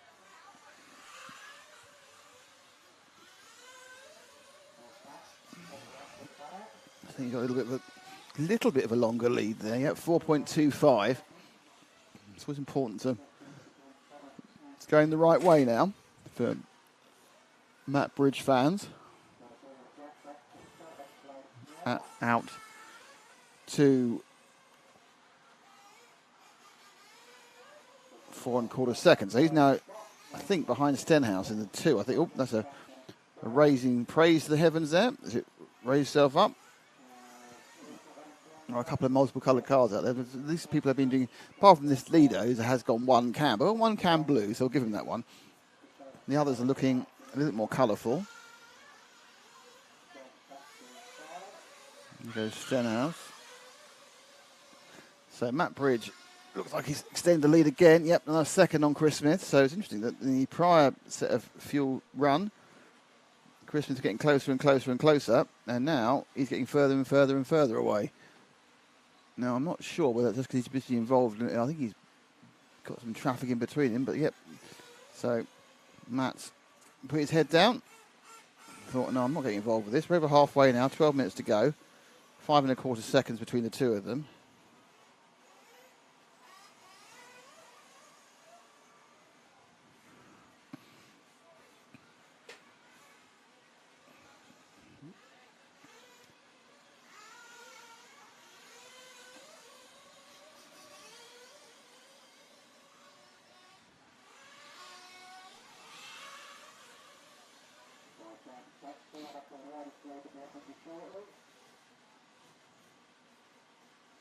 So that time out, it's really interesting how Matt's lead's now going back out again.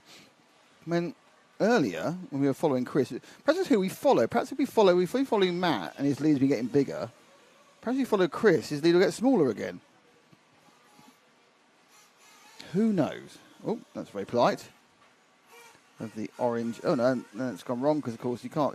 Most annoying thing is when you let somebody through who's lapping you, and they then louse up. You have to let them through again. And, whoa, dear, oh, dear. This is going to cost him a lot of time. May well cost him the lead because it's a long run around. It has cost him the lead. Take the leader.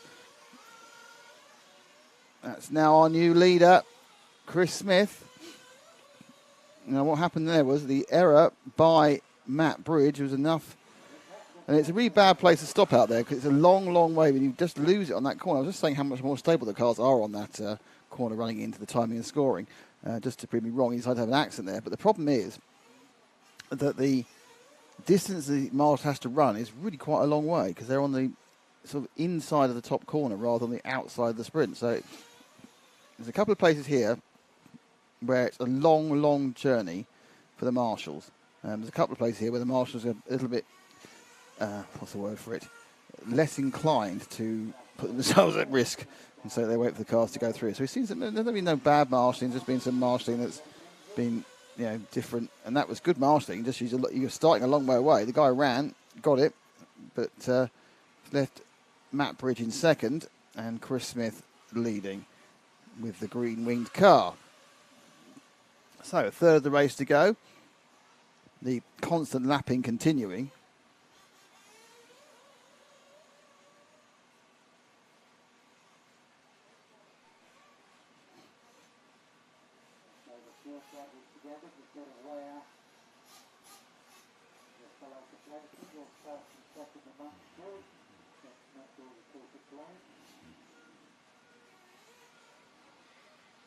So a lot of traffic slowing people down.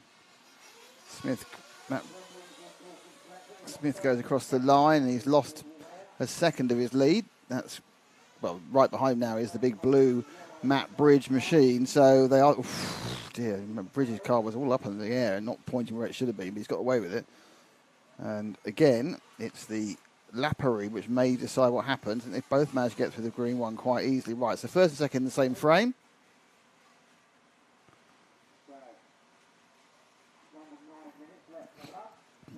Oh, the mushroom running there for Bridge. So just so you know, they are 20 seconds ahead of Chris Carlisle. One more stop, which may help decide this race. Bridge in that various traffic kerfuffle lost a second. But still no issue whatsoever with what's going on.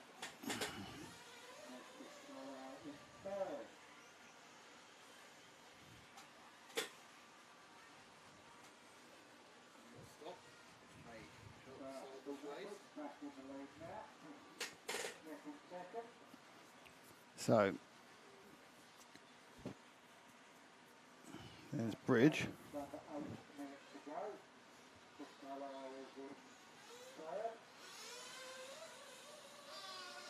Trying to catch Chris Smith up, who's 2 ahead.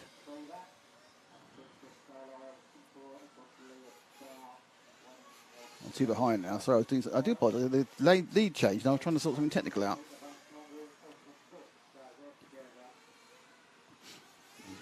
There they are. Right back together. So let's get me reset. Right back together again. Bridge in the blue. Smith in the multicoloured car.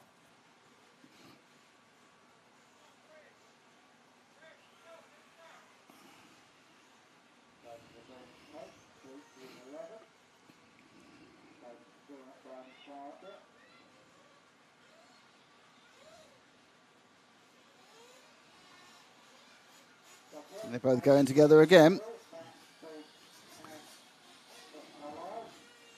Fuel gun battle. Oh, certainly a gain there by the Matt Bridge team over the Chris Smith team. As they stop for the last time.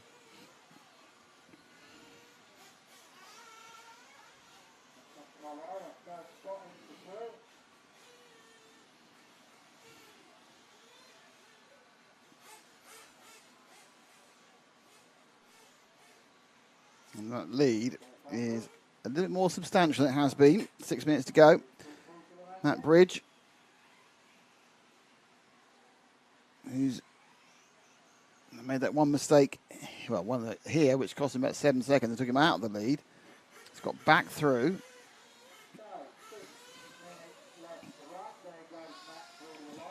Caden Stenhouse, who started second, he's got some issues and seems to be out of the race. The lead is up to 3 seconds almost. Now, that may well mostly been on the fuel stop, to be honest, so we'll have to see what the relative ground speed, though traditionally Matt's been a little bit quicker, but we have seen, come back right. Oh, I can't see anyone in the background. I think that Chris Smith's had a bit of a bad couple of corners. Not necessarily an accident, just not got the run. So I think he's a little bit further back now, but he has got 5 minutes to re-energize himself and pull forward. So in they go.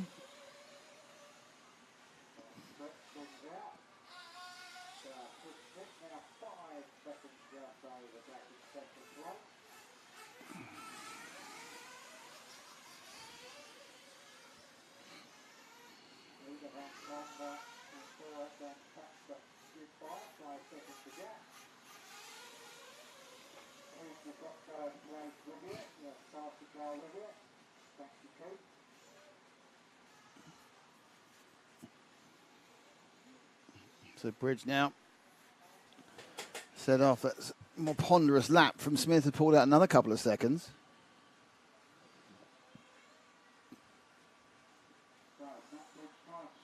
Over the line again. Where is Smith? Crossing the line as we speak. 4.6, going a bit back. Smith has a really... Bridge has got a really difficult thing here. Now, he's got a sort of a lead, but he's only got half an error.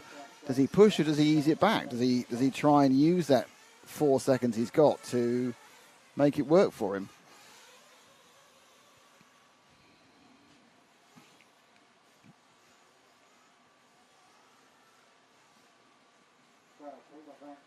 There he goes. Tony Verboom also exiting the race. So 9 running now, which is good news obviously for the leaders because there's less traffic. There goes Chris over the line. Pretty much similar, 4.7. 3.5 minutes. Good running by Matt now. He's just put down quite a very sensible pace. Not getting himself in any trouble. Smith still looking to get near it, but he's just not really close at the moment. As Matt leads his Trucky race, 27 minutes of the 30 just about to be gone. Led most of it, but not all of it. But his last couple of laps, very good. Just keep it sensible, don't do anything silly.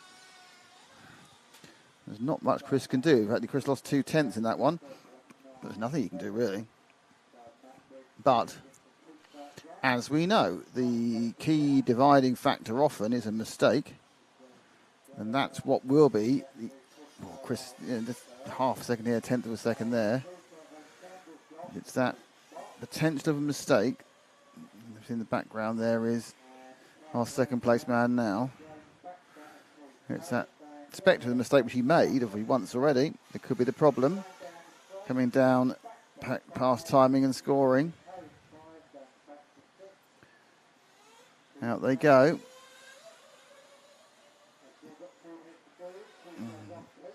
The drive.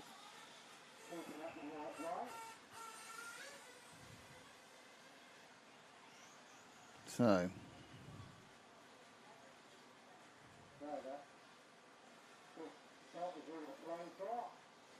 Out they go again.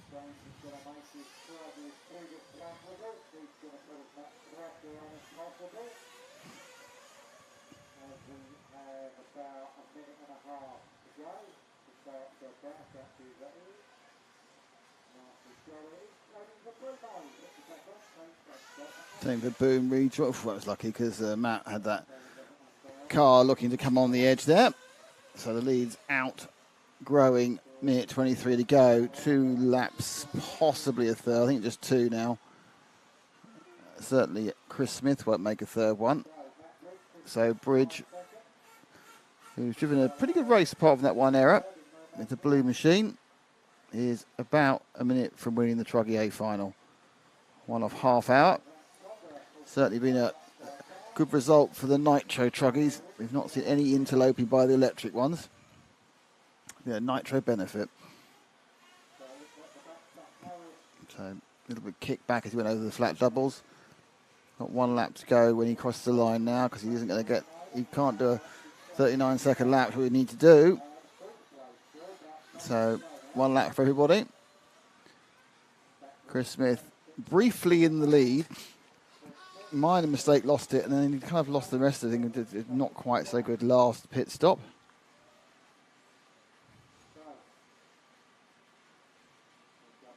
Carries on going. And Matt Bridge now a few corners away from victory in the Truggy A final here at the HERTS Grand Prix 2022. Just raises his front to the stars. Whoops, there. And now flies double. 2 cars go. Time is expired. He just has to cross the line and he will take the victory. Matt Bridge, great result from pole. Not most of the race, probably 26 minutes of it. Wins nicely. And it is Matt Bridge who is the winner. Just wait to get... we just saw Chris Smith going over the line in second. Third, it's Chris Carlisle. Fourth, Peter Van Tonder. Fifth is James Baxter. Then it's Keith Harris, Glenn Lindsay, Paul Fitzpatrick, Tony Verboom, Caden Stenhouse, Luca Pini are your runners and riders. Mike Morris says no sound. I'm sure there is sound. Just checked.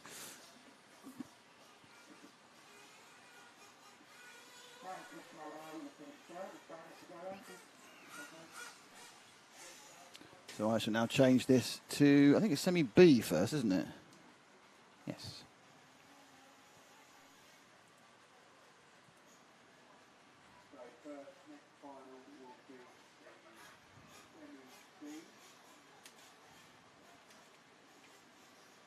There we are, semi-final B.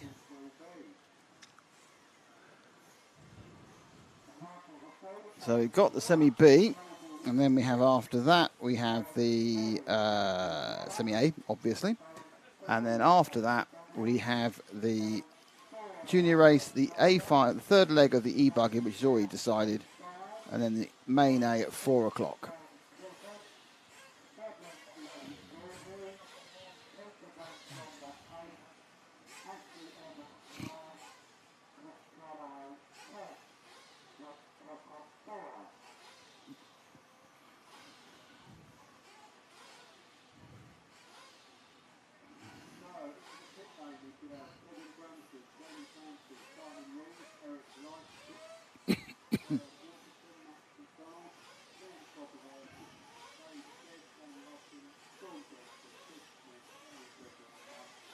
Okay, so a few minutes before we get the semi-final B underway.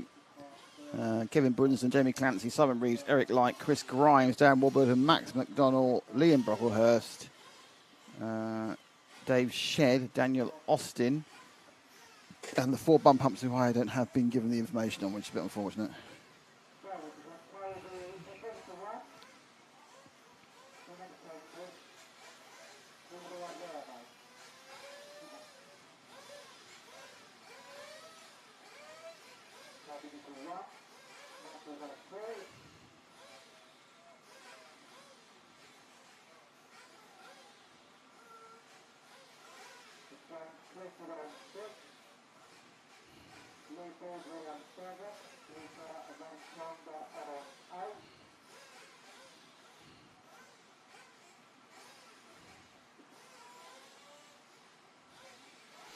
Okay, back in a second, quick break for a second. I just need to twiddle with something outside.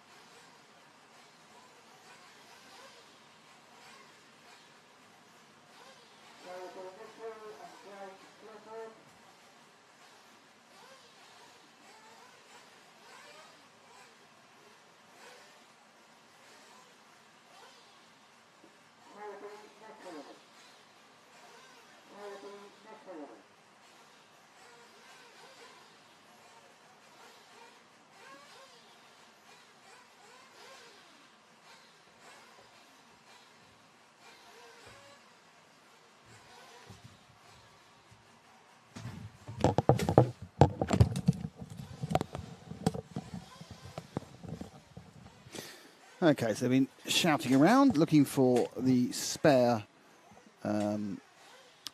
spare Marshall, not Marshalls, yes, Marshalls. Been finding some Marshalls. They've got some Marshalls, that's good. And the 14 semi-final Beists will be off in a second. Thing to remember, it's 7 qualify, plus the single fastest person in 8th. So 7 from each half, plus 8th. Definitely quieter than before. Still working the sound-wise though, Glenn, isn't it? There's still sound at this point. Just watching the green line seem okay. Why not push this up as hard as last time? A bit more, there we go. Give myself some more. There we are. Okay.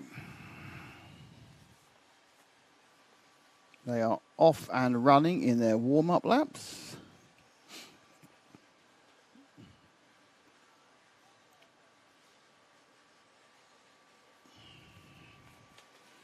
They get ready for the semi-final B.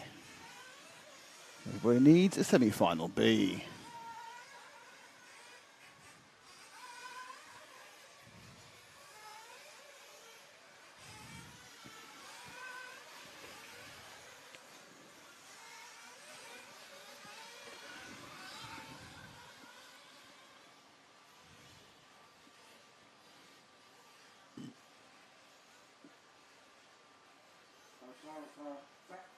So that's the end of that warm-up. That was quite swift, wasn't it? A couple of laps.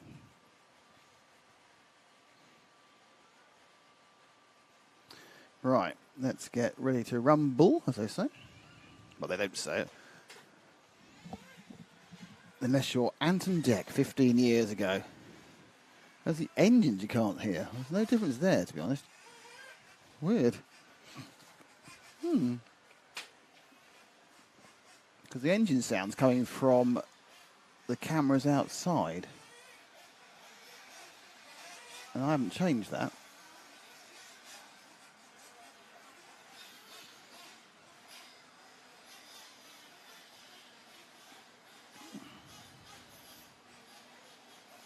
Well, there's mysteries you get occasionally on sound mix situations.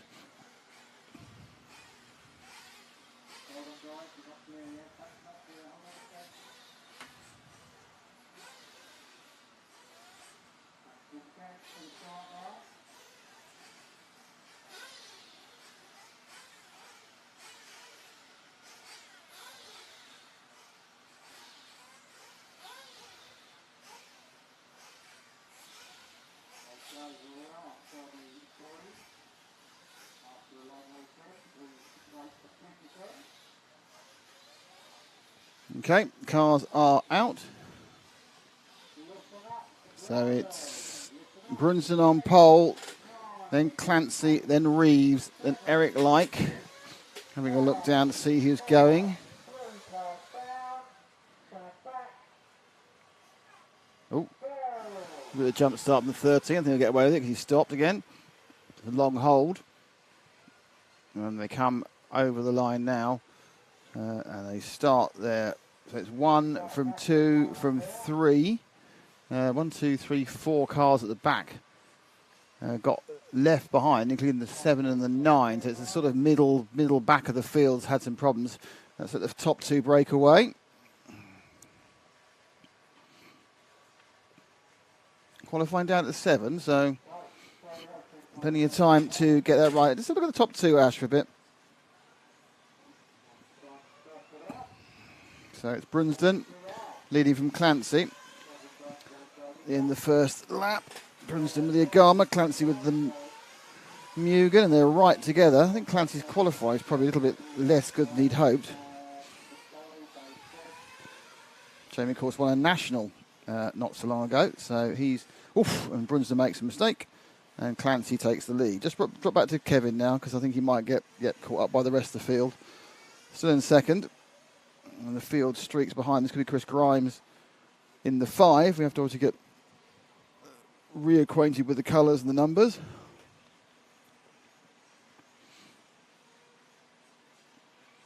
So Brunsden in second, led for a lap, made a mistake. In second, Clancy's got away. Third and fourth right together. And that is in third place. It is Christopher Grimes and then Eric Like in fourth. So Grimes on that yellow wheeled machine, black wing. Eric Like just behind him.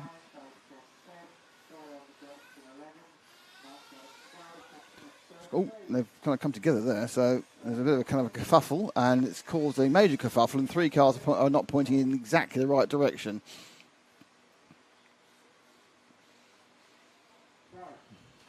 So the orange and white car leading these 3. I think that's probably Reeves, but I think that's Reeves who's already won the E-buggy. Yep, that is the 3 of Simon Reeves. Now in 4th place, remember bump up is 7, so there's plenty of them bumping into this one, and then that's Brunsden, I think, being re-released again. So there's a little bit of a scufflage going on at the moment.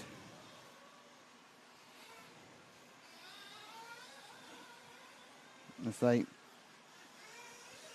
compete round. A little bit of a nudge, but no harm, no foul. Both of them kind of very much Brunsden looking to get up the inside here after making the mistake. It's Clancy, Brunsden, Eric Like, Reeves. We're looking at Reeves at the moment, but Brunsden's behind him, so that's changed from when they last cross start finish. There they go. So it's Reeves and Brunsden 3rd and 4th. There's 2nd of Like underneath, and behind them there's a 5th of Chris Grimes.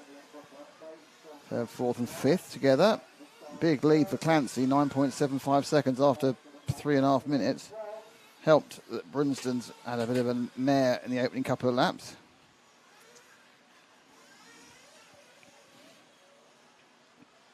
Oh, another problem. He's hit Reeves, and he's let Reeves go, which is very polite, but in the intervening 2 or 3 cars have gone past them.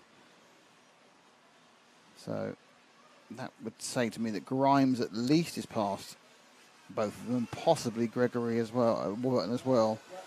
Let's have a look. They go under, yep. So Grimes, no, just Grimes. Brunson and Reeves are 4th and 5th. Warburton is the yellow car, scored behind the orange. So they've got the orange car, orangish car, of Reeves, and then the yellow car of Warburton. This is a battle at the moment for 4th and 5th. Oh, mistake by Reeves, a semi-mistake by Brunson. Just dropped back one. Who is it that's going to pick up? And that is Reeves, who's got back going again. So Reeves was like, he seems to have inspired something in Warburton, because there's no one behind them now, for a huge gap behind him after the scrappage we've seen. So Reeves in 5th has now got a big cushion behind him. I'm not quite sure how that's happened. I assume because Warburton's had a big accident. And it's all gone slightly Pete Tong. So there goes Reeves. Now where is the next person coming over the line? No, not yet is the answer. So yeah, Warburton had a nightmare. 5 points. There's a Marshall running, and I assume no one's getting lapped yet. So he's helping someone who was theoretically further ahead at one point, which kind of narrows it down possibly to Eric Like. I think that is Like ahead of him in the blue and the yellow. So Like's had a big accident in the blue and the yellow. Young man lives in London, but originally from Denmark. Eric Like, move forward one, Ash. From Denmark. Saw him at RCGP. Yeah, still scored 3rd, ahead of Brunsden.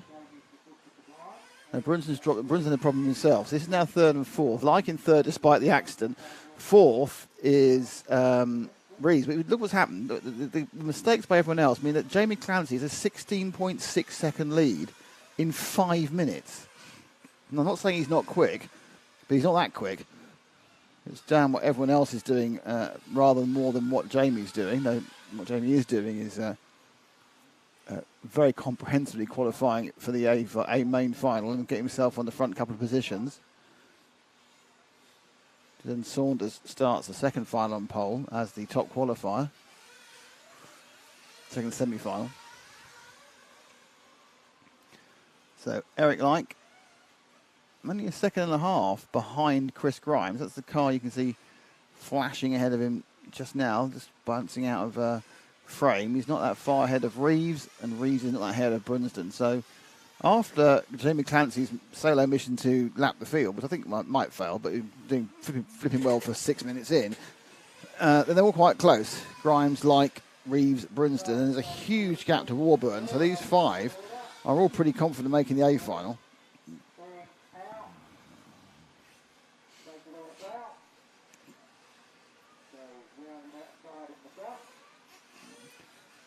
So there goes in for a penny, in for a pound. This should be an interesting mum and dad pit stop. There we go. Pretty impressive. Mum picks it up, dad fuels it up, and he gets out just behind Reeves, who had already stopped. So Reeves in that last lap gave enough time to get ahead again. I'll say he already stopped. I assume he did because he was that far behind. Unless he made exactly an accident the length of a fuel stop, which is possible. People do those accidents length of a fuel stop.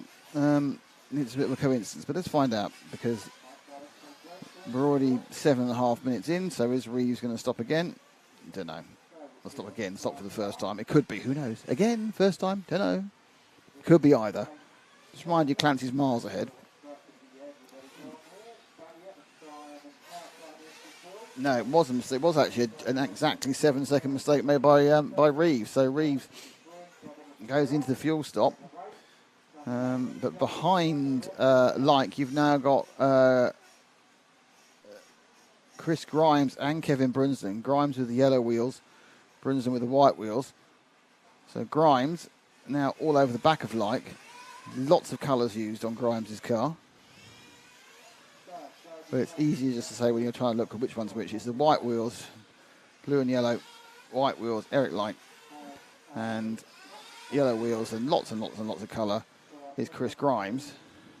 And this is second and third, by the way, because Reeves just stopped for fuel. Let's see what Clancy's lead is. It's merely 18.8 seconds. So, you know, we're not even halfway through yet. I mean, in fact, everything's fallen for him, but he's certainly taken his chances as Jamie. But second, third, and fourth on the same, in the same frame. Second, third, it's close to getting lightly tagged by. Oh, look at that move! That was a lovely bouncy move in there through by Brunsden. Just came over and just bounced past Grimes, using all his many years of experience there, Kevin. So you got opposite ends of the age scale with Eric Like, who I think is about 12 or 13, and Kevin Brunsden, who is more than 12 or 13 by a lot of years. But Kevin Brunsden's got 2 kids older than 12 or 13, so that's the difference.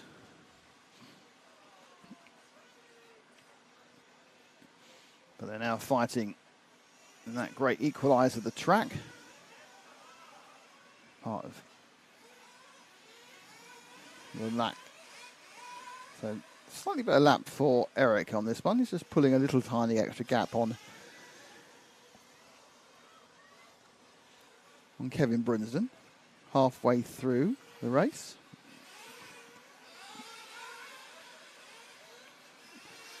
Currently, Max McDonald has the last bump up in 7th. We'll have a look at the final bump ups for 6, 7, and 8. We'll have a look at those a little bit towards the back end of the race, because most of the action at the moment is at the front. Likes managed to keep the lead to Clancy about the same 18 seconds, and he had to stop them because, and he's, oh dear, that's going to be costing him some time. He got going again. That was lucky. He was up in the boondocks and the dust, but managed to get going again. It's going to help Simon Reeves get much closer. So Reeves, who made a mistake 2 laps before his pit stop, is now just getting a little bit near Eric Like. It's Brunsden now in second on camera. And it's Clancy a long way ahead. Wonder if he's got 20 seconds now. Let's have a look.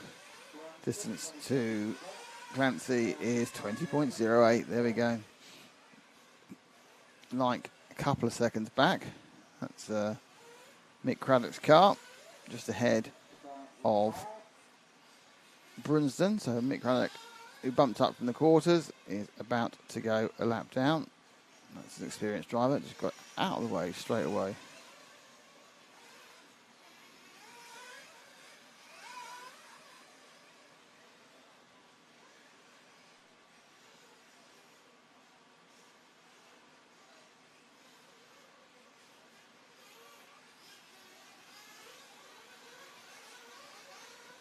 So Brunsden, a little bit quicker. Oh, got to thread the needle there. So drop back to Like again, in the blue and the, there we are, because he's now in a battle. Oh, yeah, so those two are the battle for 3rd and 4th.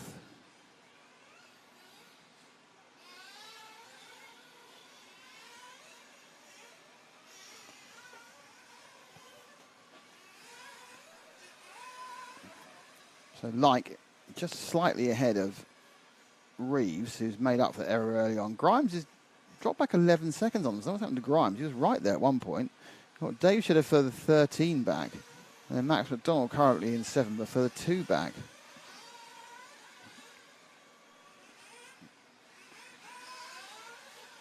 They put a lap on the white car.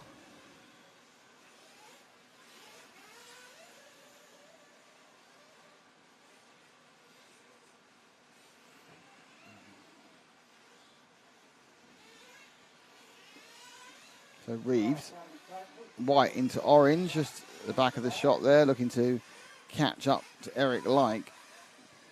Coming over 3rd and 4th, and there's a long gap. Back to Grimes and Shed, and then we've got McDonald and Warburton. So possibly having a shifty at Dave's Shed, the car 7. Oh, no, we'll take this fuel stop. Out and go. That's like him. He's quite happy. Ooh. So he's now come out right by the bright yellow car. Could be whatever car. Who knows what car it is. The numbers. Put more numbers on your car. So lots of fuel stops going on. Just in Clancy stop for fuel.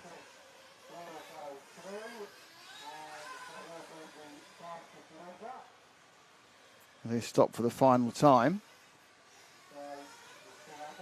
Right.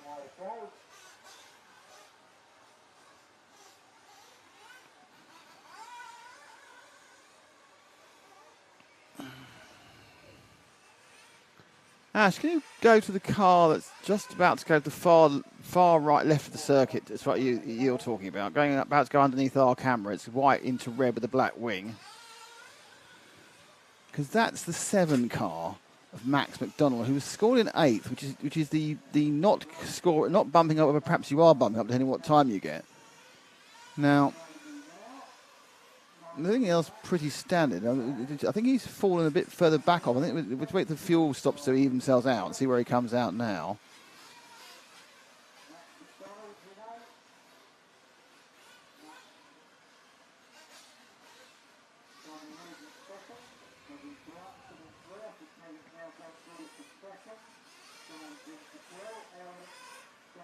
So, pretty sure that's Max McDonald. It's 5.76 behind.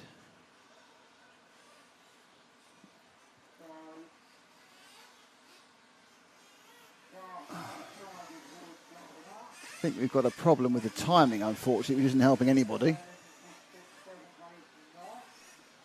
So we seem to have an issue with the timing, and it's now picked back up again a little bit. Okay, that's fine. It was just delayed for a second there. So McDonald now is in 7th, right. So McDonald's in 7th with Warburton behind 2 seconds. That's how it's unwound on this final bump up. I thought it would. Just took a while for the timing to catch up. So Max McDonald has 2.24 seconds ahead of Warburton. McDonald is qualifying into the main final. Warburton isn't. He's 10 seconds behind Dave Shedd. The question is Darren getting any nearer? He's the bright yellow car behind.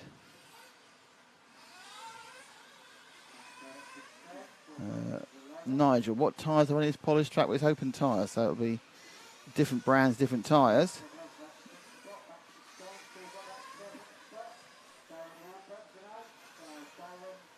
I guess this would be a small closed cell type. Anyway, closed cell foam and small pin. I'll have a look later, see what the ones are running. So, McDonald now much closer to Dave Shedd. So Dave Shedd must have been late fueling or just had a long run. So that's now Shedd ahead of him. And I'm not sure if Warburton's behind him. No, that's Brunson about to lap him behind him. So, then Brunson overturned that one. So he's lost a bit of time. Lost a lot of time stuck on that mushroom, Brunson. Won't affect it. He might go up to 3rd or 4th. But McDonald, 2.86 seconds behind Shedd. But now 3 seconds. That's that flash of Florey Yellow ahead of Warburton. Clancy's winning by 23 seconds. Brunsden, then Like, then Reeves, then Grimes, Shedd, and this is McDonald currently the last bump upper. So last 2.5.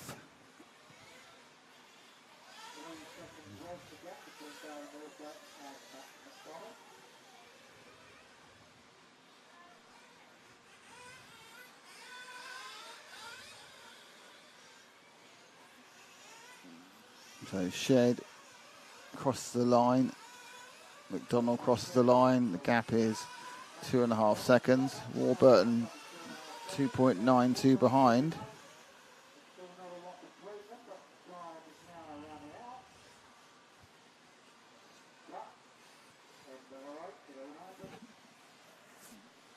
We should know where we are relative pace to the other one, because it seems to me that most people lost time in accidents early on, but there's 20 minutes of racing. Early on isn't always that important. Now, is that Dave Shedd ahead? Dave Shedd ahead. Oh, mistake by Max. A mistake by Dave. So Dave and Max are right together. They've got Brunson again trying to get past them. And again, that bright yellow, the minute 21. That's Darren Warburton looking for a bump into the final. So 6, 7, and 8 very close together. Shed in the blue, McDonald in the orangey car, and he's got through. So it's now Shed in the blue who's the person in 7th. He's got Warburton behind him. So Max McDonald in the orange. Oh, no, Shed, no. Yes, no, Shed's now back ahead of it. These 3 cars, and they've got traffic all around them, but I don't think it's involved in this battle. Warburton in the back of those 3 cars. And these are the 3 cars battling for 2 positions. Trying to pass me in the air was Max McDonald. Shed blue, Max McDonald orange. Bright yellow is Warburton. Last lap, who's going to get the bumps? Who's going to have to wait it out in 8th place? So Shed, Warburton. And just ahead, Max McDonald. Actually, Max McDonald is scored behind. So it's Shed, Warburton, it's Max McDonald. So, yeah, so make the focus the yellow one. So I think we got in the kerfuffle of the cars going past. Yep, there we are. So it's the car at the back there. Oh, it's pinged off. So that's McDonald literally 2 corners behind, not making it automatically. He can still make it, but it's going to be an auto qualifying for Shed and Warburton. What happened to Chris Grimes, actually? Chris Grimes got a problem in the last lap. Has Grimes finished? I think he has. He's just got a different... He isn't red because of the lappage. So congratulations to Jamie Clancy, who has got that one by 20 seconds or so. Kevin Brunson was second in the end. Eric Lyke third. Simon Reeves fourth. Chris Grimes was fifth. Dave Stead was sixth. Dan Warburton was seventh. And Max McDonald was your unlucky loser rather than lucky loser.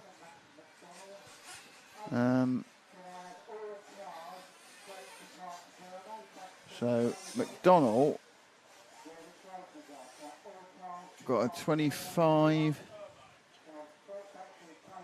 McDonald got a 25.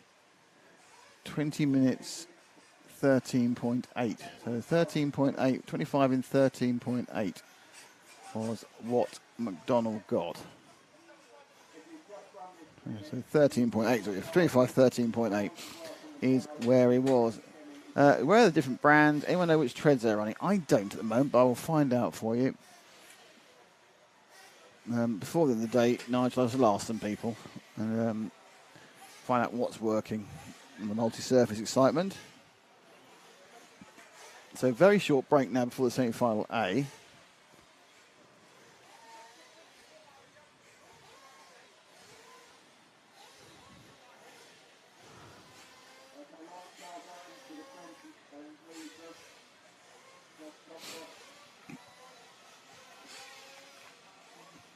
Dylan Saunders in 1, Lewis Jones in 2, Tyrod Craddock in 3, John Hazelwood in 4, Josh Graham in 5, Billy Grinley in 6, Darren Hayden Ball in 7, Charles Godwin in 8, Ricky Cooper in 9, Maxim Cook in 10, and then the bump ups. Most people on the 6 Mick of Blue. Thank you, Harry. That helps me as well as Nigel W.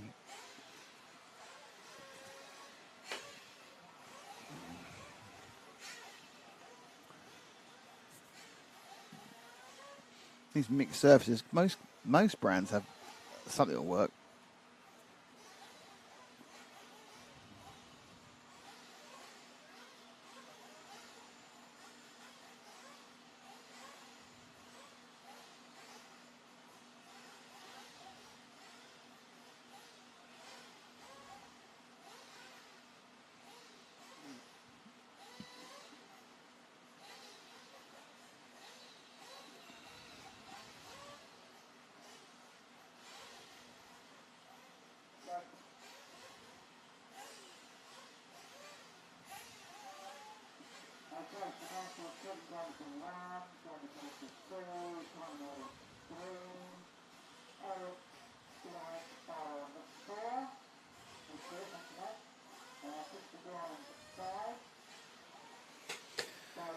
So drivers are in their pens, literally. Cameron's collapsed and he's lying down. Some waving to the camera, or could be just waving to his teammate. There will be a short warm-up. 3 laps, 2 laps. And then they'll be underway. Actually, not officially supposed to get underway by 5 minutes, I think. So they've been quite keen on sticking to the programme. And there's like 6 minutes before they're supposed to get underway for the actual race. So I'm not quite sure what's going on here. Peaking too soon, sort of.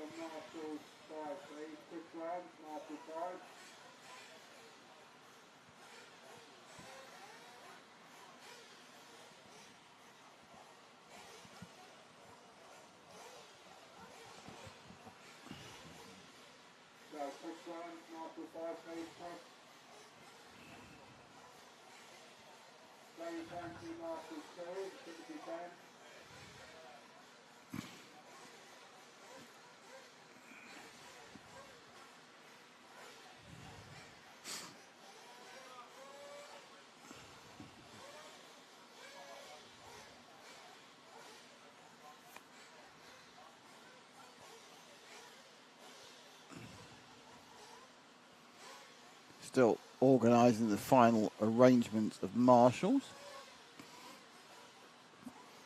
Running out to position 5.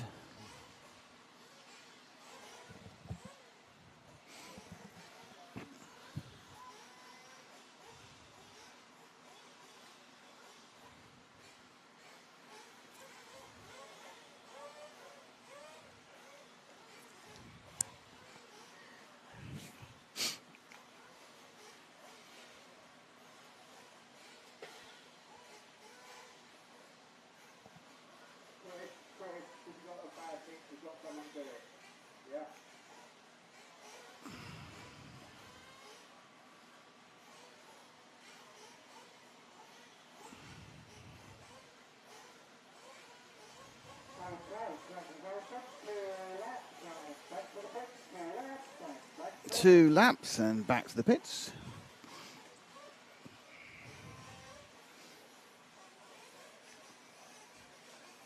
Nice far end shot there. What's going on?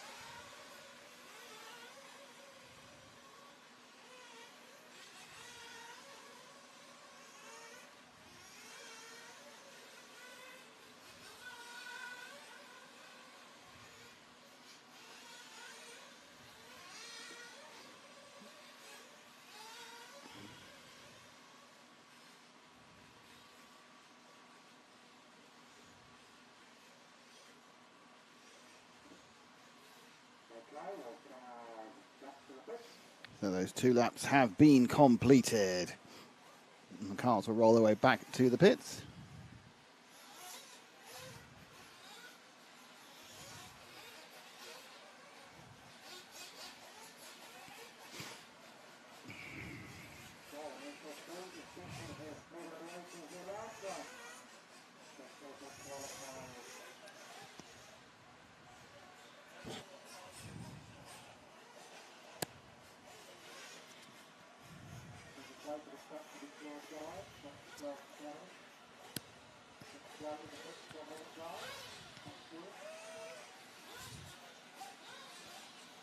So the car's now coming out for the second semi-final.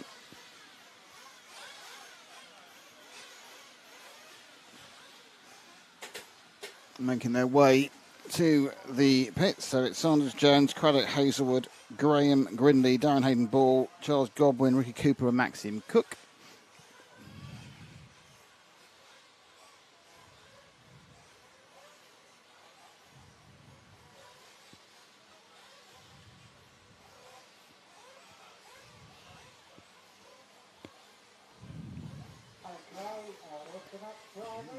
So, getting ready to roll out now.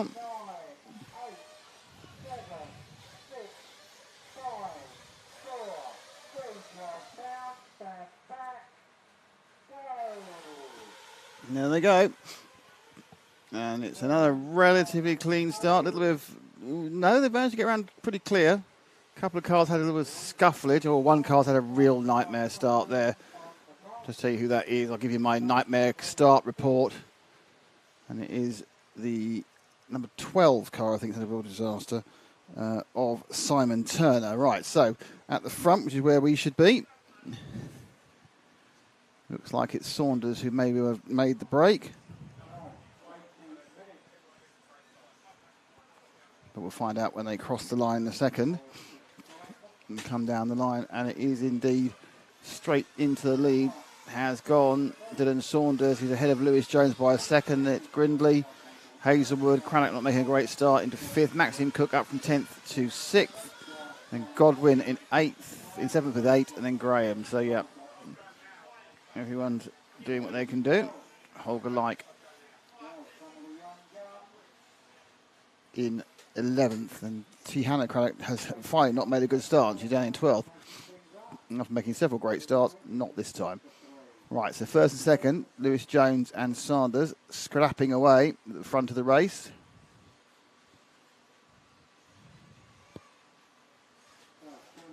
Sanders comes underneath me. I think it's an S-Works chassis by the looks of the stickers.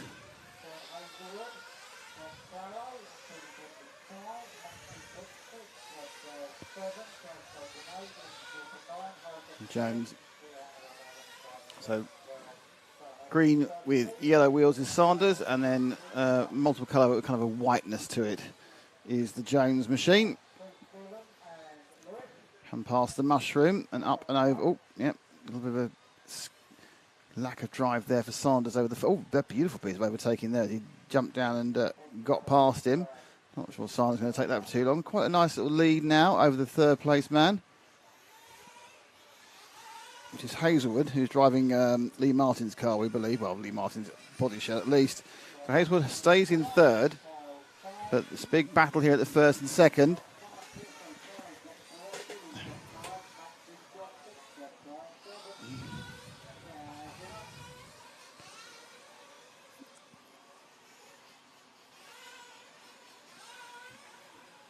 So actually, surprisingly, Jones beginning to gap Sanders, who certainly was one of the quickest yesterday.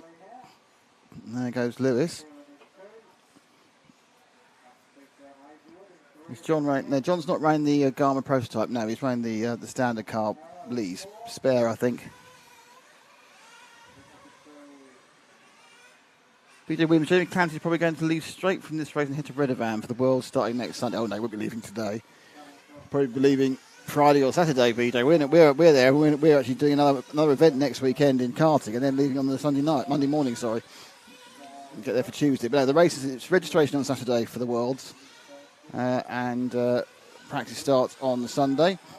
So I think most of the Brits will be going out Wednesday, Thursday, or perhaps even Friday, depending how they're doing it. They're doing by plane or by car. But Jones in this race, which is the HERTS GP 2022 in the semi-final A, is leading away. So Lewis switch back the lead just 3/4 of a second. So you'll see Sanders' green machine flashing into the back of frame. Hazelwood now dropping off these two, 9 seconds. A bit like Clancy got away. These two got, this time they got away in a pair. Craddock has got past Hazelwood. Maxim Cook is in 5th. Josh Graham, Billy Green is 7th. That's your bumpers. One time to go. Not even very 4 minutes down, 16 left. Godwin on the cusp as the lead changes again. Sanders got past exactly the same place as Jones got past on the landing part after the flat doubles. But these two putting on a fine display for our watching audience as they battle it out in the semi-final 8. Craddock still in 10th for those. Well, Craddock TE in 10th. Craddock T is in 3rd. So Toro's had a seemed like a good event. Pulled himself a bit further forward than he normally is.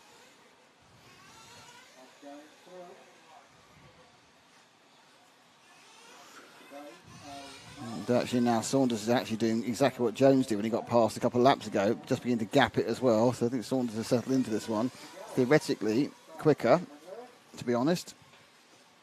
Well, theoretically his qualifying performance quicker. Over the AstroTurf, come towards us. Land and turn. Just a little, it's not quite where he wanted to be on that left-hander, but no harm, no foul. Already looking to be putting a lap on someone.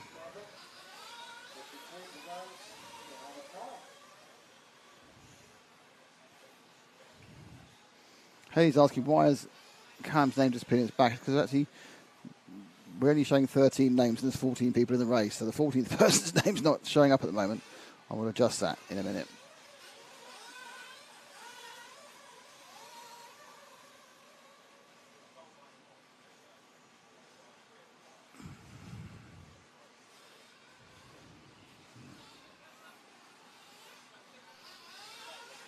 Oh, Jones thinking about going around the outside of Sanders.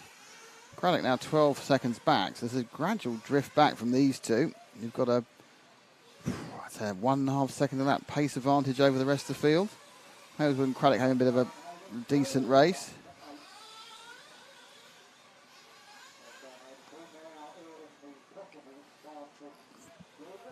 Getting into the realms of fuel stops, not quite yet. You might think about it in a couple of laps. Well, it's what I predicted. He's literally gone out at 6.5. So wheelie as he gets there. Fisherman's hat for his pitman and straight out. So Sanders stopping early. Let's see how this undercut works. And he stays ahead. Oof. He's got a little bit of flow about him, isn't he? See whether he can stay ahead of Jones when they come back out again. He had a nice little lead there, only 2.25 seconds prior to the stop. Stop was early, I reckon. I mean, it's still a two-stopper. So it'll be interesting to see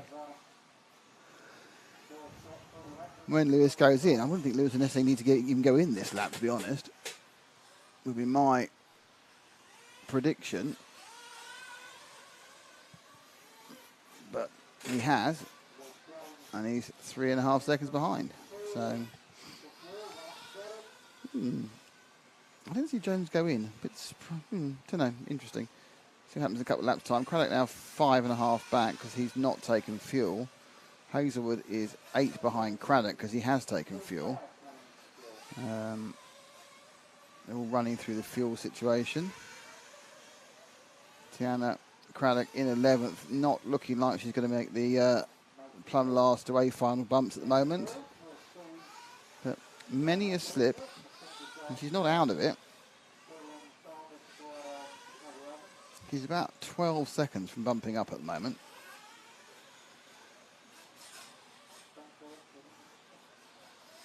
So she's going to need a good run over the remaining 11.5 minutes as the sun comes out. And Saunders now has a 10-second lead. So Jones obviously made a mistake coming in before he fueled up. Then he fueled up as well, so he's dropped back 10 seconds. So that's kind of taken the sting out of the lead battle.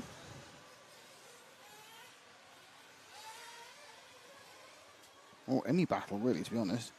So round the corner.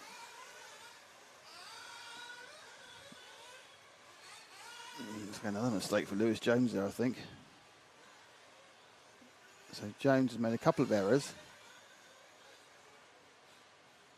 So next car beneath you. that's Jones. I think, is that Jones or not Jones? No, it's not Jones. Sorry, I just completely inside, wasn't it? It was Turner, a similar colour car. Drop back one, and to the yellow and orange. That is John Hazelwood, who's running in third. But he's only 2.5 seconds behind Jones. Jones got the wrong numbers on his cars because it looked like Jones. I just misread those to 12. So perhaps I second guessed myself and I was actually right in the first place. So that makes sense. Or I've third guessed myself to be right in the second place. So this is Hazelwood with the, as you can see, with the shock towers of the old version of Garmin. We had the new version running at RCGP a couple of weeks ago under the auspices of Lee Martin. Now Lewis Jones is... Yeah, I misread that. It wasn't 12, it was 2, so I was right the first time. Really, don't second guess yourself, Nick. You're often more correct than you think you are. So Hazelwood with the Agama chasing down Lewis Jones. Craddock 5 back. Oh, has Jones broken down? I think he has. I think that's Jones. Jones may well have gone. Oh dear, oh dear, oh dear. That is, I think that's Jones. I might be wrong. Is that, no, isn't, is that Jones? It certainly looks colourful. Is it number 2? I haven't got the regular reliability knowledge of what colour each car is, so I'll soon find out. I think that was Jones. It did seem like the car that stopped was probably Jones. It was. So Jones out. It's left Saunders with a 20-second. Well, he may have got going. This one with a 20-second lead again. That's it. Great one. Orange and yellow. That's Hazelwood. So Sanders just died there.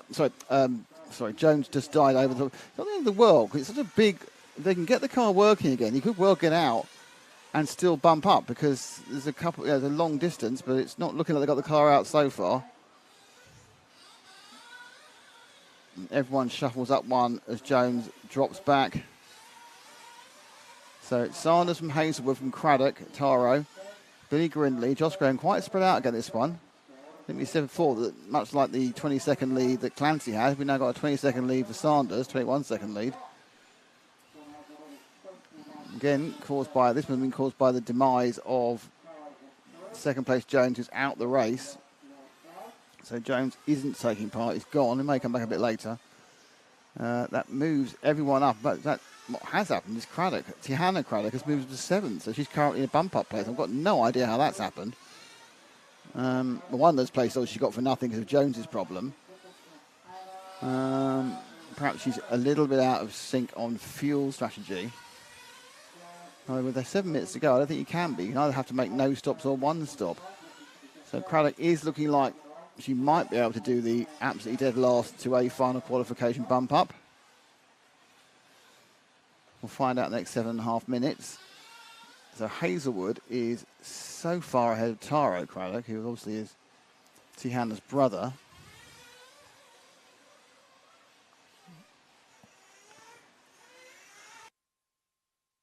Let's have a... See if we can, where are we now? So just when you get to the end of the lap, Ash, just wait and we'll pick up Taro. Taro's in a blue car with pink edging, literally. So just wait at the start finish in a second. You'll pick up Taro's. There isn't Net's car along, but he's mainly blue with pink lines on it. So wait here. And cars, he's at the top. He's behind. You can see him now on your left-hand side. Here he comes. This is Taro Craddock with a Kyosho chassis and being the high qualifier. He's got Mick as his fueler this time. 6.5 minutes to go.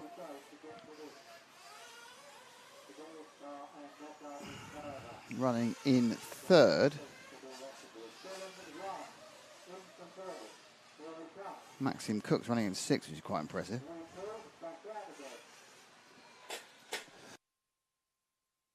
Sorry, I have a cough today, so I'll just keep muting myself.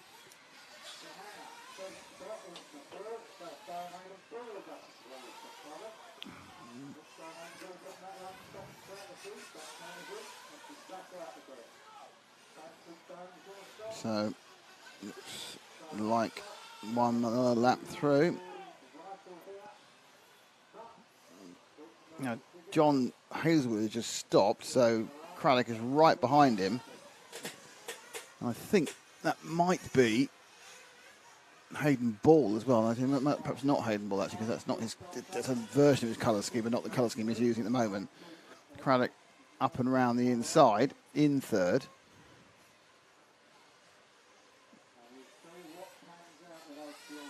Now, interesting to know, Darren Hayden Balls has taken Craddock because of the fuel. She's in a fuel stop, so she's now out of bump up.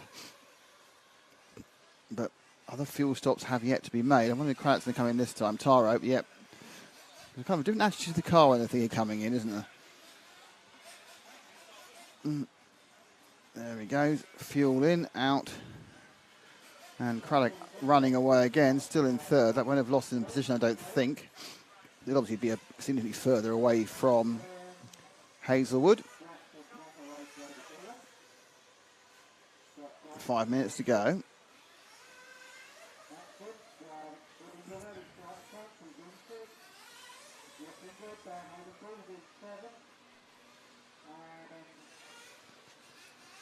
Okay, let's see if we can. Where are we now on track? Yes, so we're there. Let's wait here, and let's see if we can find Darren Hayden Ball in the car 7. Now, if you can find 7 anywhere else on track early, it's quite a long. It's about 25 seconds wait. So 7, there he is, I think, isn't he? So it's a 7 car of Hayden Ball, currently scored as 7th, and therefore the last of the automatic bumpers. Well, he was at the last lap. Let's make sure he still scored 7th, and he is. So Hayden Ball in that 7th place, 4.71 seconds behind Maxime Cook. More importantly, it's how much further he is ahead of Charles Godwin or Tihana Craddock. I have no idea if Hayden Ball... My guess is Hayden Ball, considering how well he ran in the longest tank yesterday, is one stopping. And that's kind of confirmed now as Craddock has got past Godwin, who I think may have stopped himself. And now she has a mountain to climb in 3 minutes 33 seconds of 12.4 seconds, unless Darren needs to stop. And I just think he's got a massive tank, but I might be wrong. Is he going to crawl in this time? No. He ran 18 laps, so he ran about 14 and a half minutes yesterday. Came second, honestly, he did. One by Sam Cobley, in my opinion, the longest tank. And it's Craddock, Brindley and Graham. Maxime Cook put in a good performance at 6th at the moment, but his disadvantage on the cusp. However, with 3 minutes to go, he has a big lead over Craddock, TE, because T Craddock is comfortably qualifying in 3rd. Maxime Cook not putting a foot wrong at the moment.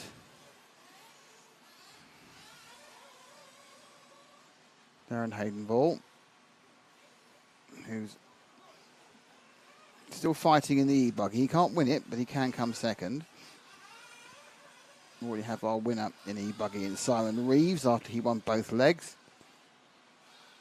Both the first 2 legs. There's another leg to come in a moment. I think it's junior final next, and then the final leg of E-buggy, and then we have the main final. Main final go for an hour and a quarter at 4 o'clock.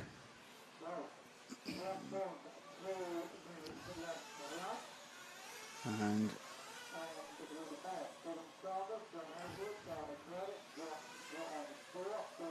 so 1 minute 53 to go. Hayden Ball obviously not going to be stopping the fuel again. And that was a bit of a master stroke, the single stop. He's also pulling away from Tihana, in fairness. He's gained a couple of seconds. Godwin's there. So Sanders, Hazelwood, Taro Craddock, Josh Graham, Billy Grilly, Maxime Cook, Darren Hayden Ball in 7th. For some reason I can smell the nitro. No, for the first time I can actually smell the nitro in here. It's leaking through.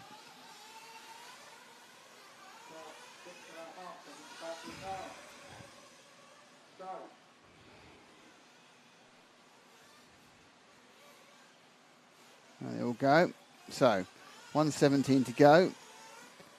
Not really sure if we need to be with Hayden Ball, because he does make a massive error for Tihana to get past him. A bit closer to Maxime. Yeah, a bit closer to Maxime this time. There he is. That's Maxime Cook just ahead of him. Just move forward 1 car. Haven't seen Maxine much over the course of the weekend, so let's give him a little bit of a love in this semi-finals. We look to see who's going to bump up. Because Sanders is one by half a minute from Hazelwood and Craddock. Craddock's, well, he's actually 40 seconds ahead of Craddock. So Craddock's on the cusp of getting lapped, to be honest, but not quite. Billy Grinley has been, Josh Graham, Maxime Cook, Darren Hayden-Ball.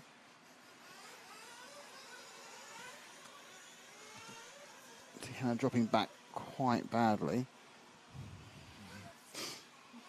Over the line goes Maxime Cook to start what I assume is his 26th lap. It might be his 25th lap, actually.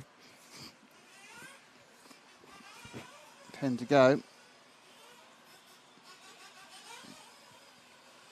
So very nearly the end of the race.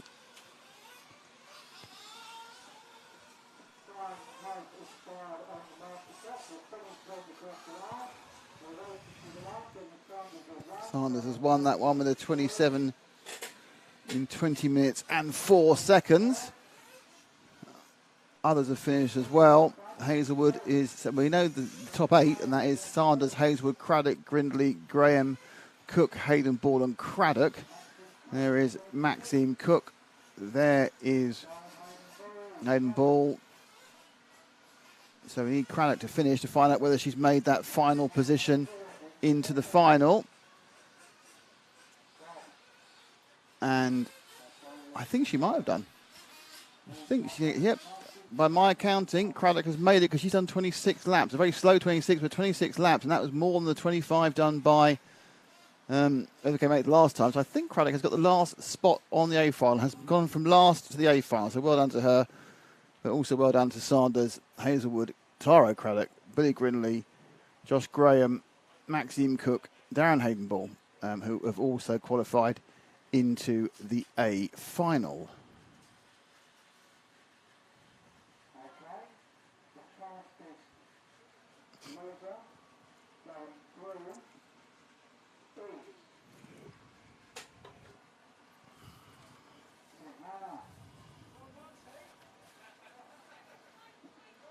So next up, in about it says 10 minutes, is the junior race. Okay, so the time on the board, Max McDonald is 25 laps, is 20 minutes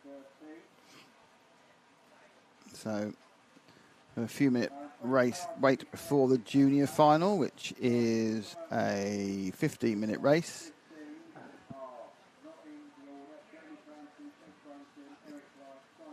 I think it might be a 20-minute race. There's 15. And then we have the E-buggy main, leg 3. And then we have a little bit of a break until the main A final, I'm sure, with the Volderot, which is starting at 4 of the clock. And that's where we're at the moment.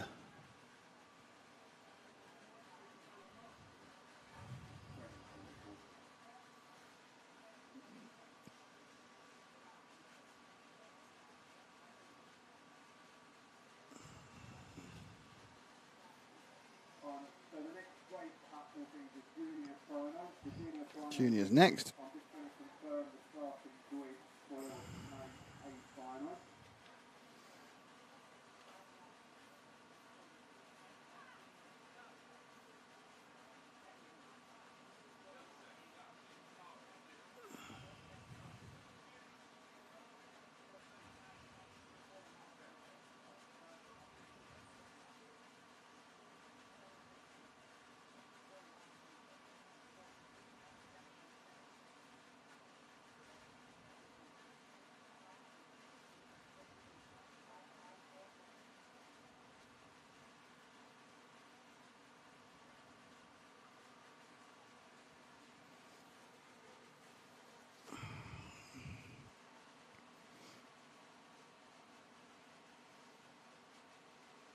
Okay.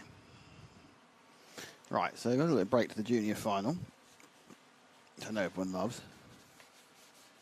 And then we have a run up to the final leg of the E-buggy and then the main final at 4 o'clock.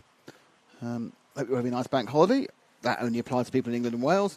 I think, is it a bank holiday in Northern Ireland? I'm not sure. I think they have one earlier for some of their other local celebrations, I think. I know it's not Scotland. Scotland's summer bank holidays a couple of weeks ago.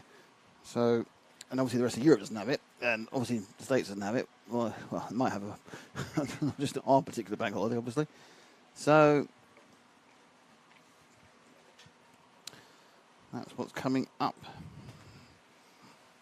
What's coming up on RC Racing TV and Karting Live. So on the RC Racing TV, Control Sport RC Racing TV channel next weekend on Sunday, we have the final round of the NKC, the National Kart Cup, from Fullbeck in Lincolnshire. That'll be all day Sunday. Then after a very quick run down to a different country, we start our coverage of the IFMAR 1/8 Nitro Worlds on Tuesday. So Tuesday will be at the Worlds. Tuesday, that's practice. Then with obviously the Tuesday, Wednesday, Thursday, Friday, Saturday, and the final of the Saturday. Then we will come back, and then some other people go out, and then the following Thursday, it is the IFMAR 1/10 ISTC Touring Car Worlds. Touring cars, I think they've got F1s there as well, actually. I think it's a cup for F1, so it's stock, mod, and F1s over in Gubbio in Italy. And then that's it, really, for a couple of weeks. And then RC-wise, we then have RCGP, which of course the Rush is live on RCTV, and the rest is behind the paywall. That might change though, just might change. From Myrtle Beach, round 4, the final round of RCGP Season 2. Top racers around, I want. Rejoined by my cameraman.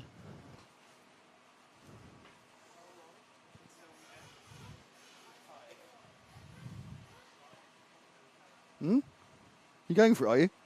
Right, that's gonna be might be a cameraman. An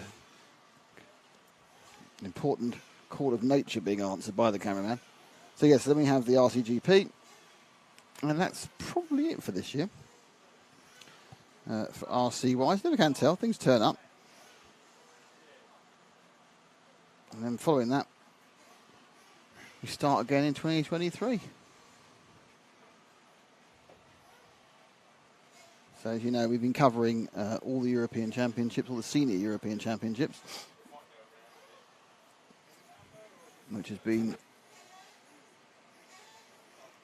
a pleasure, really. So this year we've been in all over the world. We were at the Hoodie Arena for twice, for the 1/12, that wasn't live, that was recorded, and then for the 1/10 ISTC at Hoodie, and then of course we had our little trip to Robin Hood Raceway for the fantastic 1/10 electric off-road up the road here, and then of course after that we were in Barcelos for the European Championship version of this division of the sport, and then we went from there for a bit of large-scale fun, large-scale touring car at Fiorano and large-scale off-road at Fairing, before going back to Gubbio for the 1/10 IC track, and then to Almafuces in Valencia for the 1/8 IC track.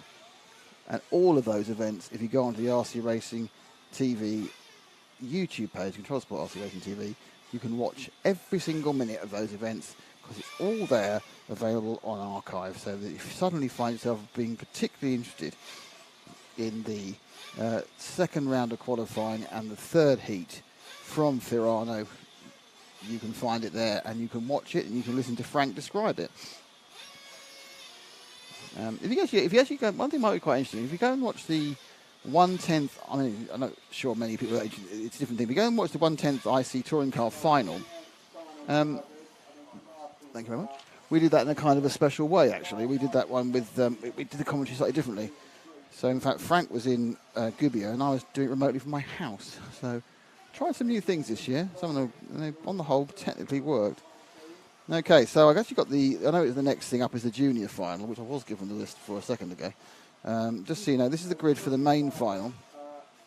Dylan Saunders on pole, Jane Clancy in 2, Hazelwood in 3, Taro Craddock in 4, Kevin Brinson in 5, Eric Lyke in 6, Simon Reeves in 7, Billy Gridley in 8, Josh Graham in 9, Maxime Cook in 10, Darren Hayden-Ball 11, Chris Grimes in 12, Dave Shedd 13, Darren Warburton 14, and T. Hannah Craddock will make that last to a final run her own, and she does take up the back of the grid for the main A final.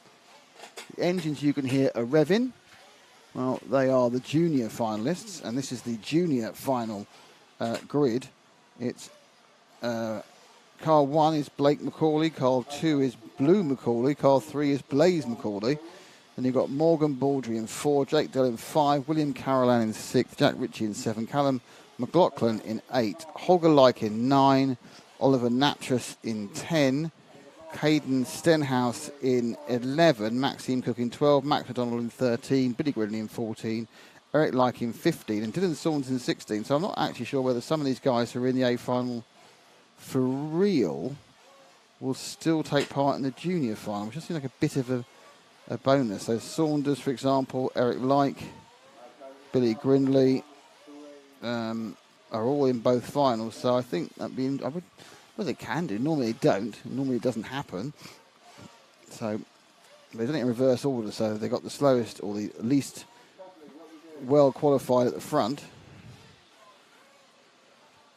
But not sure whether they will have those guys who were in A finals taking part.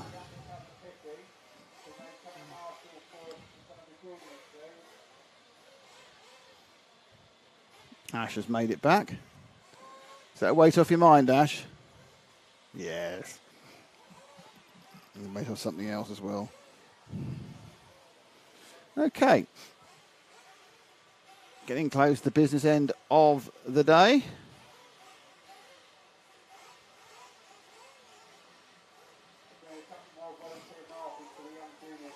Still waiting for a couple of volunteer marshals, and they should be going off now.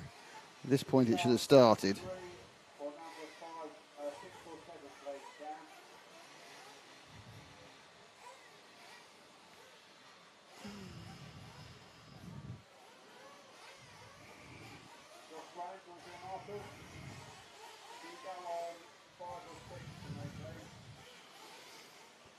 So a couple of people being shuffled around slightly.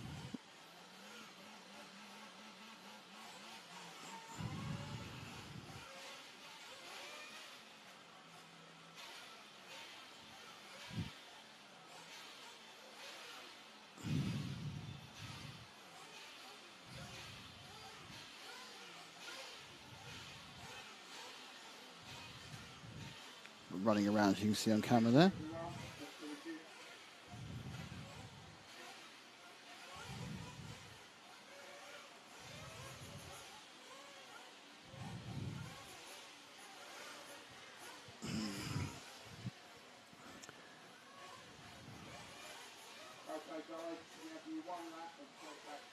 So just giving them a 1 lap for the juniors.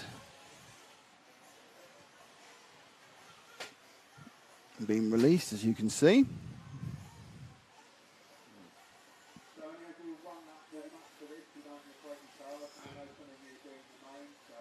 Well, then they have got the guys in the main also taking part, which I think is quite brave, put it mildly. I'm not sure. I mean, it's extra track time, I suppose, is a plus point, but.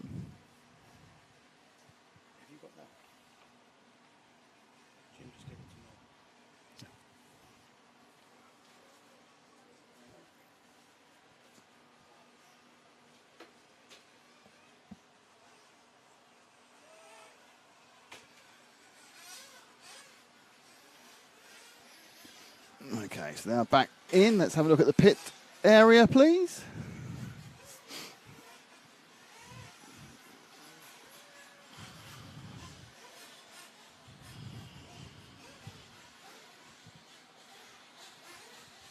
No, I need to change that.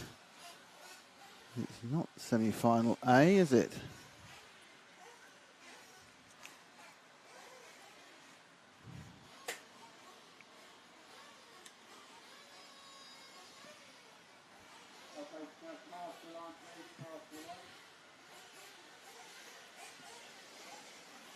I forgot that.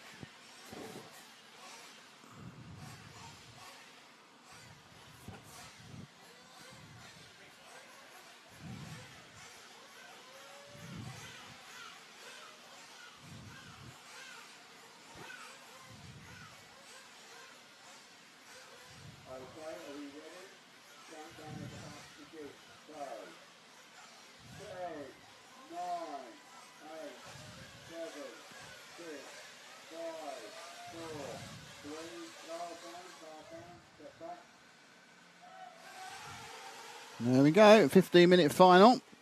Simple one stopper. And oh dear, absolute carnage at the back there. Out in the lead has gone the one of Blake, and there's, you know, it's slow to fast in the orders, so there's so Marshall desperately trying to catch a car that's being driven around on the roof of somebody else's car. So who has come through all of this chaos in the lead? Let's find out.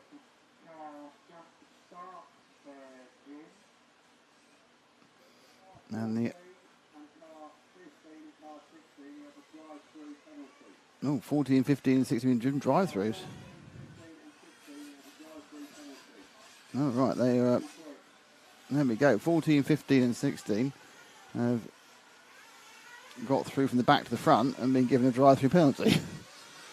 So we have Billy Grinley from Dylan Saunders.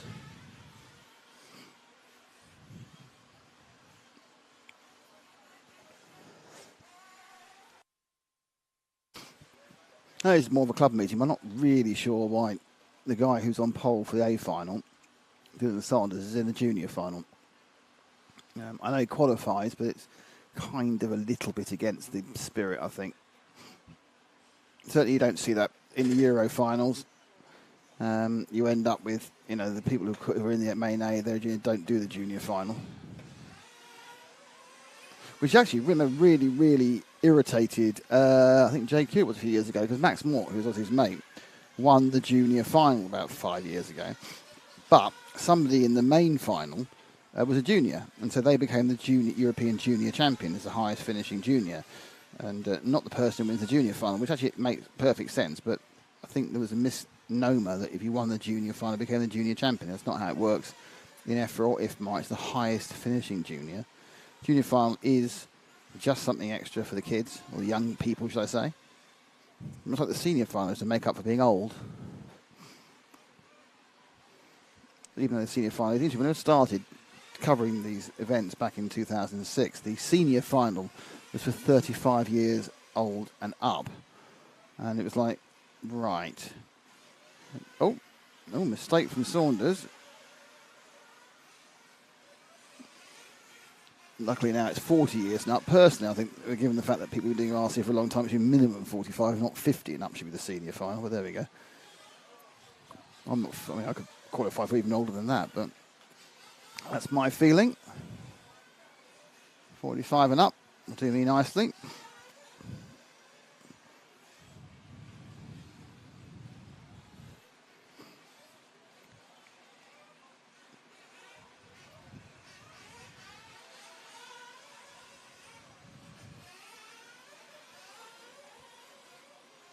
Come up the inside. So Saunders winning this quite easily. It's just dropped back one to, should be the blue and white. Blue, yeah, that's the light car. In second place.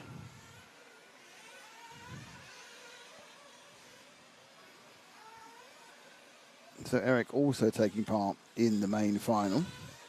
They've got a bit of time to prepare for it because they've got a bit of a break, and they've also got the last leg of the E-buggy.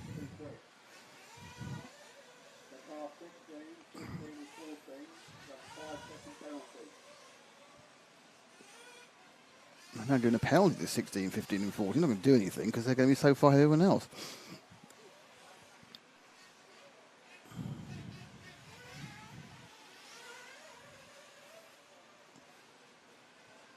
Draw back one more.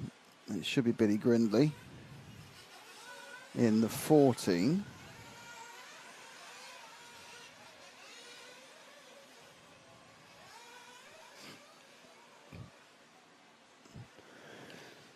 Ooh. They're coming together. It might be Jake Dell actually ahead of them, just gone behind.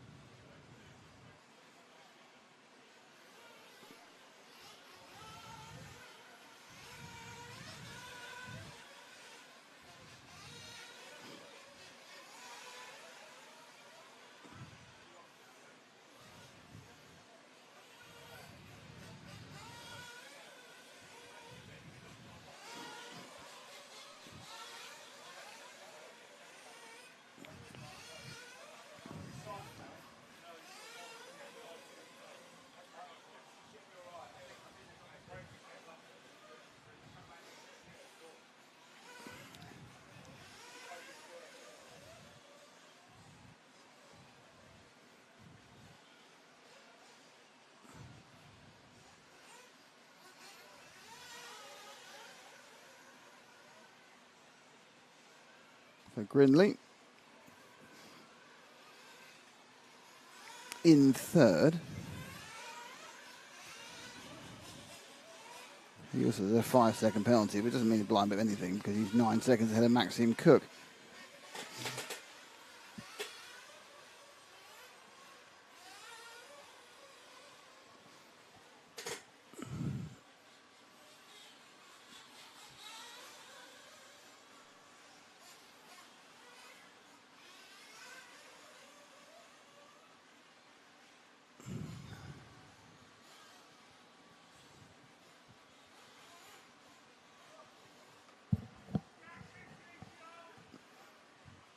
So quite a quiet race, this one, as everyone's kind of moved. Oh, a little bit of attempt to get past there. It's all been slightly blocked. And is that Callum McLaughlin? I'm not sure. Looks like his car. Off the track, on the track, off the track. It is the 8. And that was Callum McLaughlin. Yep, he's learning the colours now. A bit late in that at the end of the day. Phil goes into the 14.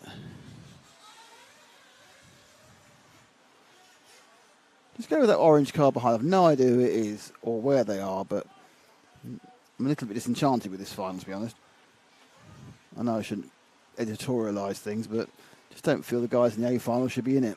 I don't think that's the spirit of the junior final. It's for some of the younger kids to get a chance to run out front. Just my opinion, not binding, just what I think. You know, if the A finalists weren't there, Oliver Natras would be leading. I think it would mean a lot more to him and Caden Stenhouse than it will to these guys. Anyway, so who is this we're looking at? We don't know, so I need to grab an idea of the number as he comes underneath me. It's number 7. That's Jack Ritchie. I think we've seen him before during the weekend, but, you know, he's running in 9th.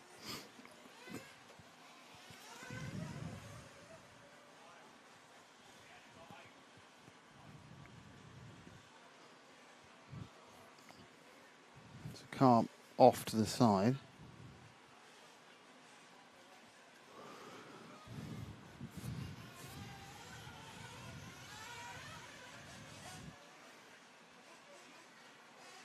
Max McDonald appears to have been eliminated from the race. That Max being run back now.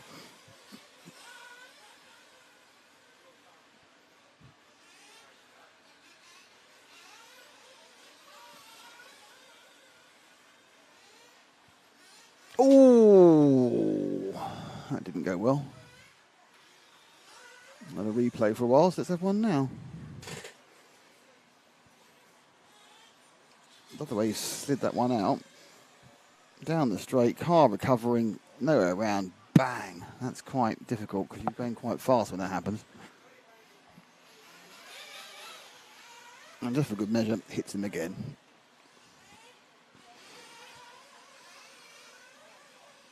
Get the next guy, whoever it is.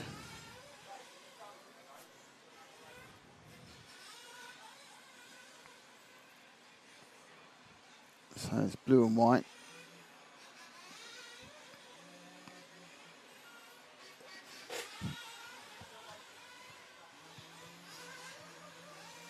So the 5 car is the blue car. That's Jake Delt.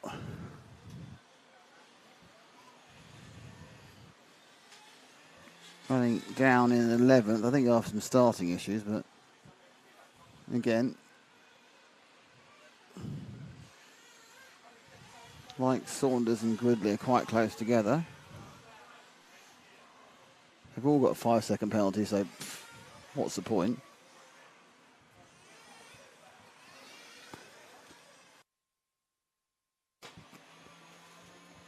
Someone's trying to start the car beneath me. Oh, and Dell has a bit of a disaster.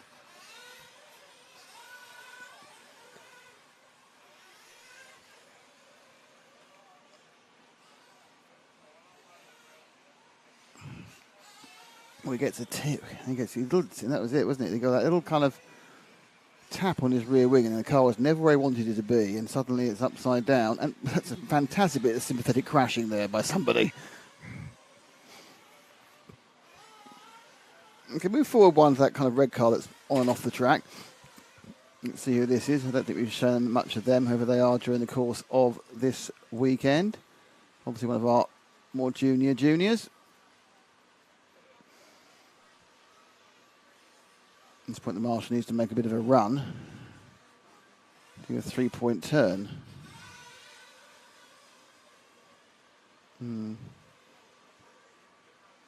quite a lot this very, very laid back marshalling. Oops. Yeah, this isn't a lap he really wants us to be filming, is it? Oh. That was an overly casual bit of marshalling as well. So, is that car broken?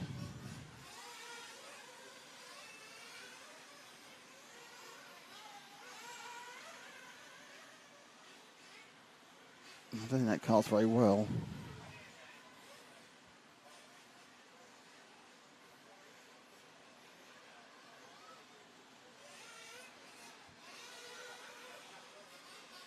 Yeah, let's go somewhere else. That car next. Let's go to that green car on the right-hand side there. That might be our leader, actually.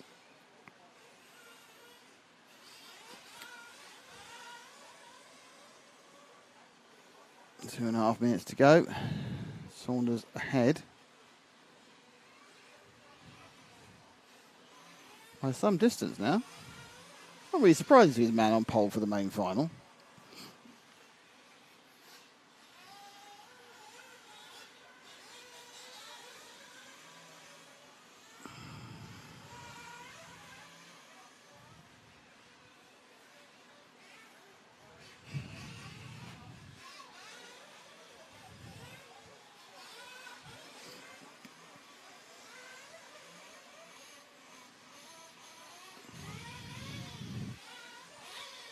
There was a car that was having trouble starting beneath me is now finally started up, so that's a plus point. Whether it can carry on running is another question, of course. Yeah, running that thing on the starter mode. I'm doing it again now. Obviously, he's got a real problem with it running.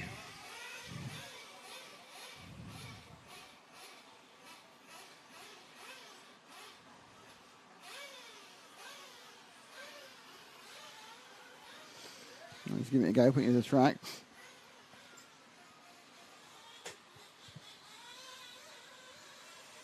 I don't know who he is.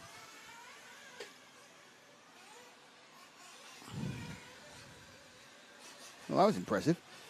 Actually rolling all over him but not touching him. Look at that. Look at that. I'm going to miss you. Right over the top. Brilliant.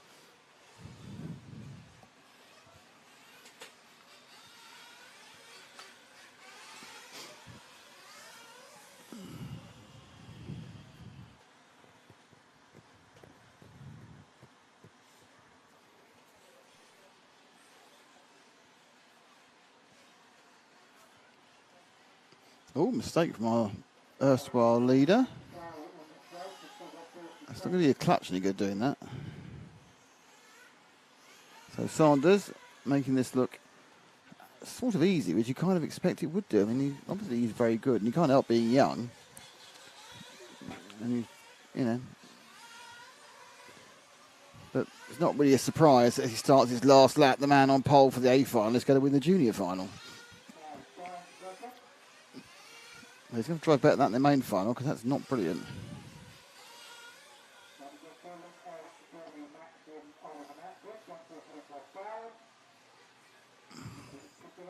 So he's got some of his errors out of the way, hopefully.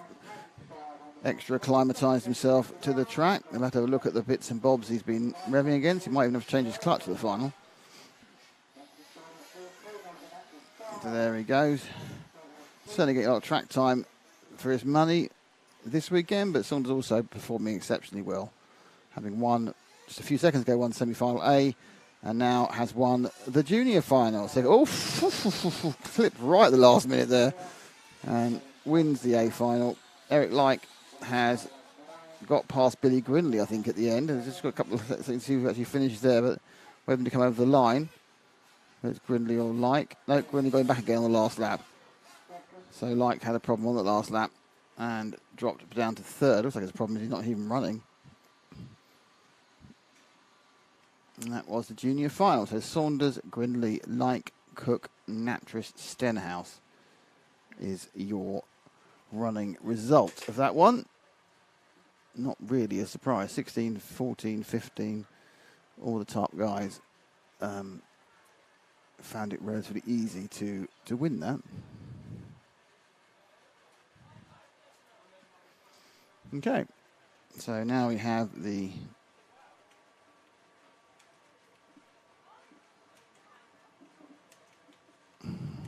leg 3 of the E-buggy A Main.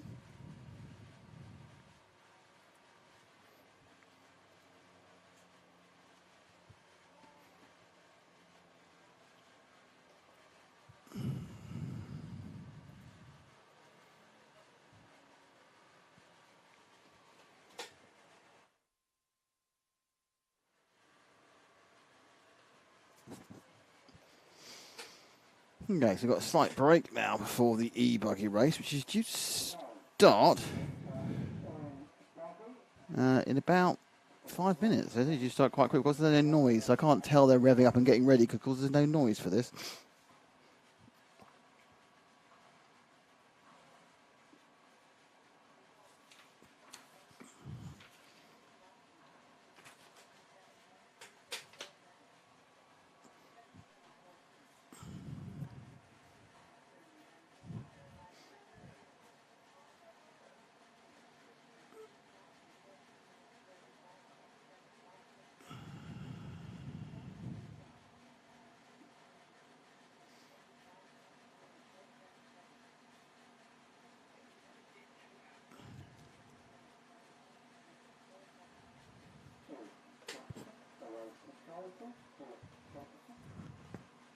I just need to find the list of the finalists because that's the A finalists on a different page of paper, isn't it?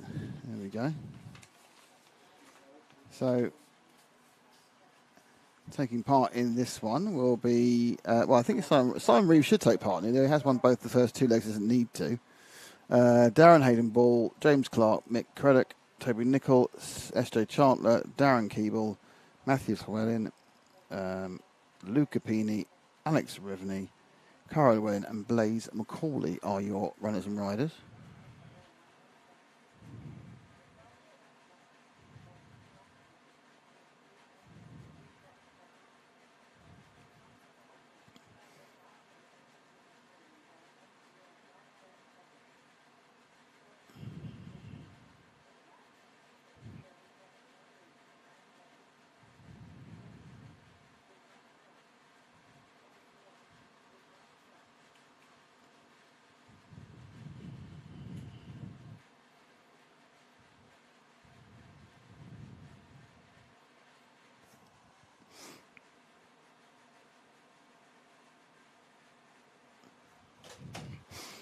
Do do do do do do do. Sing along. Yeah. Anyway, so once the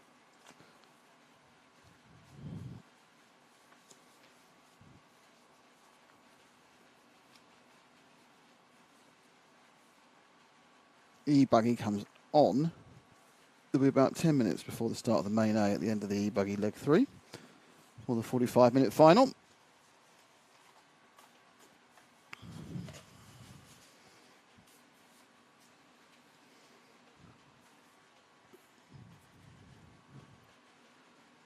So the marshals are out. You just give me a shot. Oh, you're lying down, Dave. I was going to say give me a shot of the pits, but it's okay. You're lying down having a relax, eating chips. Give me a thumbs up for your chips.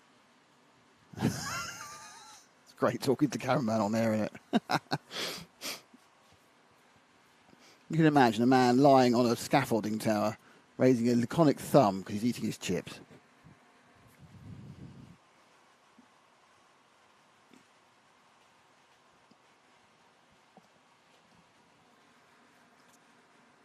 So we're about half an hour, 35 minutes away from the main final. Got this 3rd leg of the E-buggy, which should be starting now. And there are a number of quite relaxed marshals out there. Oddly, we've got all the marshals and most of the cars, actually, in fairness. The problem with the E-buggy, you don't know what's going on, do you? Because they aren't revving like anything just to get there. I think Jim Thompson from HNMC. And thanks to Jim and thanks to the whole organisation of the HERTS Club. Been fantastic looking after us, providing us with the facilities we need. Brilliant, brilliant stuff. So thank you to them.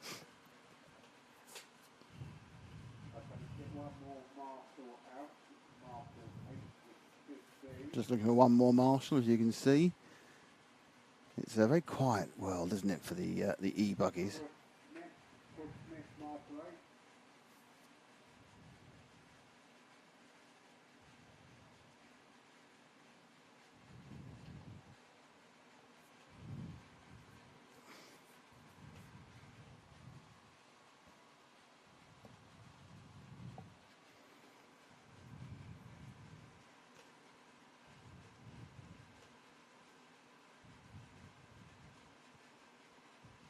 Okay, have the marshals. If you want to warm up lap, go now. Okay, warm up lap about to get underway.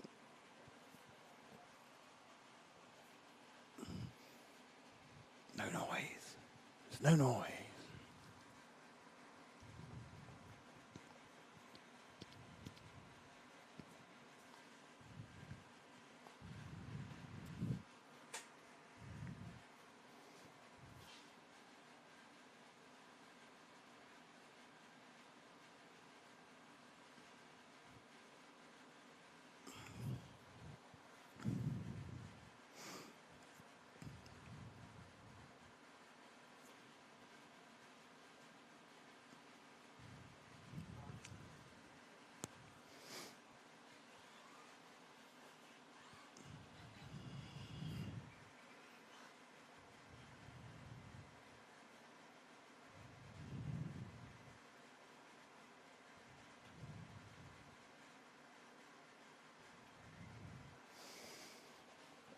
Okay, cars are on the grid.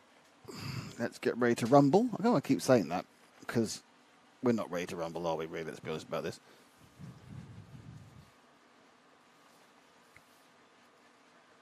Oh, that's the wrong one. Got the wrong piece of paper in front of me.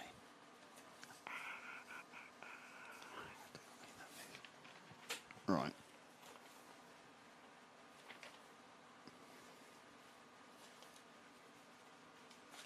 So it is Simon Reeves in one. Is he there? No, he's not taking part. So Simon Reeves is one and done. He's done it. So Darren Hayden Ball, Toby Nicol, Stay Chartler, Mick Craddock, Darren Keeble, Luca Pini, Alec Reevy, Matt Llewellyn, Blaze McCauley, Cara Llewellyn, and James Clark. So having won it, he's decided he doesn't need to take part in it.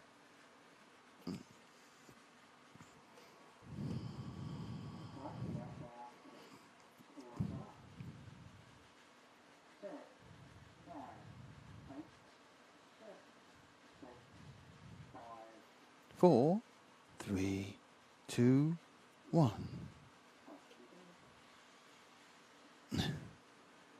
And off they go.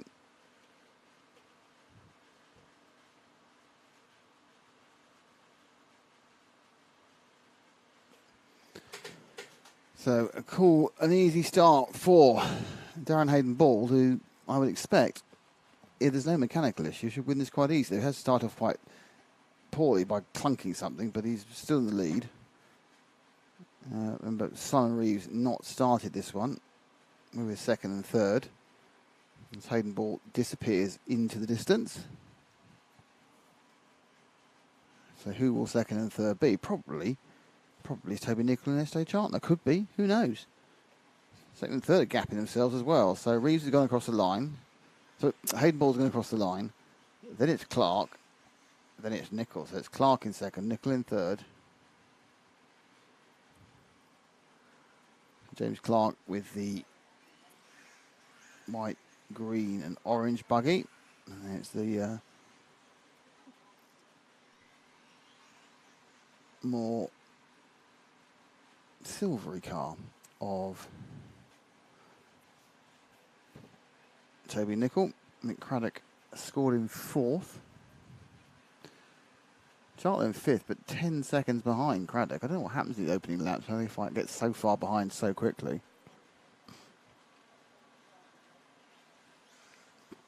Little spurt, though. I actually heard that spurt through the window. As he completes another lap in second place. It's Clark pulling away from Craddock.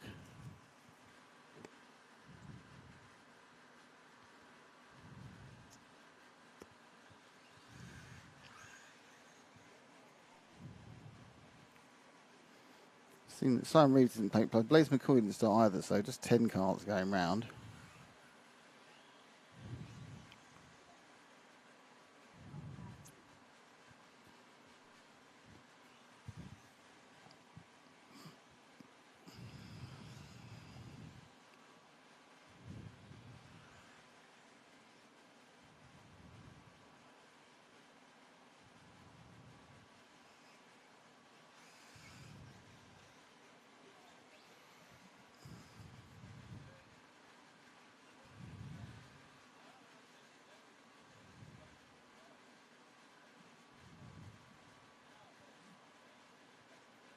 Oh, a little bit of a tangle. There's like to be in this one.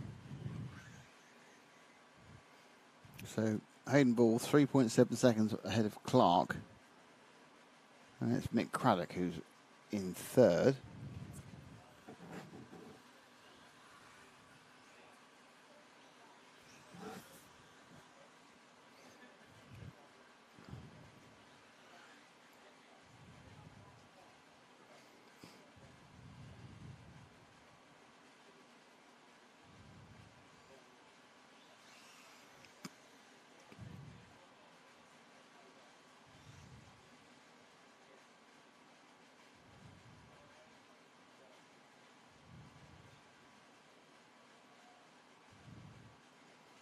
So Clark goes past someone just sitting on the fence, literally, not making a decision.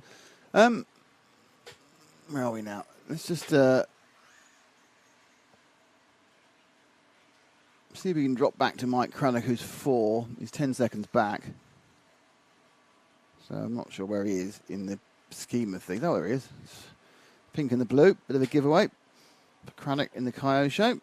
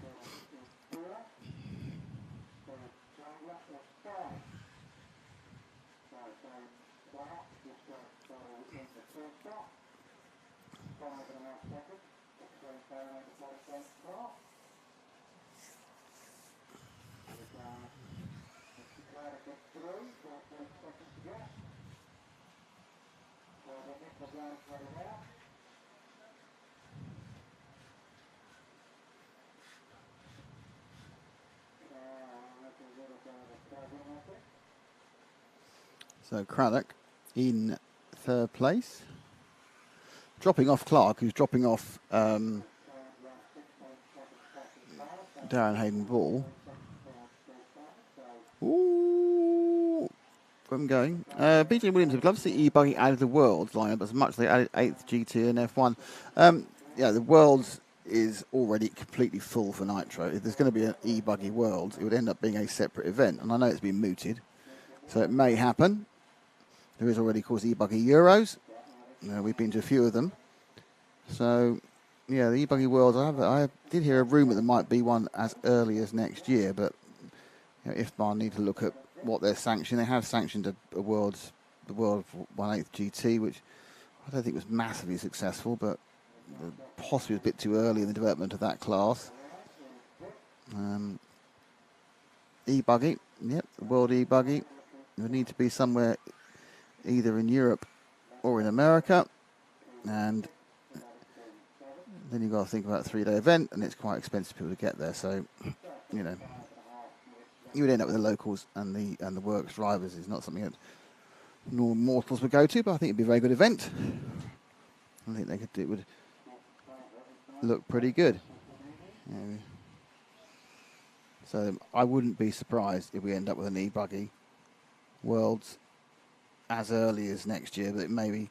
Obviously, it'll always be an alternate year from the Nitro Worlds. Obviously, that puts it on the same year as the ordinary, the 10th electric. And there's so much overlap between 10th electric drivers and Nitro drivers. It's not as complete.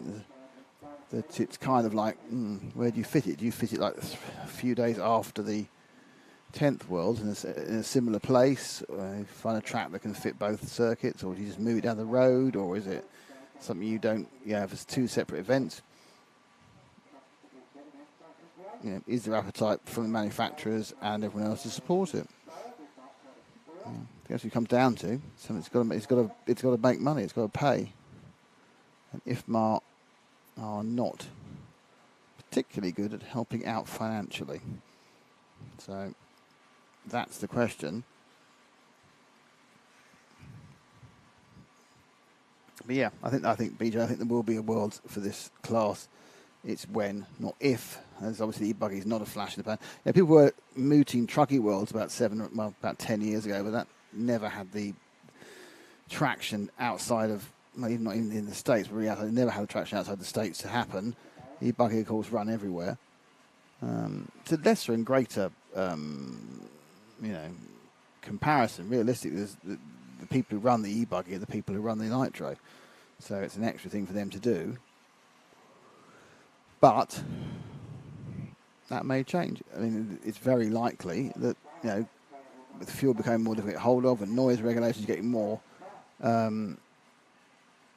prescriptive, it's going to be a case where you may have tracks like this one, for example, might only be allowed to run noisy days every other week or something, or, clubs in France have a similar problem, or clubs in, well, it might be, they don't want nitro, and so if you want to run 8th off-road, you have to run it in electric format. I'm not saying it's going to happen next week or next year, but in the future, every chance that things will change. People get very funny about bits of noise. Now, obviously, you can make these cars. If there was a noise situation, you can make these cars quieter. Well, not these cars because they're quite electric. You can make nitro cars quieter with better exhaust. I mean, you lose a bit of power, and that's what with the whinge is. But you put some better exhaust, and they go down 3, 4, 5, 6 decibels. That's the point. But let's see. But yeah, E-buggy Worlds will happen. I think it might be next year, but more likely 2025 is my guess. But let's find out. There is a meeting of IFMAR at one of the World Championships. I'm assuming it'll probably be the World Championship at Redovan. It might be at Gubbio. They have one of their meetings, depending, they get everyone together. And they'll make a number of decisions. There's still no decision about the actual location of any of the worlds for next year, or what worlds there are next year. So there's no word about what's going on, who's where. They need to agree really the next 2 years, because people need to prepare. We know what events it should be. There should be a 10th electric off-road worlds, which should be in America.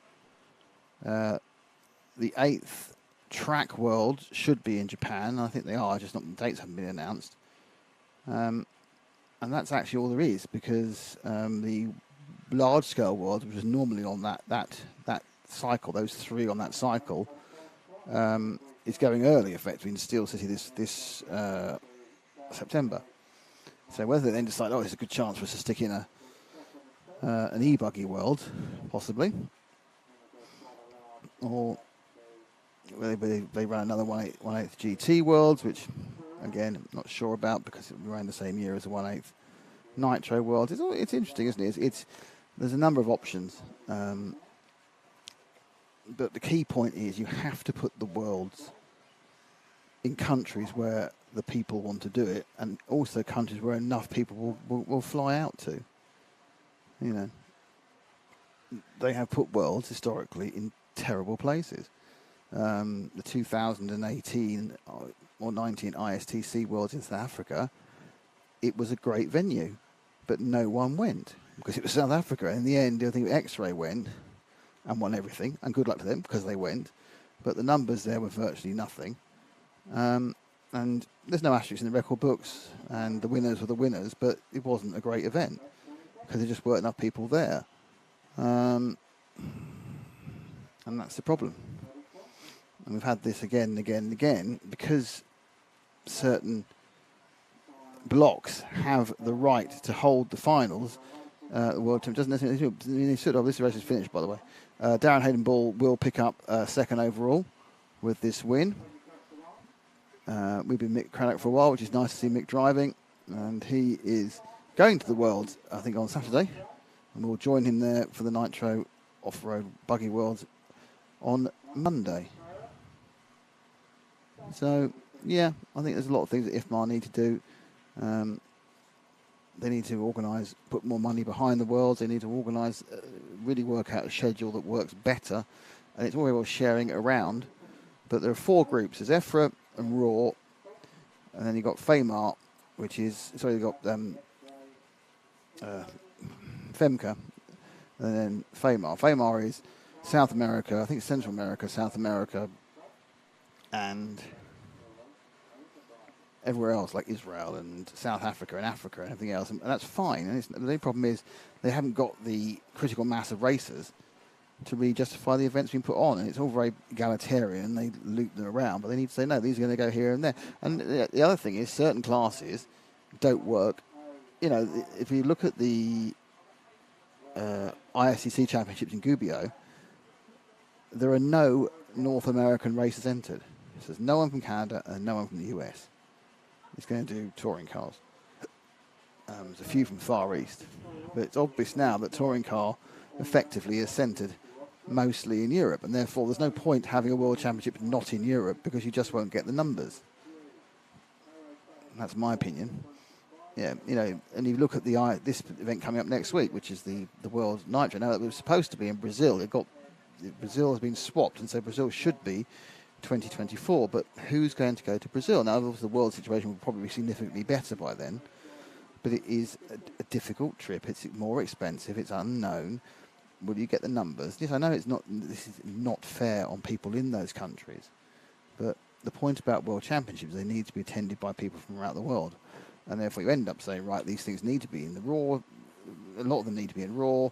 Some of the classes don't work in RAW, so they need to be in EFRA, and some of the classes don't work in EFRA, though most of them do, to be honest. And then in the Far East, they love their nitro racing works well there, and some of the others, so they do have that. But there's no Japanese 8th off-roaders coming over, so why put the 8th off-road World Championship in Japan? Japan have the current world champion in 1/8 track, so absolutely they should have the World Championship. You know, it's horses for courses. Just because it's rotated into that situation, you know, it doesn't make it right as such. Look at the class. Can the class support being in that country? Then award it to them. Not just say, oh, you've got it, knock it out, because things don't happen. There's a 1/12 electric world championship that's supposed to be happening in the raw area. No news on anything about it.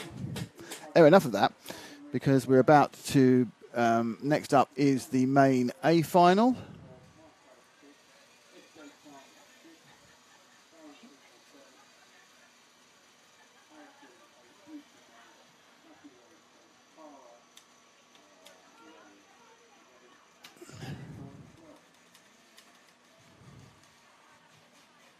So it's main A final time. It's starting in 15 minutes before it starts.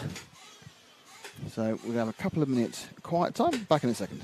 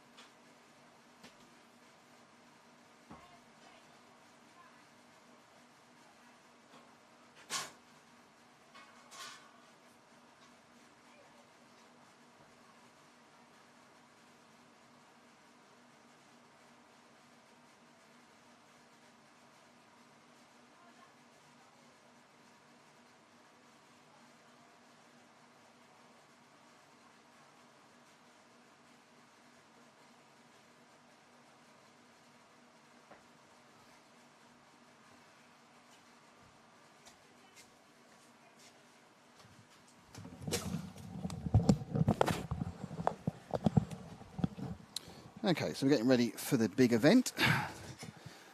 Small wait until that happens. Someone's banging something outside, which is never great.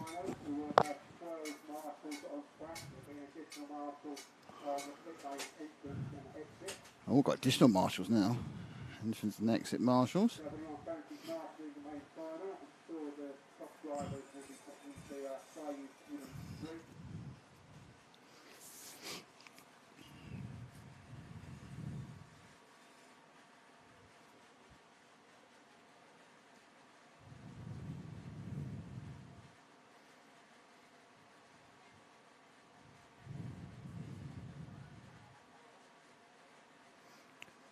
Okay. So a few minutes to go.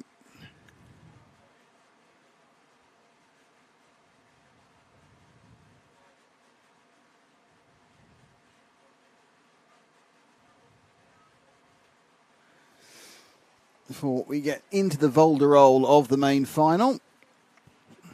But they're all very relaxed out there. I can tell you there's no kind of big push towards getting things ready on that front.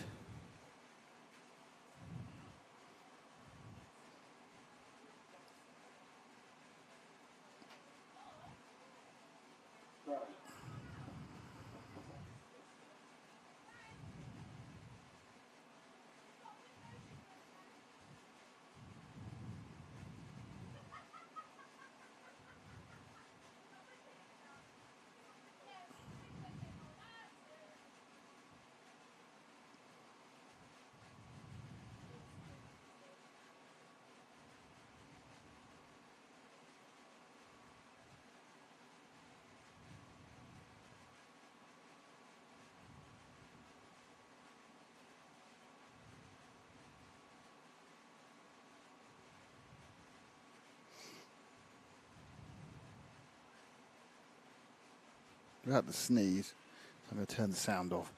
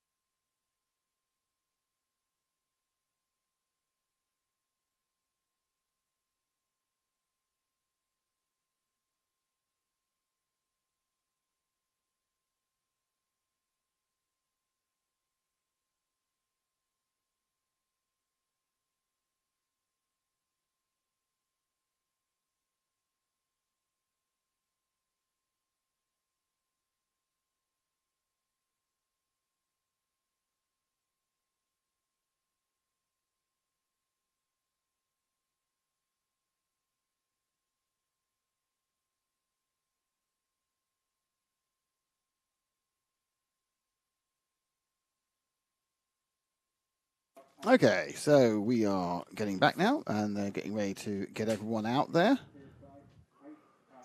Have a look at the pit lane, please, Ash. So you get to see everyone getting ready for the start of the big main final. Underway, theoretically, in 3 minutes. We're going to have Dylan Saunders, TQ, and in pole position. Nope. So go Dylan Saunders up on the rostrum, please, driving for S-Works. In second place, Comes some intros. Jamie Clancy, driving for Mugen. In third place, surprised a lot of people this weekend, John Hazelwood, driving for Agama and Team Nemo. So you can hear the announcement. Fourth, Taro Craddock. Fifth place, we have Cliff Brunson, driving for Agama. Kevin Brunson in fifth. Sixth place, we have Eric Light, driving for Agama. Eric Like in fifth. Seventh place, we have Sixth. Simon Reed. Simon Reed's in seventh. Eighth place, we have Billy Grimley, driving for S-Works. Ninth place, we have Josh Graham. I think it's X-Ray, but he's going to his car in 2 minutes. In 10th place, we have Maxine Cook, driving for HB. To Maxine Cook driving for HB. We have Darren Hayden Ball, driving for S-Works. 12th place, we have Chris Grimes, driving for Mugen. It's like a squeaky dog next to me. 13th place, we have Dave Stead, driving for X-Ray. 14th place, we have... So you see the sun right in the eyes of the drivers at the moment. That's the main point gets ready to go. Last place, done more driving than anyone today. Bumping up So number 15th, it's Tihanna Craddock, who has gone. So Tihanna's actually qualified 15th, but she actually started the day as the absolute dead last qualifier because she was ill yesterday during the qualifying. She didn't qualify at all, but she's gone through the 16th, the 8th, the quarters and semis and made the final. This United's football vlog seriously wants a victory for Jamie Clancy.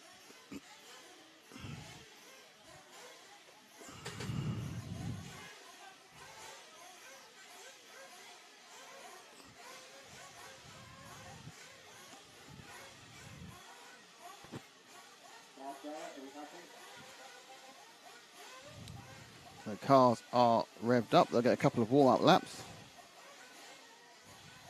So this is a 45-minute main final. 45-minute main final.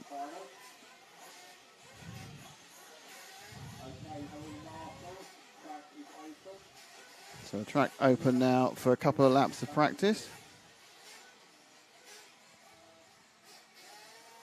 So from our far cam, you can see the cars. Ignore the names on the timing because they are from the previous race. They'll get cleaned out and changed as soon as the final starts. Just to run through the grid. Dylan Saunders is on pole.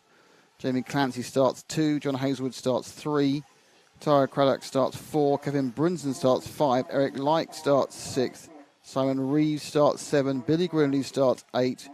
Josh Graham is 9. Maxime Cook is 10. Darren Hayden Ball is 11th. Chris Grimes is 12th. Dave Shedd is 13.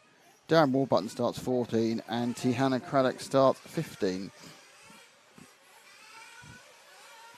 That is the starting order. Now, remember, 45 minutes. Many ways to skin a cat on strategy, but actual in ground speed. Dylan Saunders and Jamie Clancy both won their semi-finals by a country mile. So one of those two is major favourite. But many things can go wrong, as we know. So get ready for the start. That's the crowd. You see panning across the crowd, the slow crowd pan we all love so much. As we get ready to start the final, they're going to come down on the line, I should think. Look at that, several people in the sun. It's a lovely day. It is a lovely day to watch racing, be it whatever sort of racing you want to watch. It's marvellous. Everyone crawling back into the pits beneath me. Slight mistake from Tihana. Ended up upside down on the way into the pits. So Mick Credit has both his kids in the final. I'm not sure he therefore will pit for the guy who's, or the person should I say, who's gone a bit further. Come on, Grimesy, says Glenn Garner. Not sure who Grimesy would be actually. Grindley? Billy Grindley, possibly? Okay. Let's get ready for 45 minutes of A Main Final action here at the HERTS GP 2022. My name is Nick Damon. On the camera, it's Ash Lane-Time. This is RC Racing TV. Thank you to Jim Thompson and the HERTS Nitro Model Club for inviting us, and HERTS RC Models for supporting this event. Let's have a look at the front.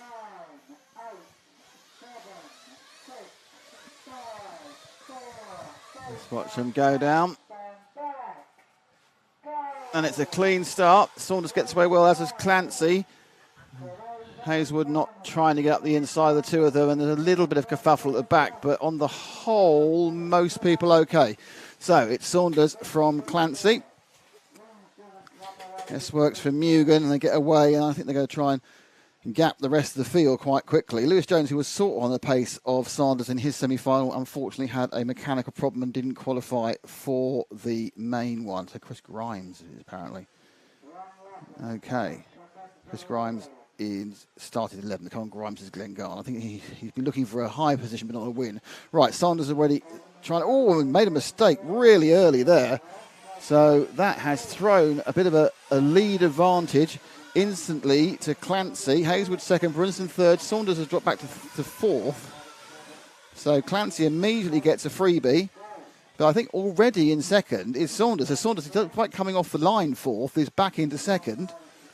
And has dispatched the two senior Agama drivers of John Hazelwood and Kevin Brunston with little problem. Right, so we're now settling down. Just pushing too hard early on was Saunders. Up and over the AstroTurf section of the flat doubles before turning back to face the far right on that banking now. Powers went wrong last time. A bit more circumspect this time. Goes across the line, and the gap to Clancy is 3 seconds. All caused by Saunders overcooking it. So it's giving Clancy a chance. The rest of the cars go by, and you can see the order there. Tyrone Craddock up to fourth now, ahead of Hazelwood. And it's Chris Grimes, Dave Shedd, Josh Graham, Dan Hayden Ball, Southern Reeves, Darren Warburton, and Tihana Craddock and Eric Lyke has not made a great start from 6th down to 13th. I think it was the 7th, the 9th. So Saunders settling down now, but he is a couple of seconds behind in second place. Was 2.84. It's now 1.61. So there's the white car. So he gained 1.2 seconds that time round. Not sure whether it's he's just that much faster over a lap than Clancy, or Clancy made a little minor error. But they aren't getting the point yet where they've got to lap anybody. So this is when you can make hay while the sun shines, when you're out and about and leading nicely. There goes Clancy. Saunders. Up onto the AstroTurf.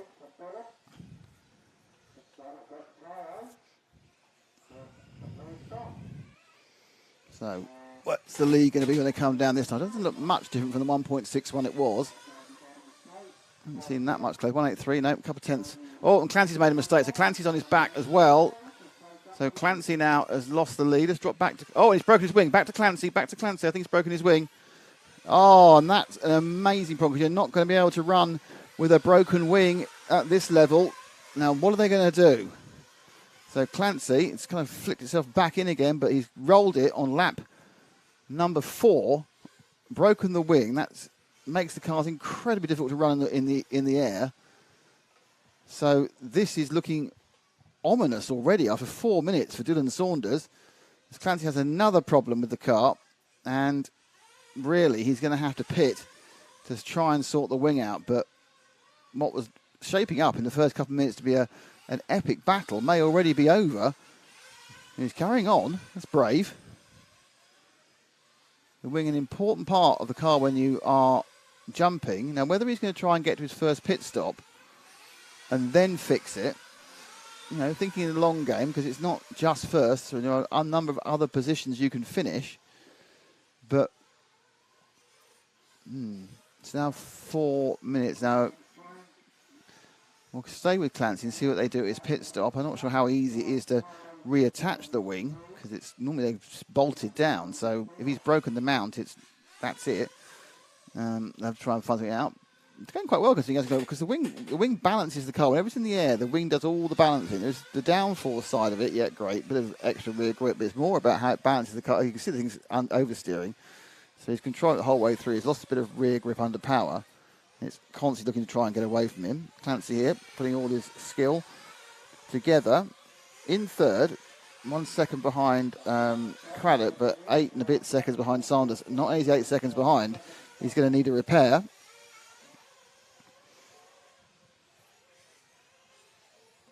So my feeling, he's losing a couple of seconds a lap, I think, or at least a second and a half a lap, plus all the other problems.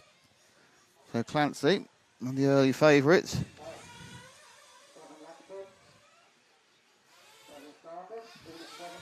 There he goes, round again. So he's absolutely going to wait until his thing just wants to swap ends.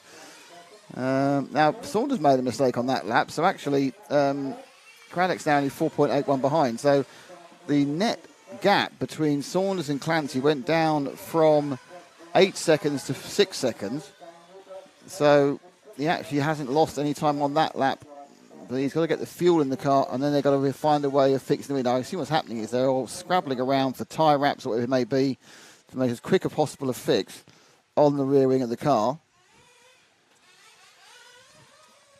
Saunders to really rein it back a little bit because he's got a chance just to eke out a lead. If he's pushing too hard, that won't happen.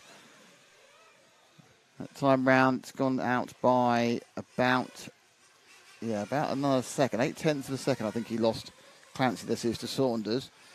Even without a wing, he's keeping pace with Craddock and slightly pulling a gap on Hazelwood. Hazelwood's ahead of Hayden Ball. Eric Lykes done well. And was that? Yeah, he's moving to second as well because Craddock's made a mistake. Hayden Ball, Eric Lykes done well to climb back through the field again.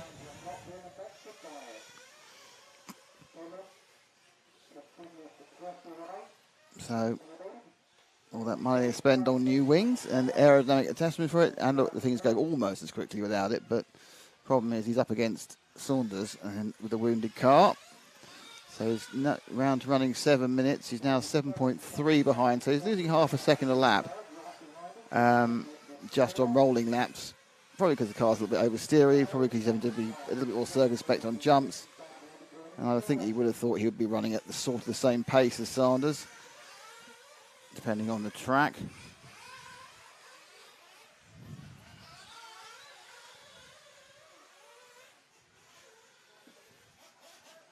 Looks like Kevin Brunsden's had some issues running down in the bottom 2 positions.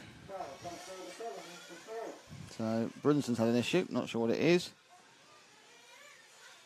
Not much drag. Right, now let's see what happens when he goes into this one. Let's see what the team do. Right, bang. Fuel, man working, trying to get a new, yep, they're doing the old-fashioned tyre wrap way. So they're tyre wrapping it in place. Cost him a bit, well done. So it cost him a few seconds, that. So he's now just ahead of Hazelwood. So that repair cost him about 6 seconds. Now the wing now is pretty much where he wants it. Maybe it stays that way. Don't roll too much. You know, he's falling into a pack. But you can see the little black of the tyre wrap showing its tail to everyone. He's in traffic. I think he probably went a lap earlier than he would do because he just wanted to get out of the way.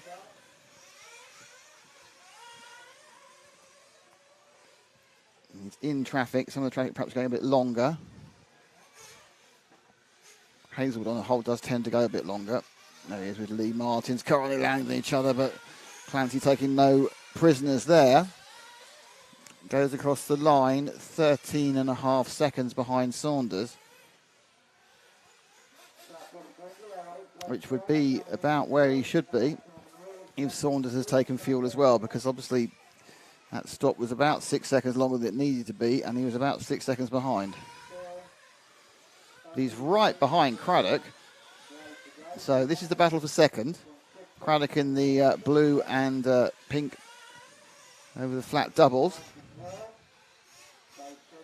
And Clancy on a comeback run. Tactically decided to wait for his pit stop to keep the number of runs down the actual pit lane limited. Now he's in a situation where he needs to try and push his way past Craddock, and that's and he's got the inside. So nice driving by Clancy there to get past Craddock into second place.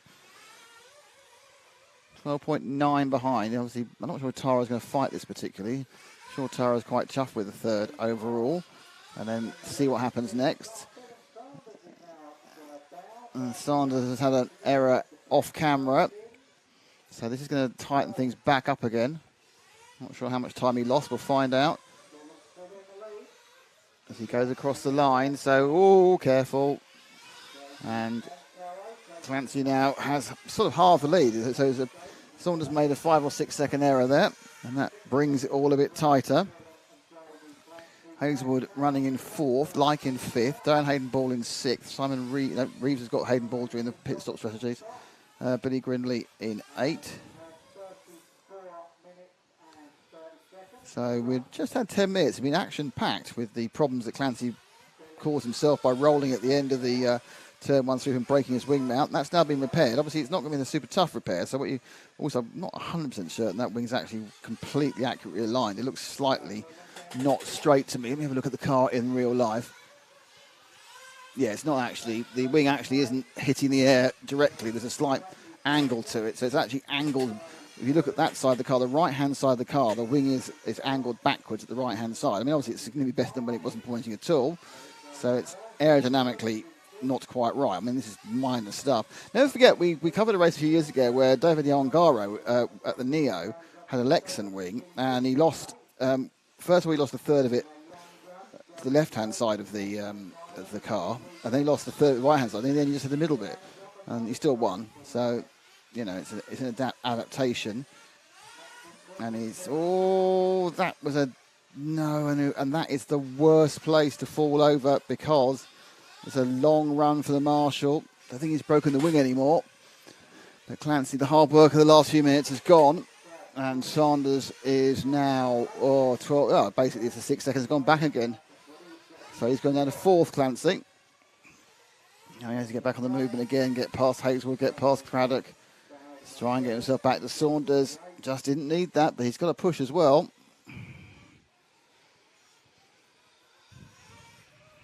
This is the problem when you want to run safe, but you can't necessarily. Lapping somebody there already.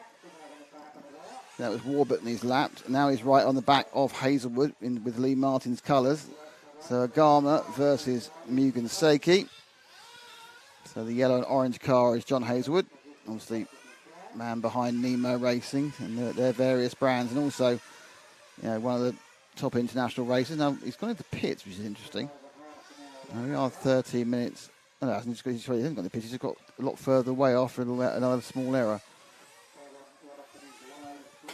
Sorry, I thought he got in the pits. Suddenly he was gapping Clancy, and that's just Clancy made a bit of an error. An error by Hazelwood, and that's Clancy back up into third place. So Saunders may have his biggest lead so far, which is 13 seconds. Taro's not very close. Oh, there wasn't Taro. No, Taro's 11 behind. Clancy's, I don't know how far Clancy is behind Taro, not very far. 1.6, so the lead stays 13.1. Saunders is ahead of Clancy. which is almost exactly the same it was at the end of the pit stop. And they've both had a bit of an error since then. Any plus point for Jamie is there is plenty of time. 31 minutes as we speak. And he's racing around to try and get past Taro Craddock again. Taro in second. His sister is running ninth. And don't forget that Tihana started dead last. She was absolutely last in qualifying. Didn't feel well yesterday and couldn't take part in qualifying, but picked up the first final of the day and has bumped all the way to the main final and now is in the lower midfield.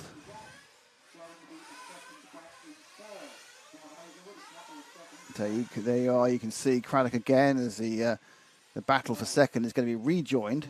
This will be the third or possibly the fourth time that he's been overtaken by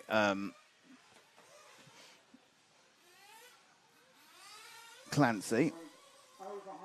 And I would think that possibly at this point, I'm not sure. I don't know. It's interesting. What do you do with Taro Craddock? It's obvious that Clancy's faster than you. Do you block him or do you just let him go? Because every time you let him go, he's ending up behind you again anyway. Craddock's looking to do. Looks like he's going to put a bit of a fight on this one. Oh, cost them both time there. He bounced off. Clancy ran the brakes on them. Actually, they got closer to Saunders that time. The gap is now just 9.6 between first and third. So a 3 or 4 second error off camera by Saunders. Clancy losing time now. Oh, not quite sure how that one came off. But he gets through into second place. So for the third, possibly fourth time, Clancy's got back into second place. My feeling is, though, he's going to be stopping for fuel quite soon. Maybe draw him back into third place again, as Craddock, I think, is running a bit longer. Didn't probably get the full length of Clancy's tank last time. He wanted to get to the earliest possible time and then do the work. Nope, coming in. Oh, they're both coming in. There we are. So my statement that Craddock's running longer is absolutely false. Down, bang, fuel. Clancy back out again. One of the cars, I think the lapped car, has rolled out in front of him and already let him through. So Saunders will have a longer lead. The lead had gone up to 10 seconds as they came around that time because some time had been lost in the getting past of Craddock. So it was 10 seconds. So they both stopped on the same lap, or they both went across it. Sorry, we have to wait and see what happens, whether Saunders didn't stop, actually. He's coming now across start finish. Is he going to stop this lap? No, carries on going. Several other cars do pull off for fuel. Oh, and someone's broken down the pit lane. That's not good. There goes Clancy, and Clancy behind now by 9 seconds. So in fact, actually, Saunders did stop on the same lap. It's hard to see from my position who's stopping where. So they both are stopping on the same lap, as is Craddock. So 3 of them are stopping on the same lap. Interesting, Reeves and Hazelwood have not been dropped either by Craddock. So I probably just drop back 1 to Craddock. We can let the Clancy and the Saunders thing wander on. That's it. They're up because Craddock's got now. Taro's now got Simon Reeves in the orange car, and well, he did do, but they're having a bit of an argument with each other. There we are. So it's Hazelwood and Reeves battling away, coming back towards Craddock. Reeves has come on well, so it's Reeves actually ahead of Hazelwood. Both have majority orange cars. Oh, and that's just gone. Gone. Straight into the boondocks. But was that Hazelwood or was that Reeves? That was Hazelwood, actually, who went there. So the similarity of the colour schemes was Hazelwood who went into the barrier. This is Reeves. Orange and yellow is always hard to tell apart.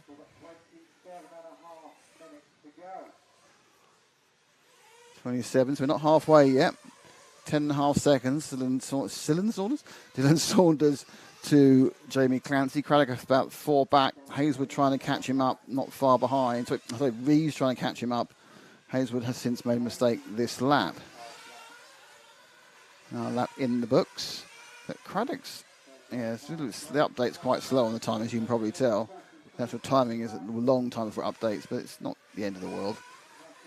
So Craddock has a 2-second lead over Reeves. Amazingly, that second orange car bouncing behind Reeves is Hazelwood has just bounced off the track again because he is absolutely trying to catch back up to Reeves again. There are a few back markers getting involved. Well, not getting involved, just taking your eye line slightly away. That's out onto the rough stuff. Done second gained by Clancy that time. So Clancy does get down to 9.13 from 10 point something. But this is, Reeves is going on a completely different fuel strategy. 26, that's a stop, and yeah, he's on a 10 minuter. And a couple of 10s, or 9s at least. So he's going to do one less stop. That's going to drop him out of contention, which just dropped him just behind actually. Hazelwood. So Hazelwood now holds fourth place.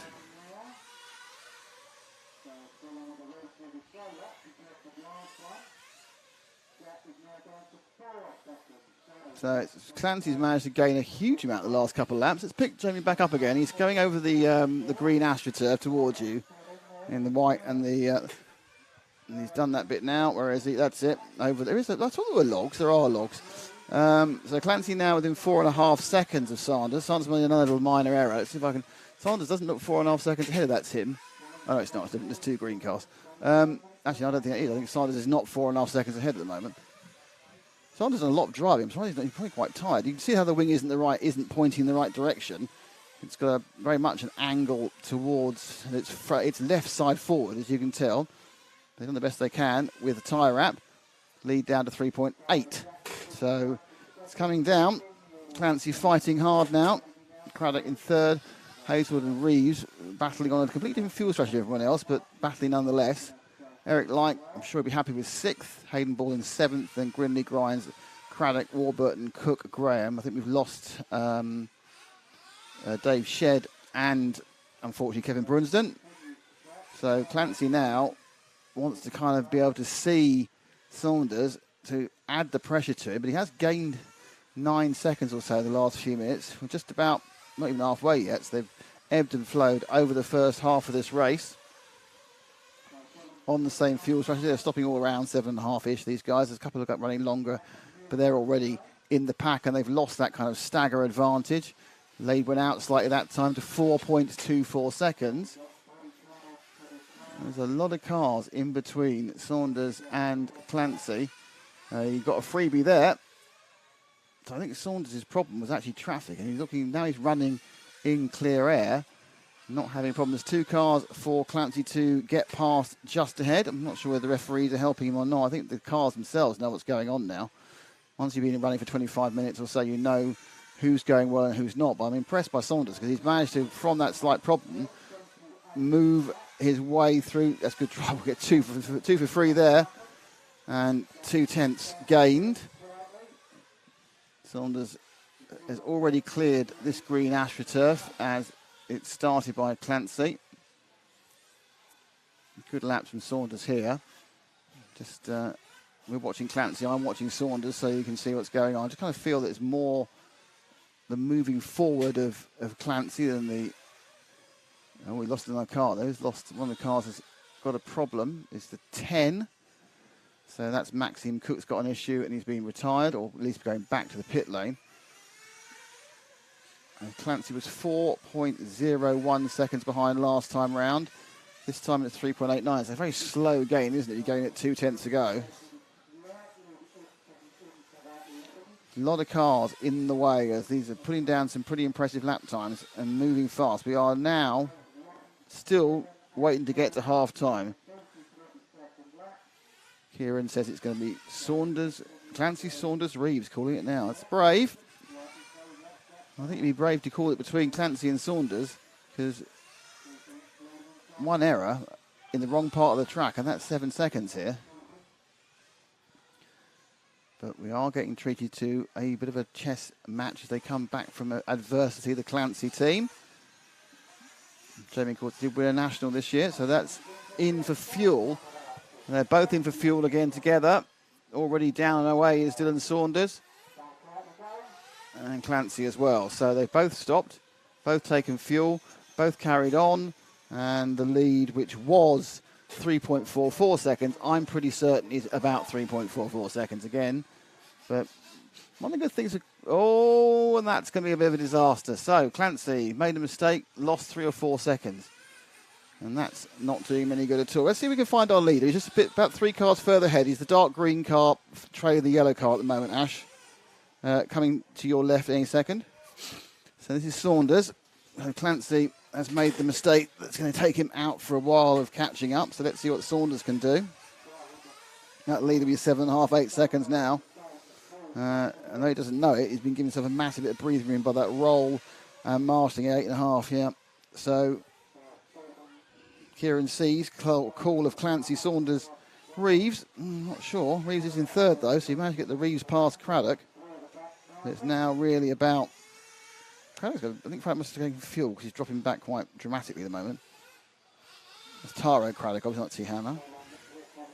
Taro is miles behind Simon Reeves, so I don't know what's been going on there whilst we've been rocking Clancy. But Dylan Saunders just won the junior final and is the TQ. I think he's the junior champion in the UK as well, I think. I could be wrong. SVX driver. I think he did win the BRCA Juniors Junior Championship. And of course, Clancy, as I said before, did win one round of the National Championship this year.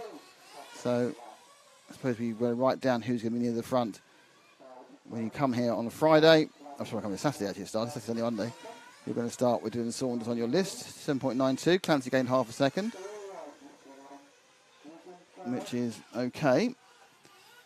Saunders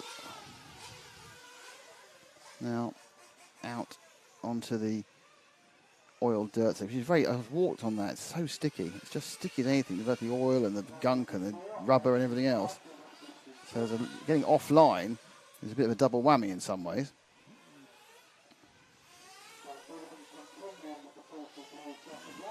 So what's the lead now? It looks like it's gone up again to me. Yep, it's gone up another 0.3. So in this middle phase, it's advantage Saunders. Oh, that's his advantage. That's not great. That's cost him. That's probably 2 seconds. That. So that will turn round. Probably cost him 2. Perhaps only 1.5. I think the car has an attitude of being surprised when it clips it. Why did that happen? You know, like, well, that was a bit of a surprise. But then moving on now. Powering down.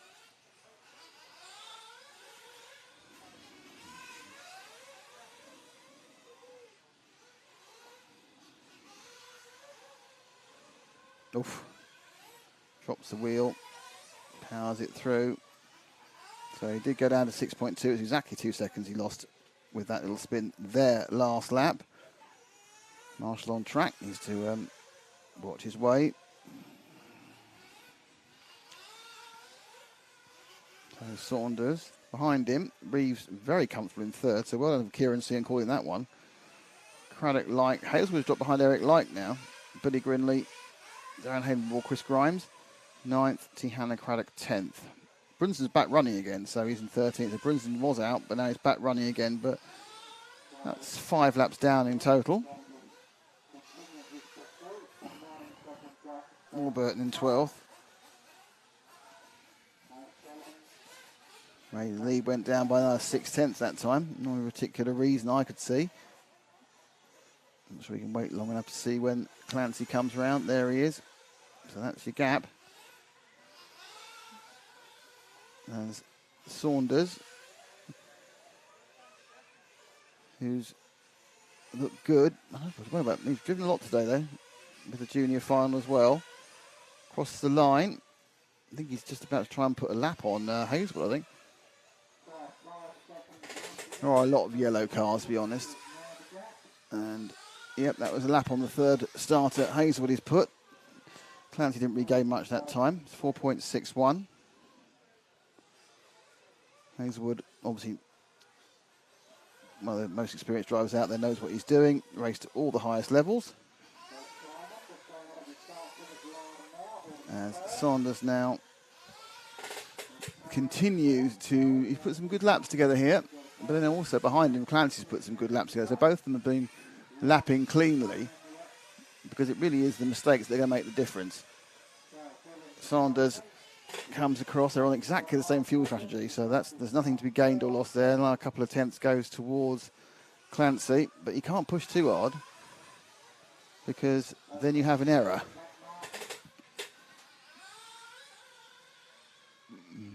fact, Clancy looks like he's dropped a little bit this one so far. He's now about to try and do the Hazelwood overtake, which shouldn't be too problem, but it's amazing because Saunders is not that far at the track, but he's got 2 cars between them. So I would say it's currently 4.07. My prediction is it's going to just stretch out a tiny bit this lap. Even quite a big bit actually. Yep, 0.6. Yeah, just didn't. The first half of the lap wasn't particularly good. You can see one car and I can see the other, and wasn't a great lap. Now Clancy's got past Hazelwood and is a lot closer. So he's a lot closer now.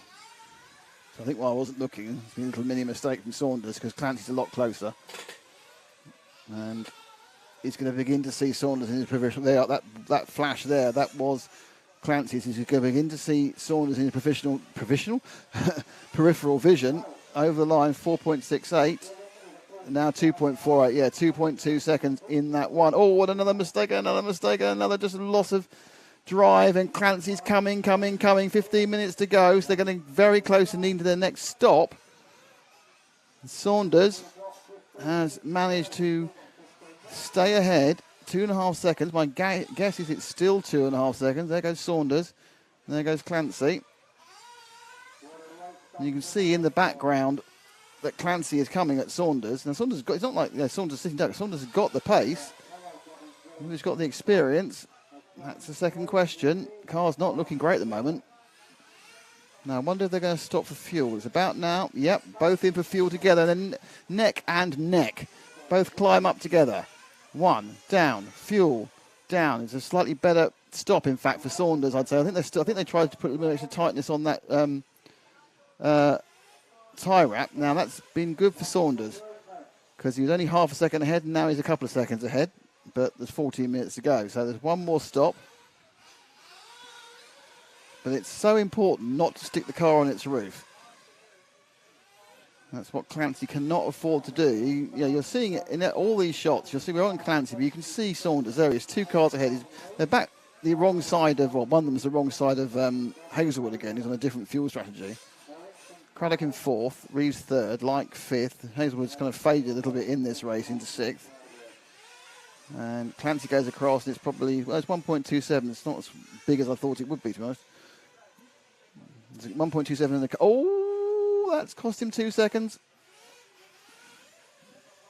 Kind of think your eye line gets drawn to the car you're trying to overtake in Hazelwood, not necessarily Saunders. And you just take your eye off where you need to be. Now, interestingly, despite that error, Saunders is no further ahead. So there's been a similar mistake made by Saunders. Now, between them now, I think, is Eric Like. So they've got Eric Like in between them. And Eric knows what he's doing as well. So despite Clancy making a mistake, it's not going to be a big game for Saunders. Because Saunders has also had a little bit of a minor kerfuffle. It's when you need to have split screen and 2 cameras, isn't it, really? 2 shots. And you can see, it was only, in the end, he only lost a second on what was more than 1 second there. That's Like ahead of Clancy. 13 minutes to go. There's a very long time, so there's no panic involved, or shouldn't be within the drivers, about getting past.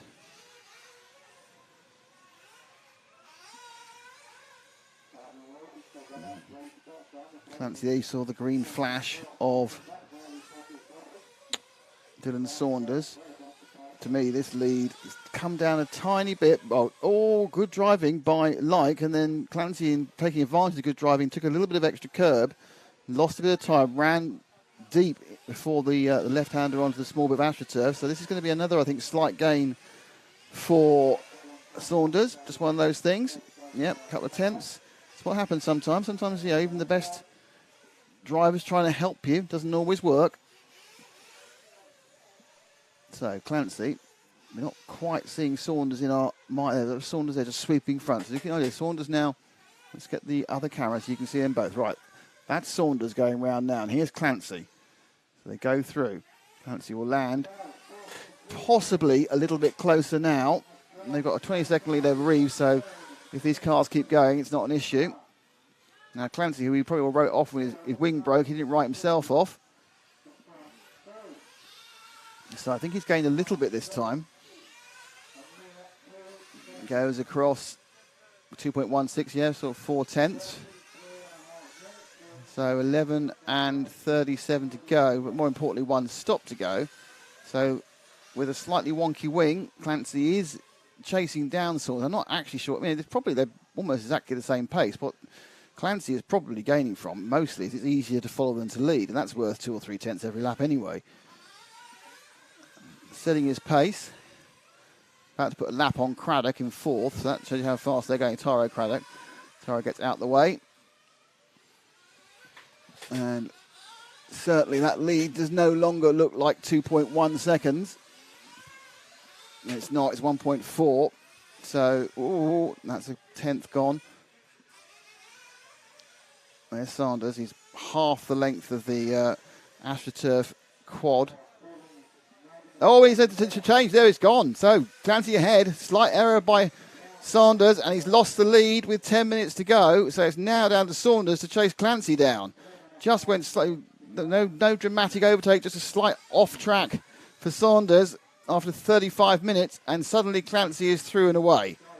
But now this becomes a slightly easier prospect for Saunders because he knows what he has to do. He's not sitting there not knowing how fast to go. Now he knows he has to literally go as fast as he can to get back towards Clancy. Clancy has a lead of 1.21, and it's looking like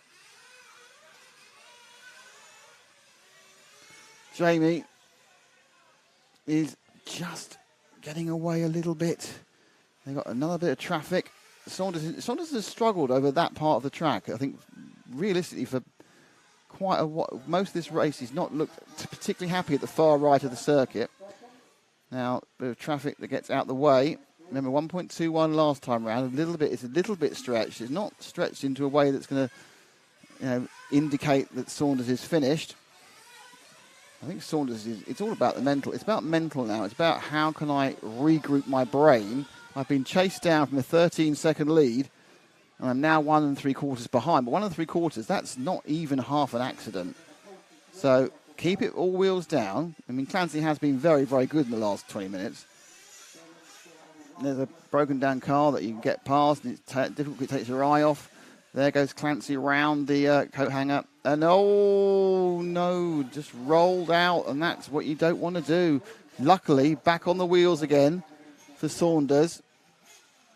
But that's going to stretch it out to about 3 seconds, I would say. Maybe even 3.5. As we come down to 8 minutes of the main final to go. And it is 3.6. Now, Saunders needs to change the narrative, really, with 8.5 minutes to go. Because it's been all about him slowly drifting off or back towards and then off Clancy. He needs to find a way of just putting a modicum, a kind of a half of 2 or 3 kilograms of pressure onto Clancy. Those little things where back markers fall out the way, that's a little bit extra luck you need sometimes. It just means you can not have to worry about them, keeps your rhythm in. And Saunders now has a slightly better lap, I think. Yeah, 2.45. So it was a case there, I think, where the car that rolled out the way got slightly, not in the way, but just as it happens, getting past the car takes time. And Clancy had lost a tiny bit of time, and Saunders didn't. Clancy, though, still looks at 2.5 seconds ahead to me. What do you think? There he goes. And there is perhaps a bit further, actually, now as Saunders goes round. But they are now turning, they're on their 50th lap now, so concentration, tyres aren't where they were at the start of the race. And they'll be coming in for their final slug of fuel, this one or the next one. And it's this one. I'm not sure if Clancy's in as well. They've been going the same lap. Yep, Clancy's in and out already. Tiny half fumble by the pit man. That will cost him half a second, but, you know, and then coming out into traffic. And that's a bit of bad luck. He's come out into traffic. It'll get out of the way, but there's now 3 cars between him and Clancy. You know, that's what you don't need. So there's Clancy. And then you've got back marker, And there is Saunders. So the back markers, one of which is Craddock, who's in 4th overall. Oh, that was lucky. Car grenading itself by the side of Saunders and not taking him with it. 3.69 seconds. I wonder what the lead will be at this time after another set of stops as Craddock goes in for fuel. And the answer is the lead's 1.9. Well, I didn't see that coming. So Saunders, obviously Clancy didn't have a particularly clean run through some of the traffic. So Saunders is getting closer. You can see him easily now. But there's that blue and white car just zipping out of frame to the left as we go round the track.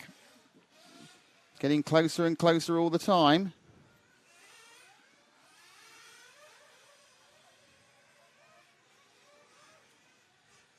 Five minutes and 59 seconds to go.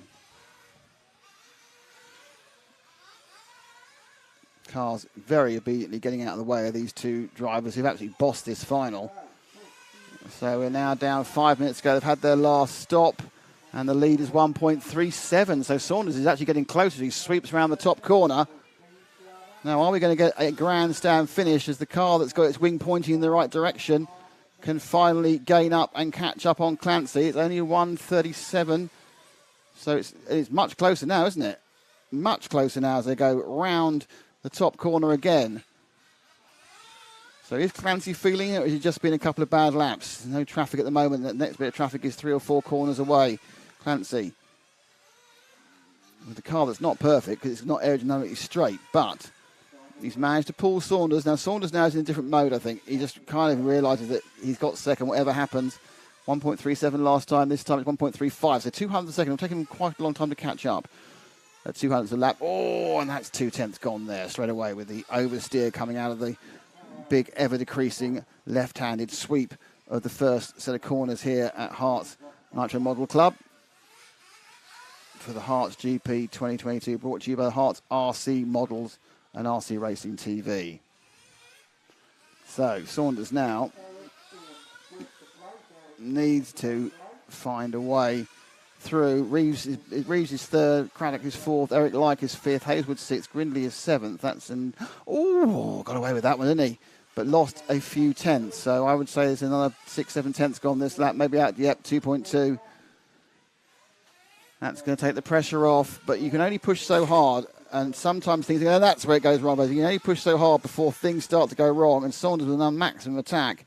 And with 4 minutes to go, that may well be the decisive moment. Just that roll off the back of the first corner into the AstroTurf quad.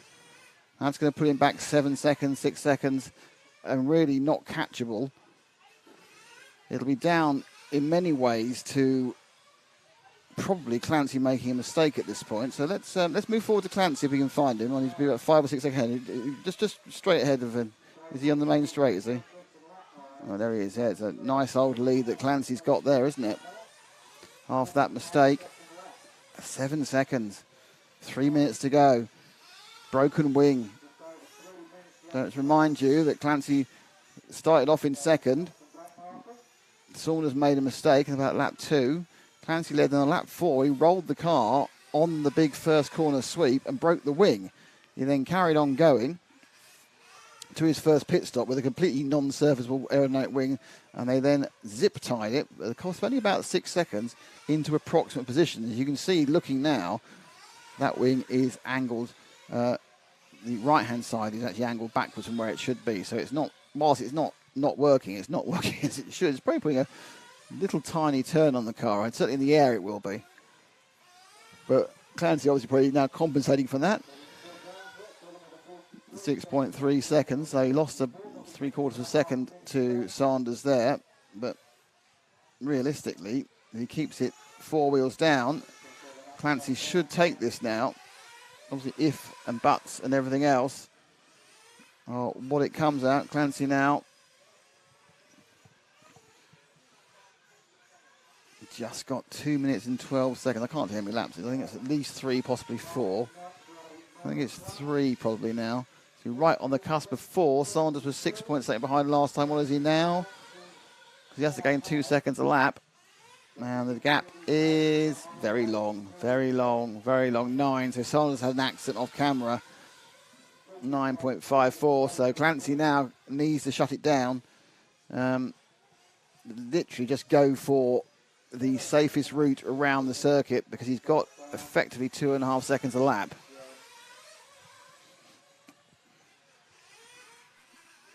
Double flat there. Running particularly well.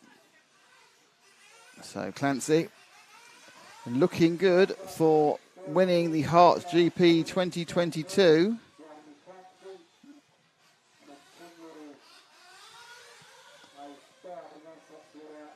Still got a very big lead. It was very close. Saunders, I think, really has perhaps had some problems towards the end. It's okay. His lead's even bigger now. I think Saunders has, lost another 7 seconds. Saunders always had a bit of frustrating end to the race, pushing and having accidents.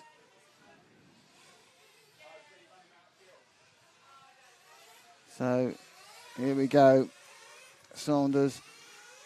Brave fight. Obviously led for a large amount here, but slowly got closed down by the experience of our national, man who's won a national, Damien Clancy. And Clancy is about to start his last lap in what's been a soap opera-esque race. Started in second, got in the lead, broke the car, thought he'd give up, didn't.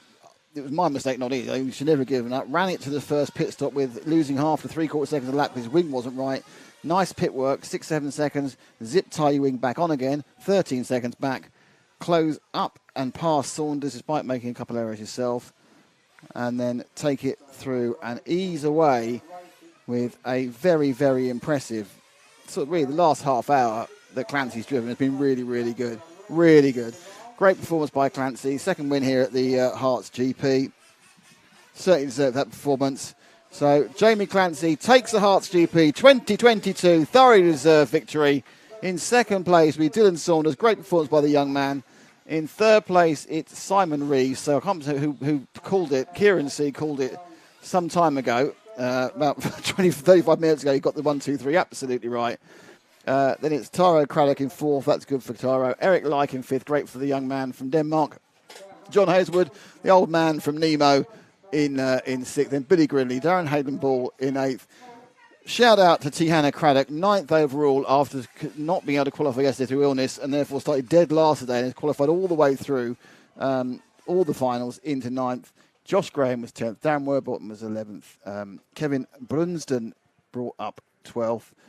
In 13th place, it was Chris Grimes. Maxime Cook was 14th and Dave Shedd was 15th, with Maxime and Dave not getting the trip. So that is it for the HERTS GP 2022. Hope you enjoyed being with us. We've enjoyed doing it. It's been a lot of fun. It's always nice to finish with a cracking race, which we certainly did there.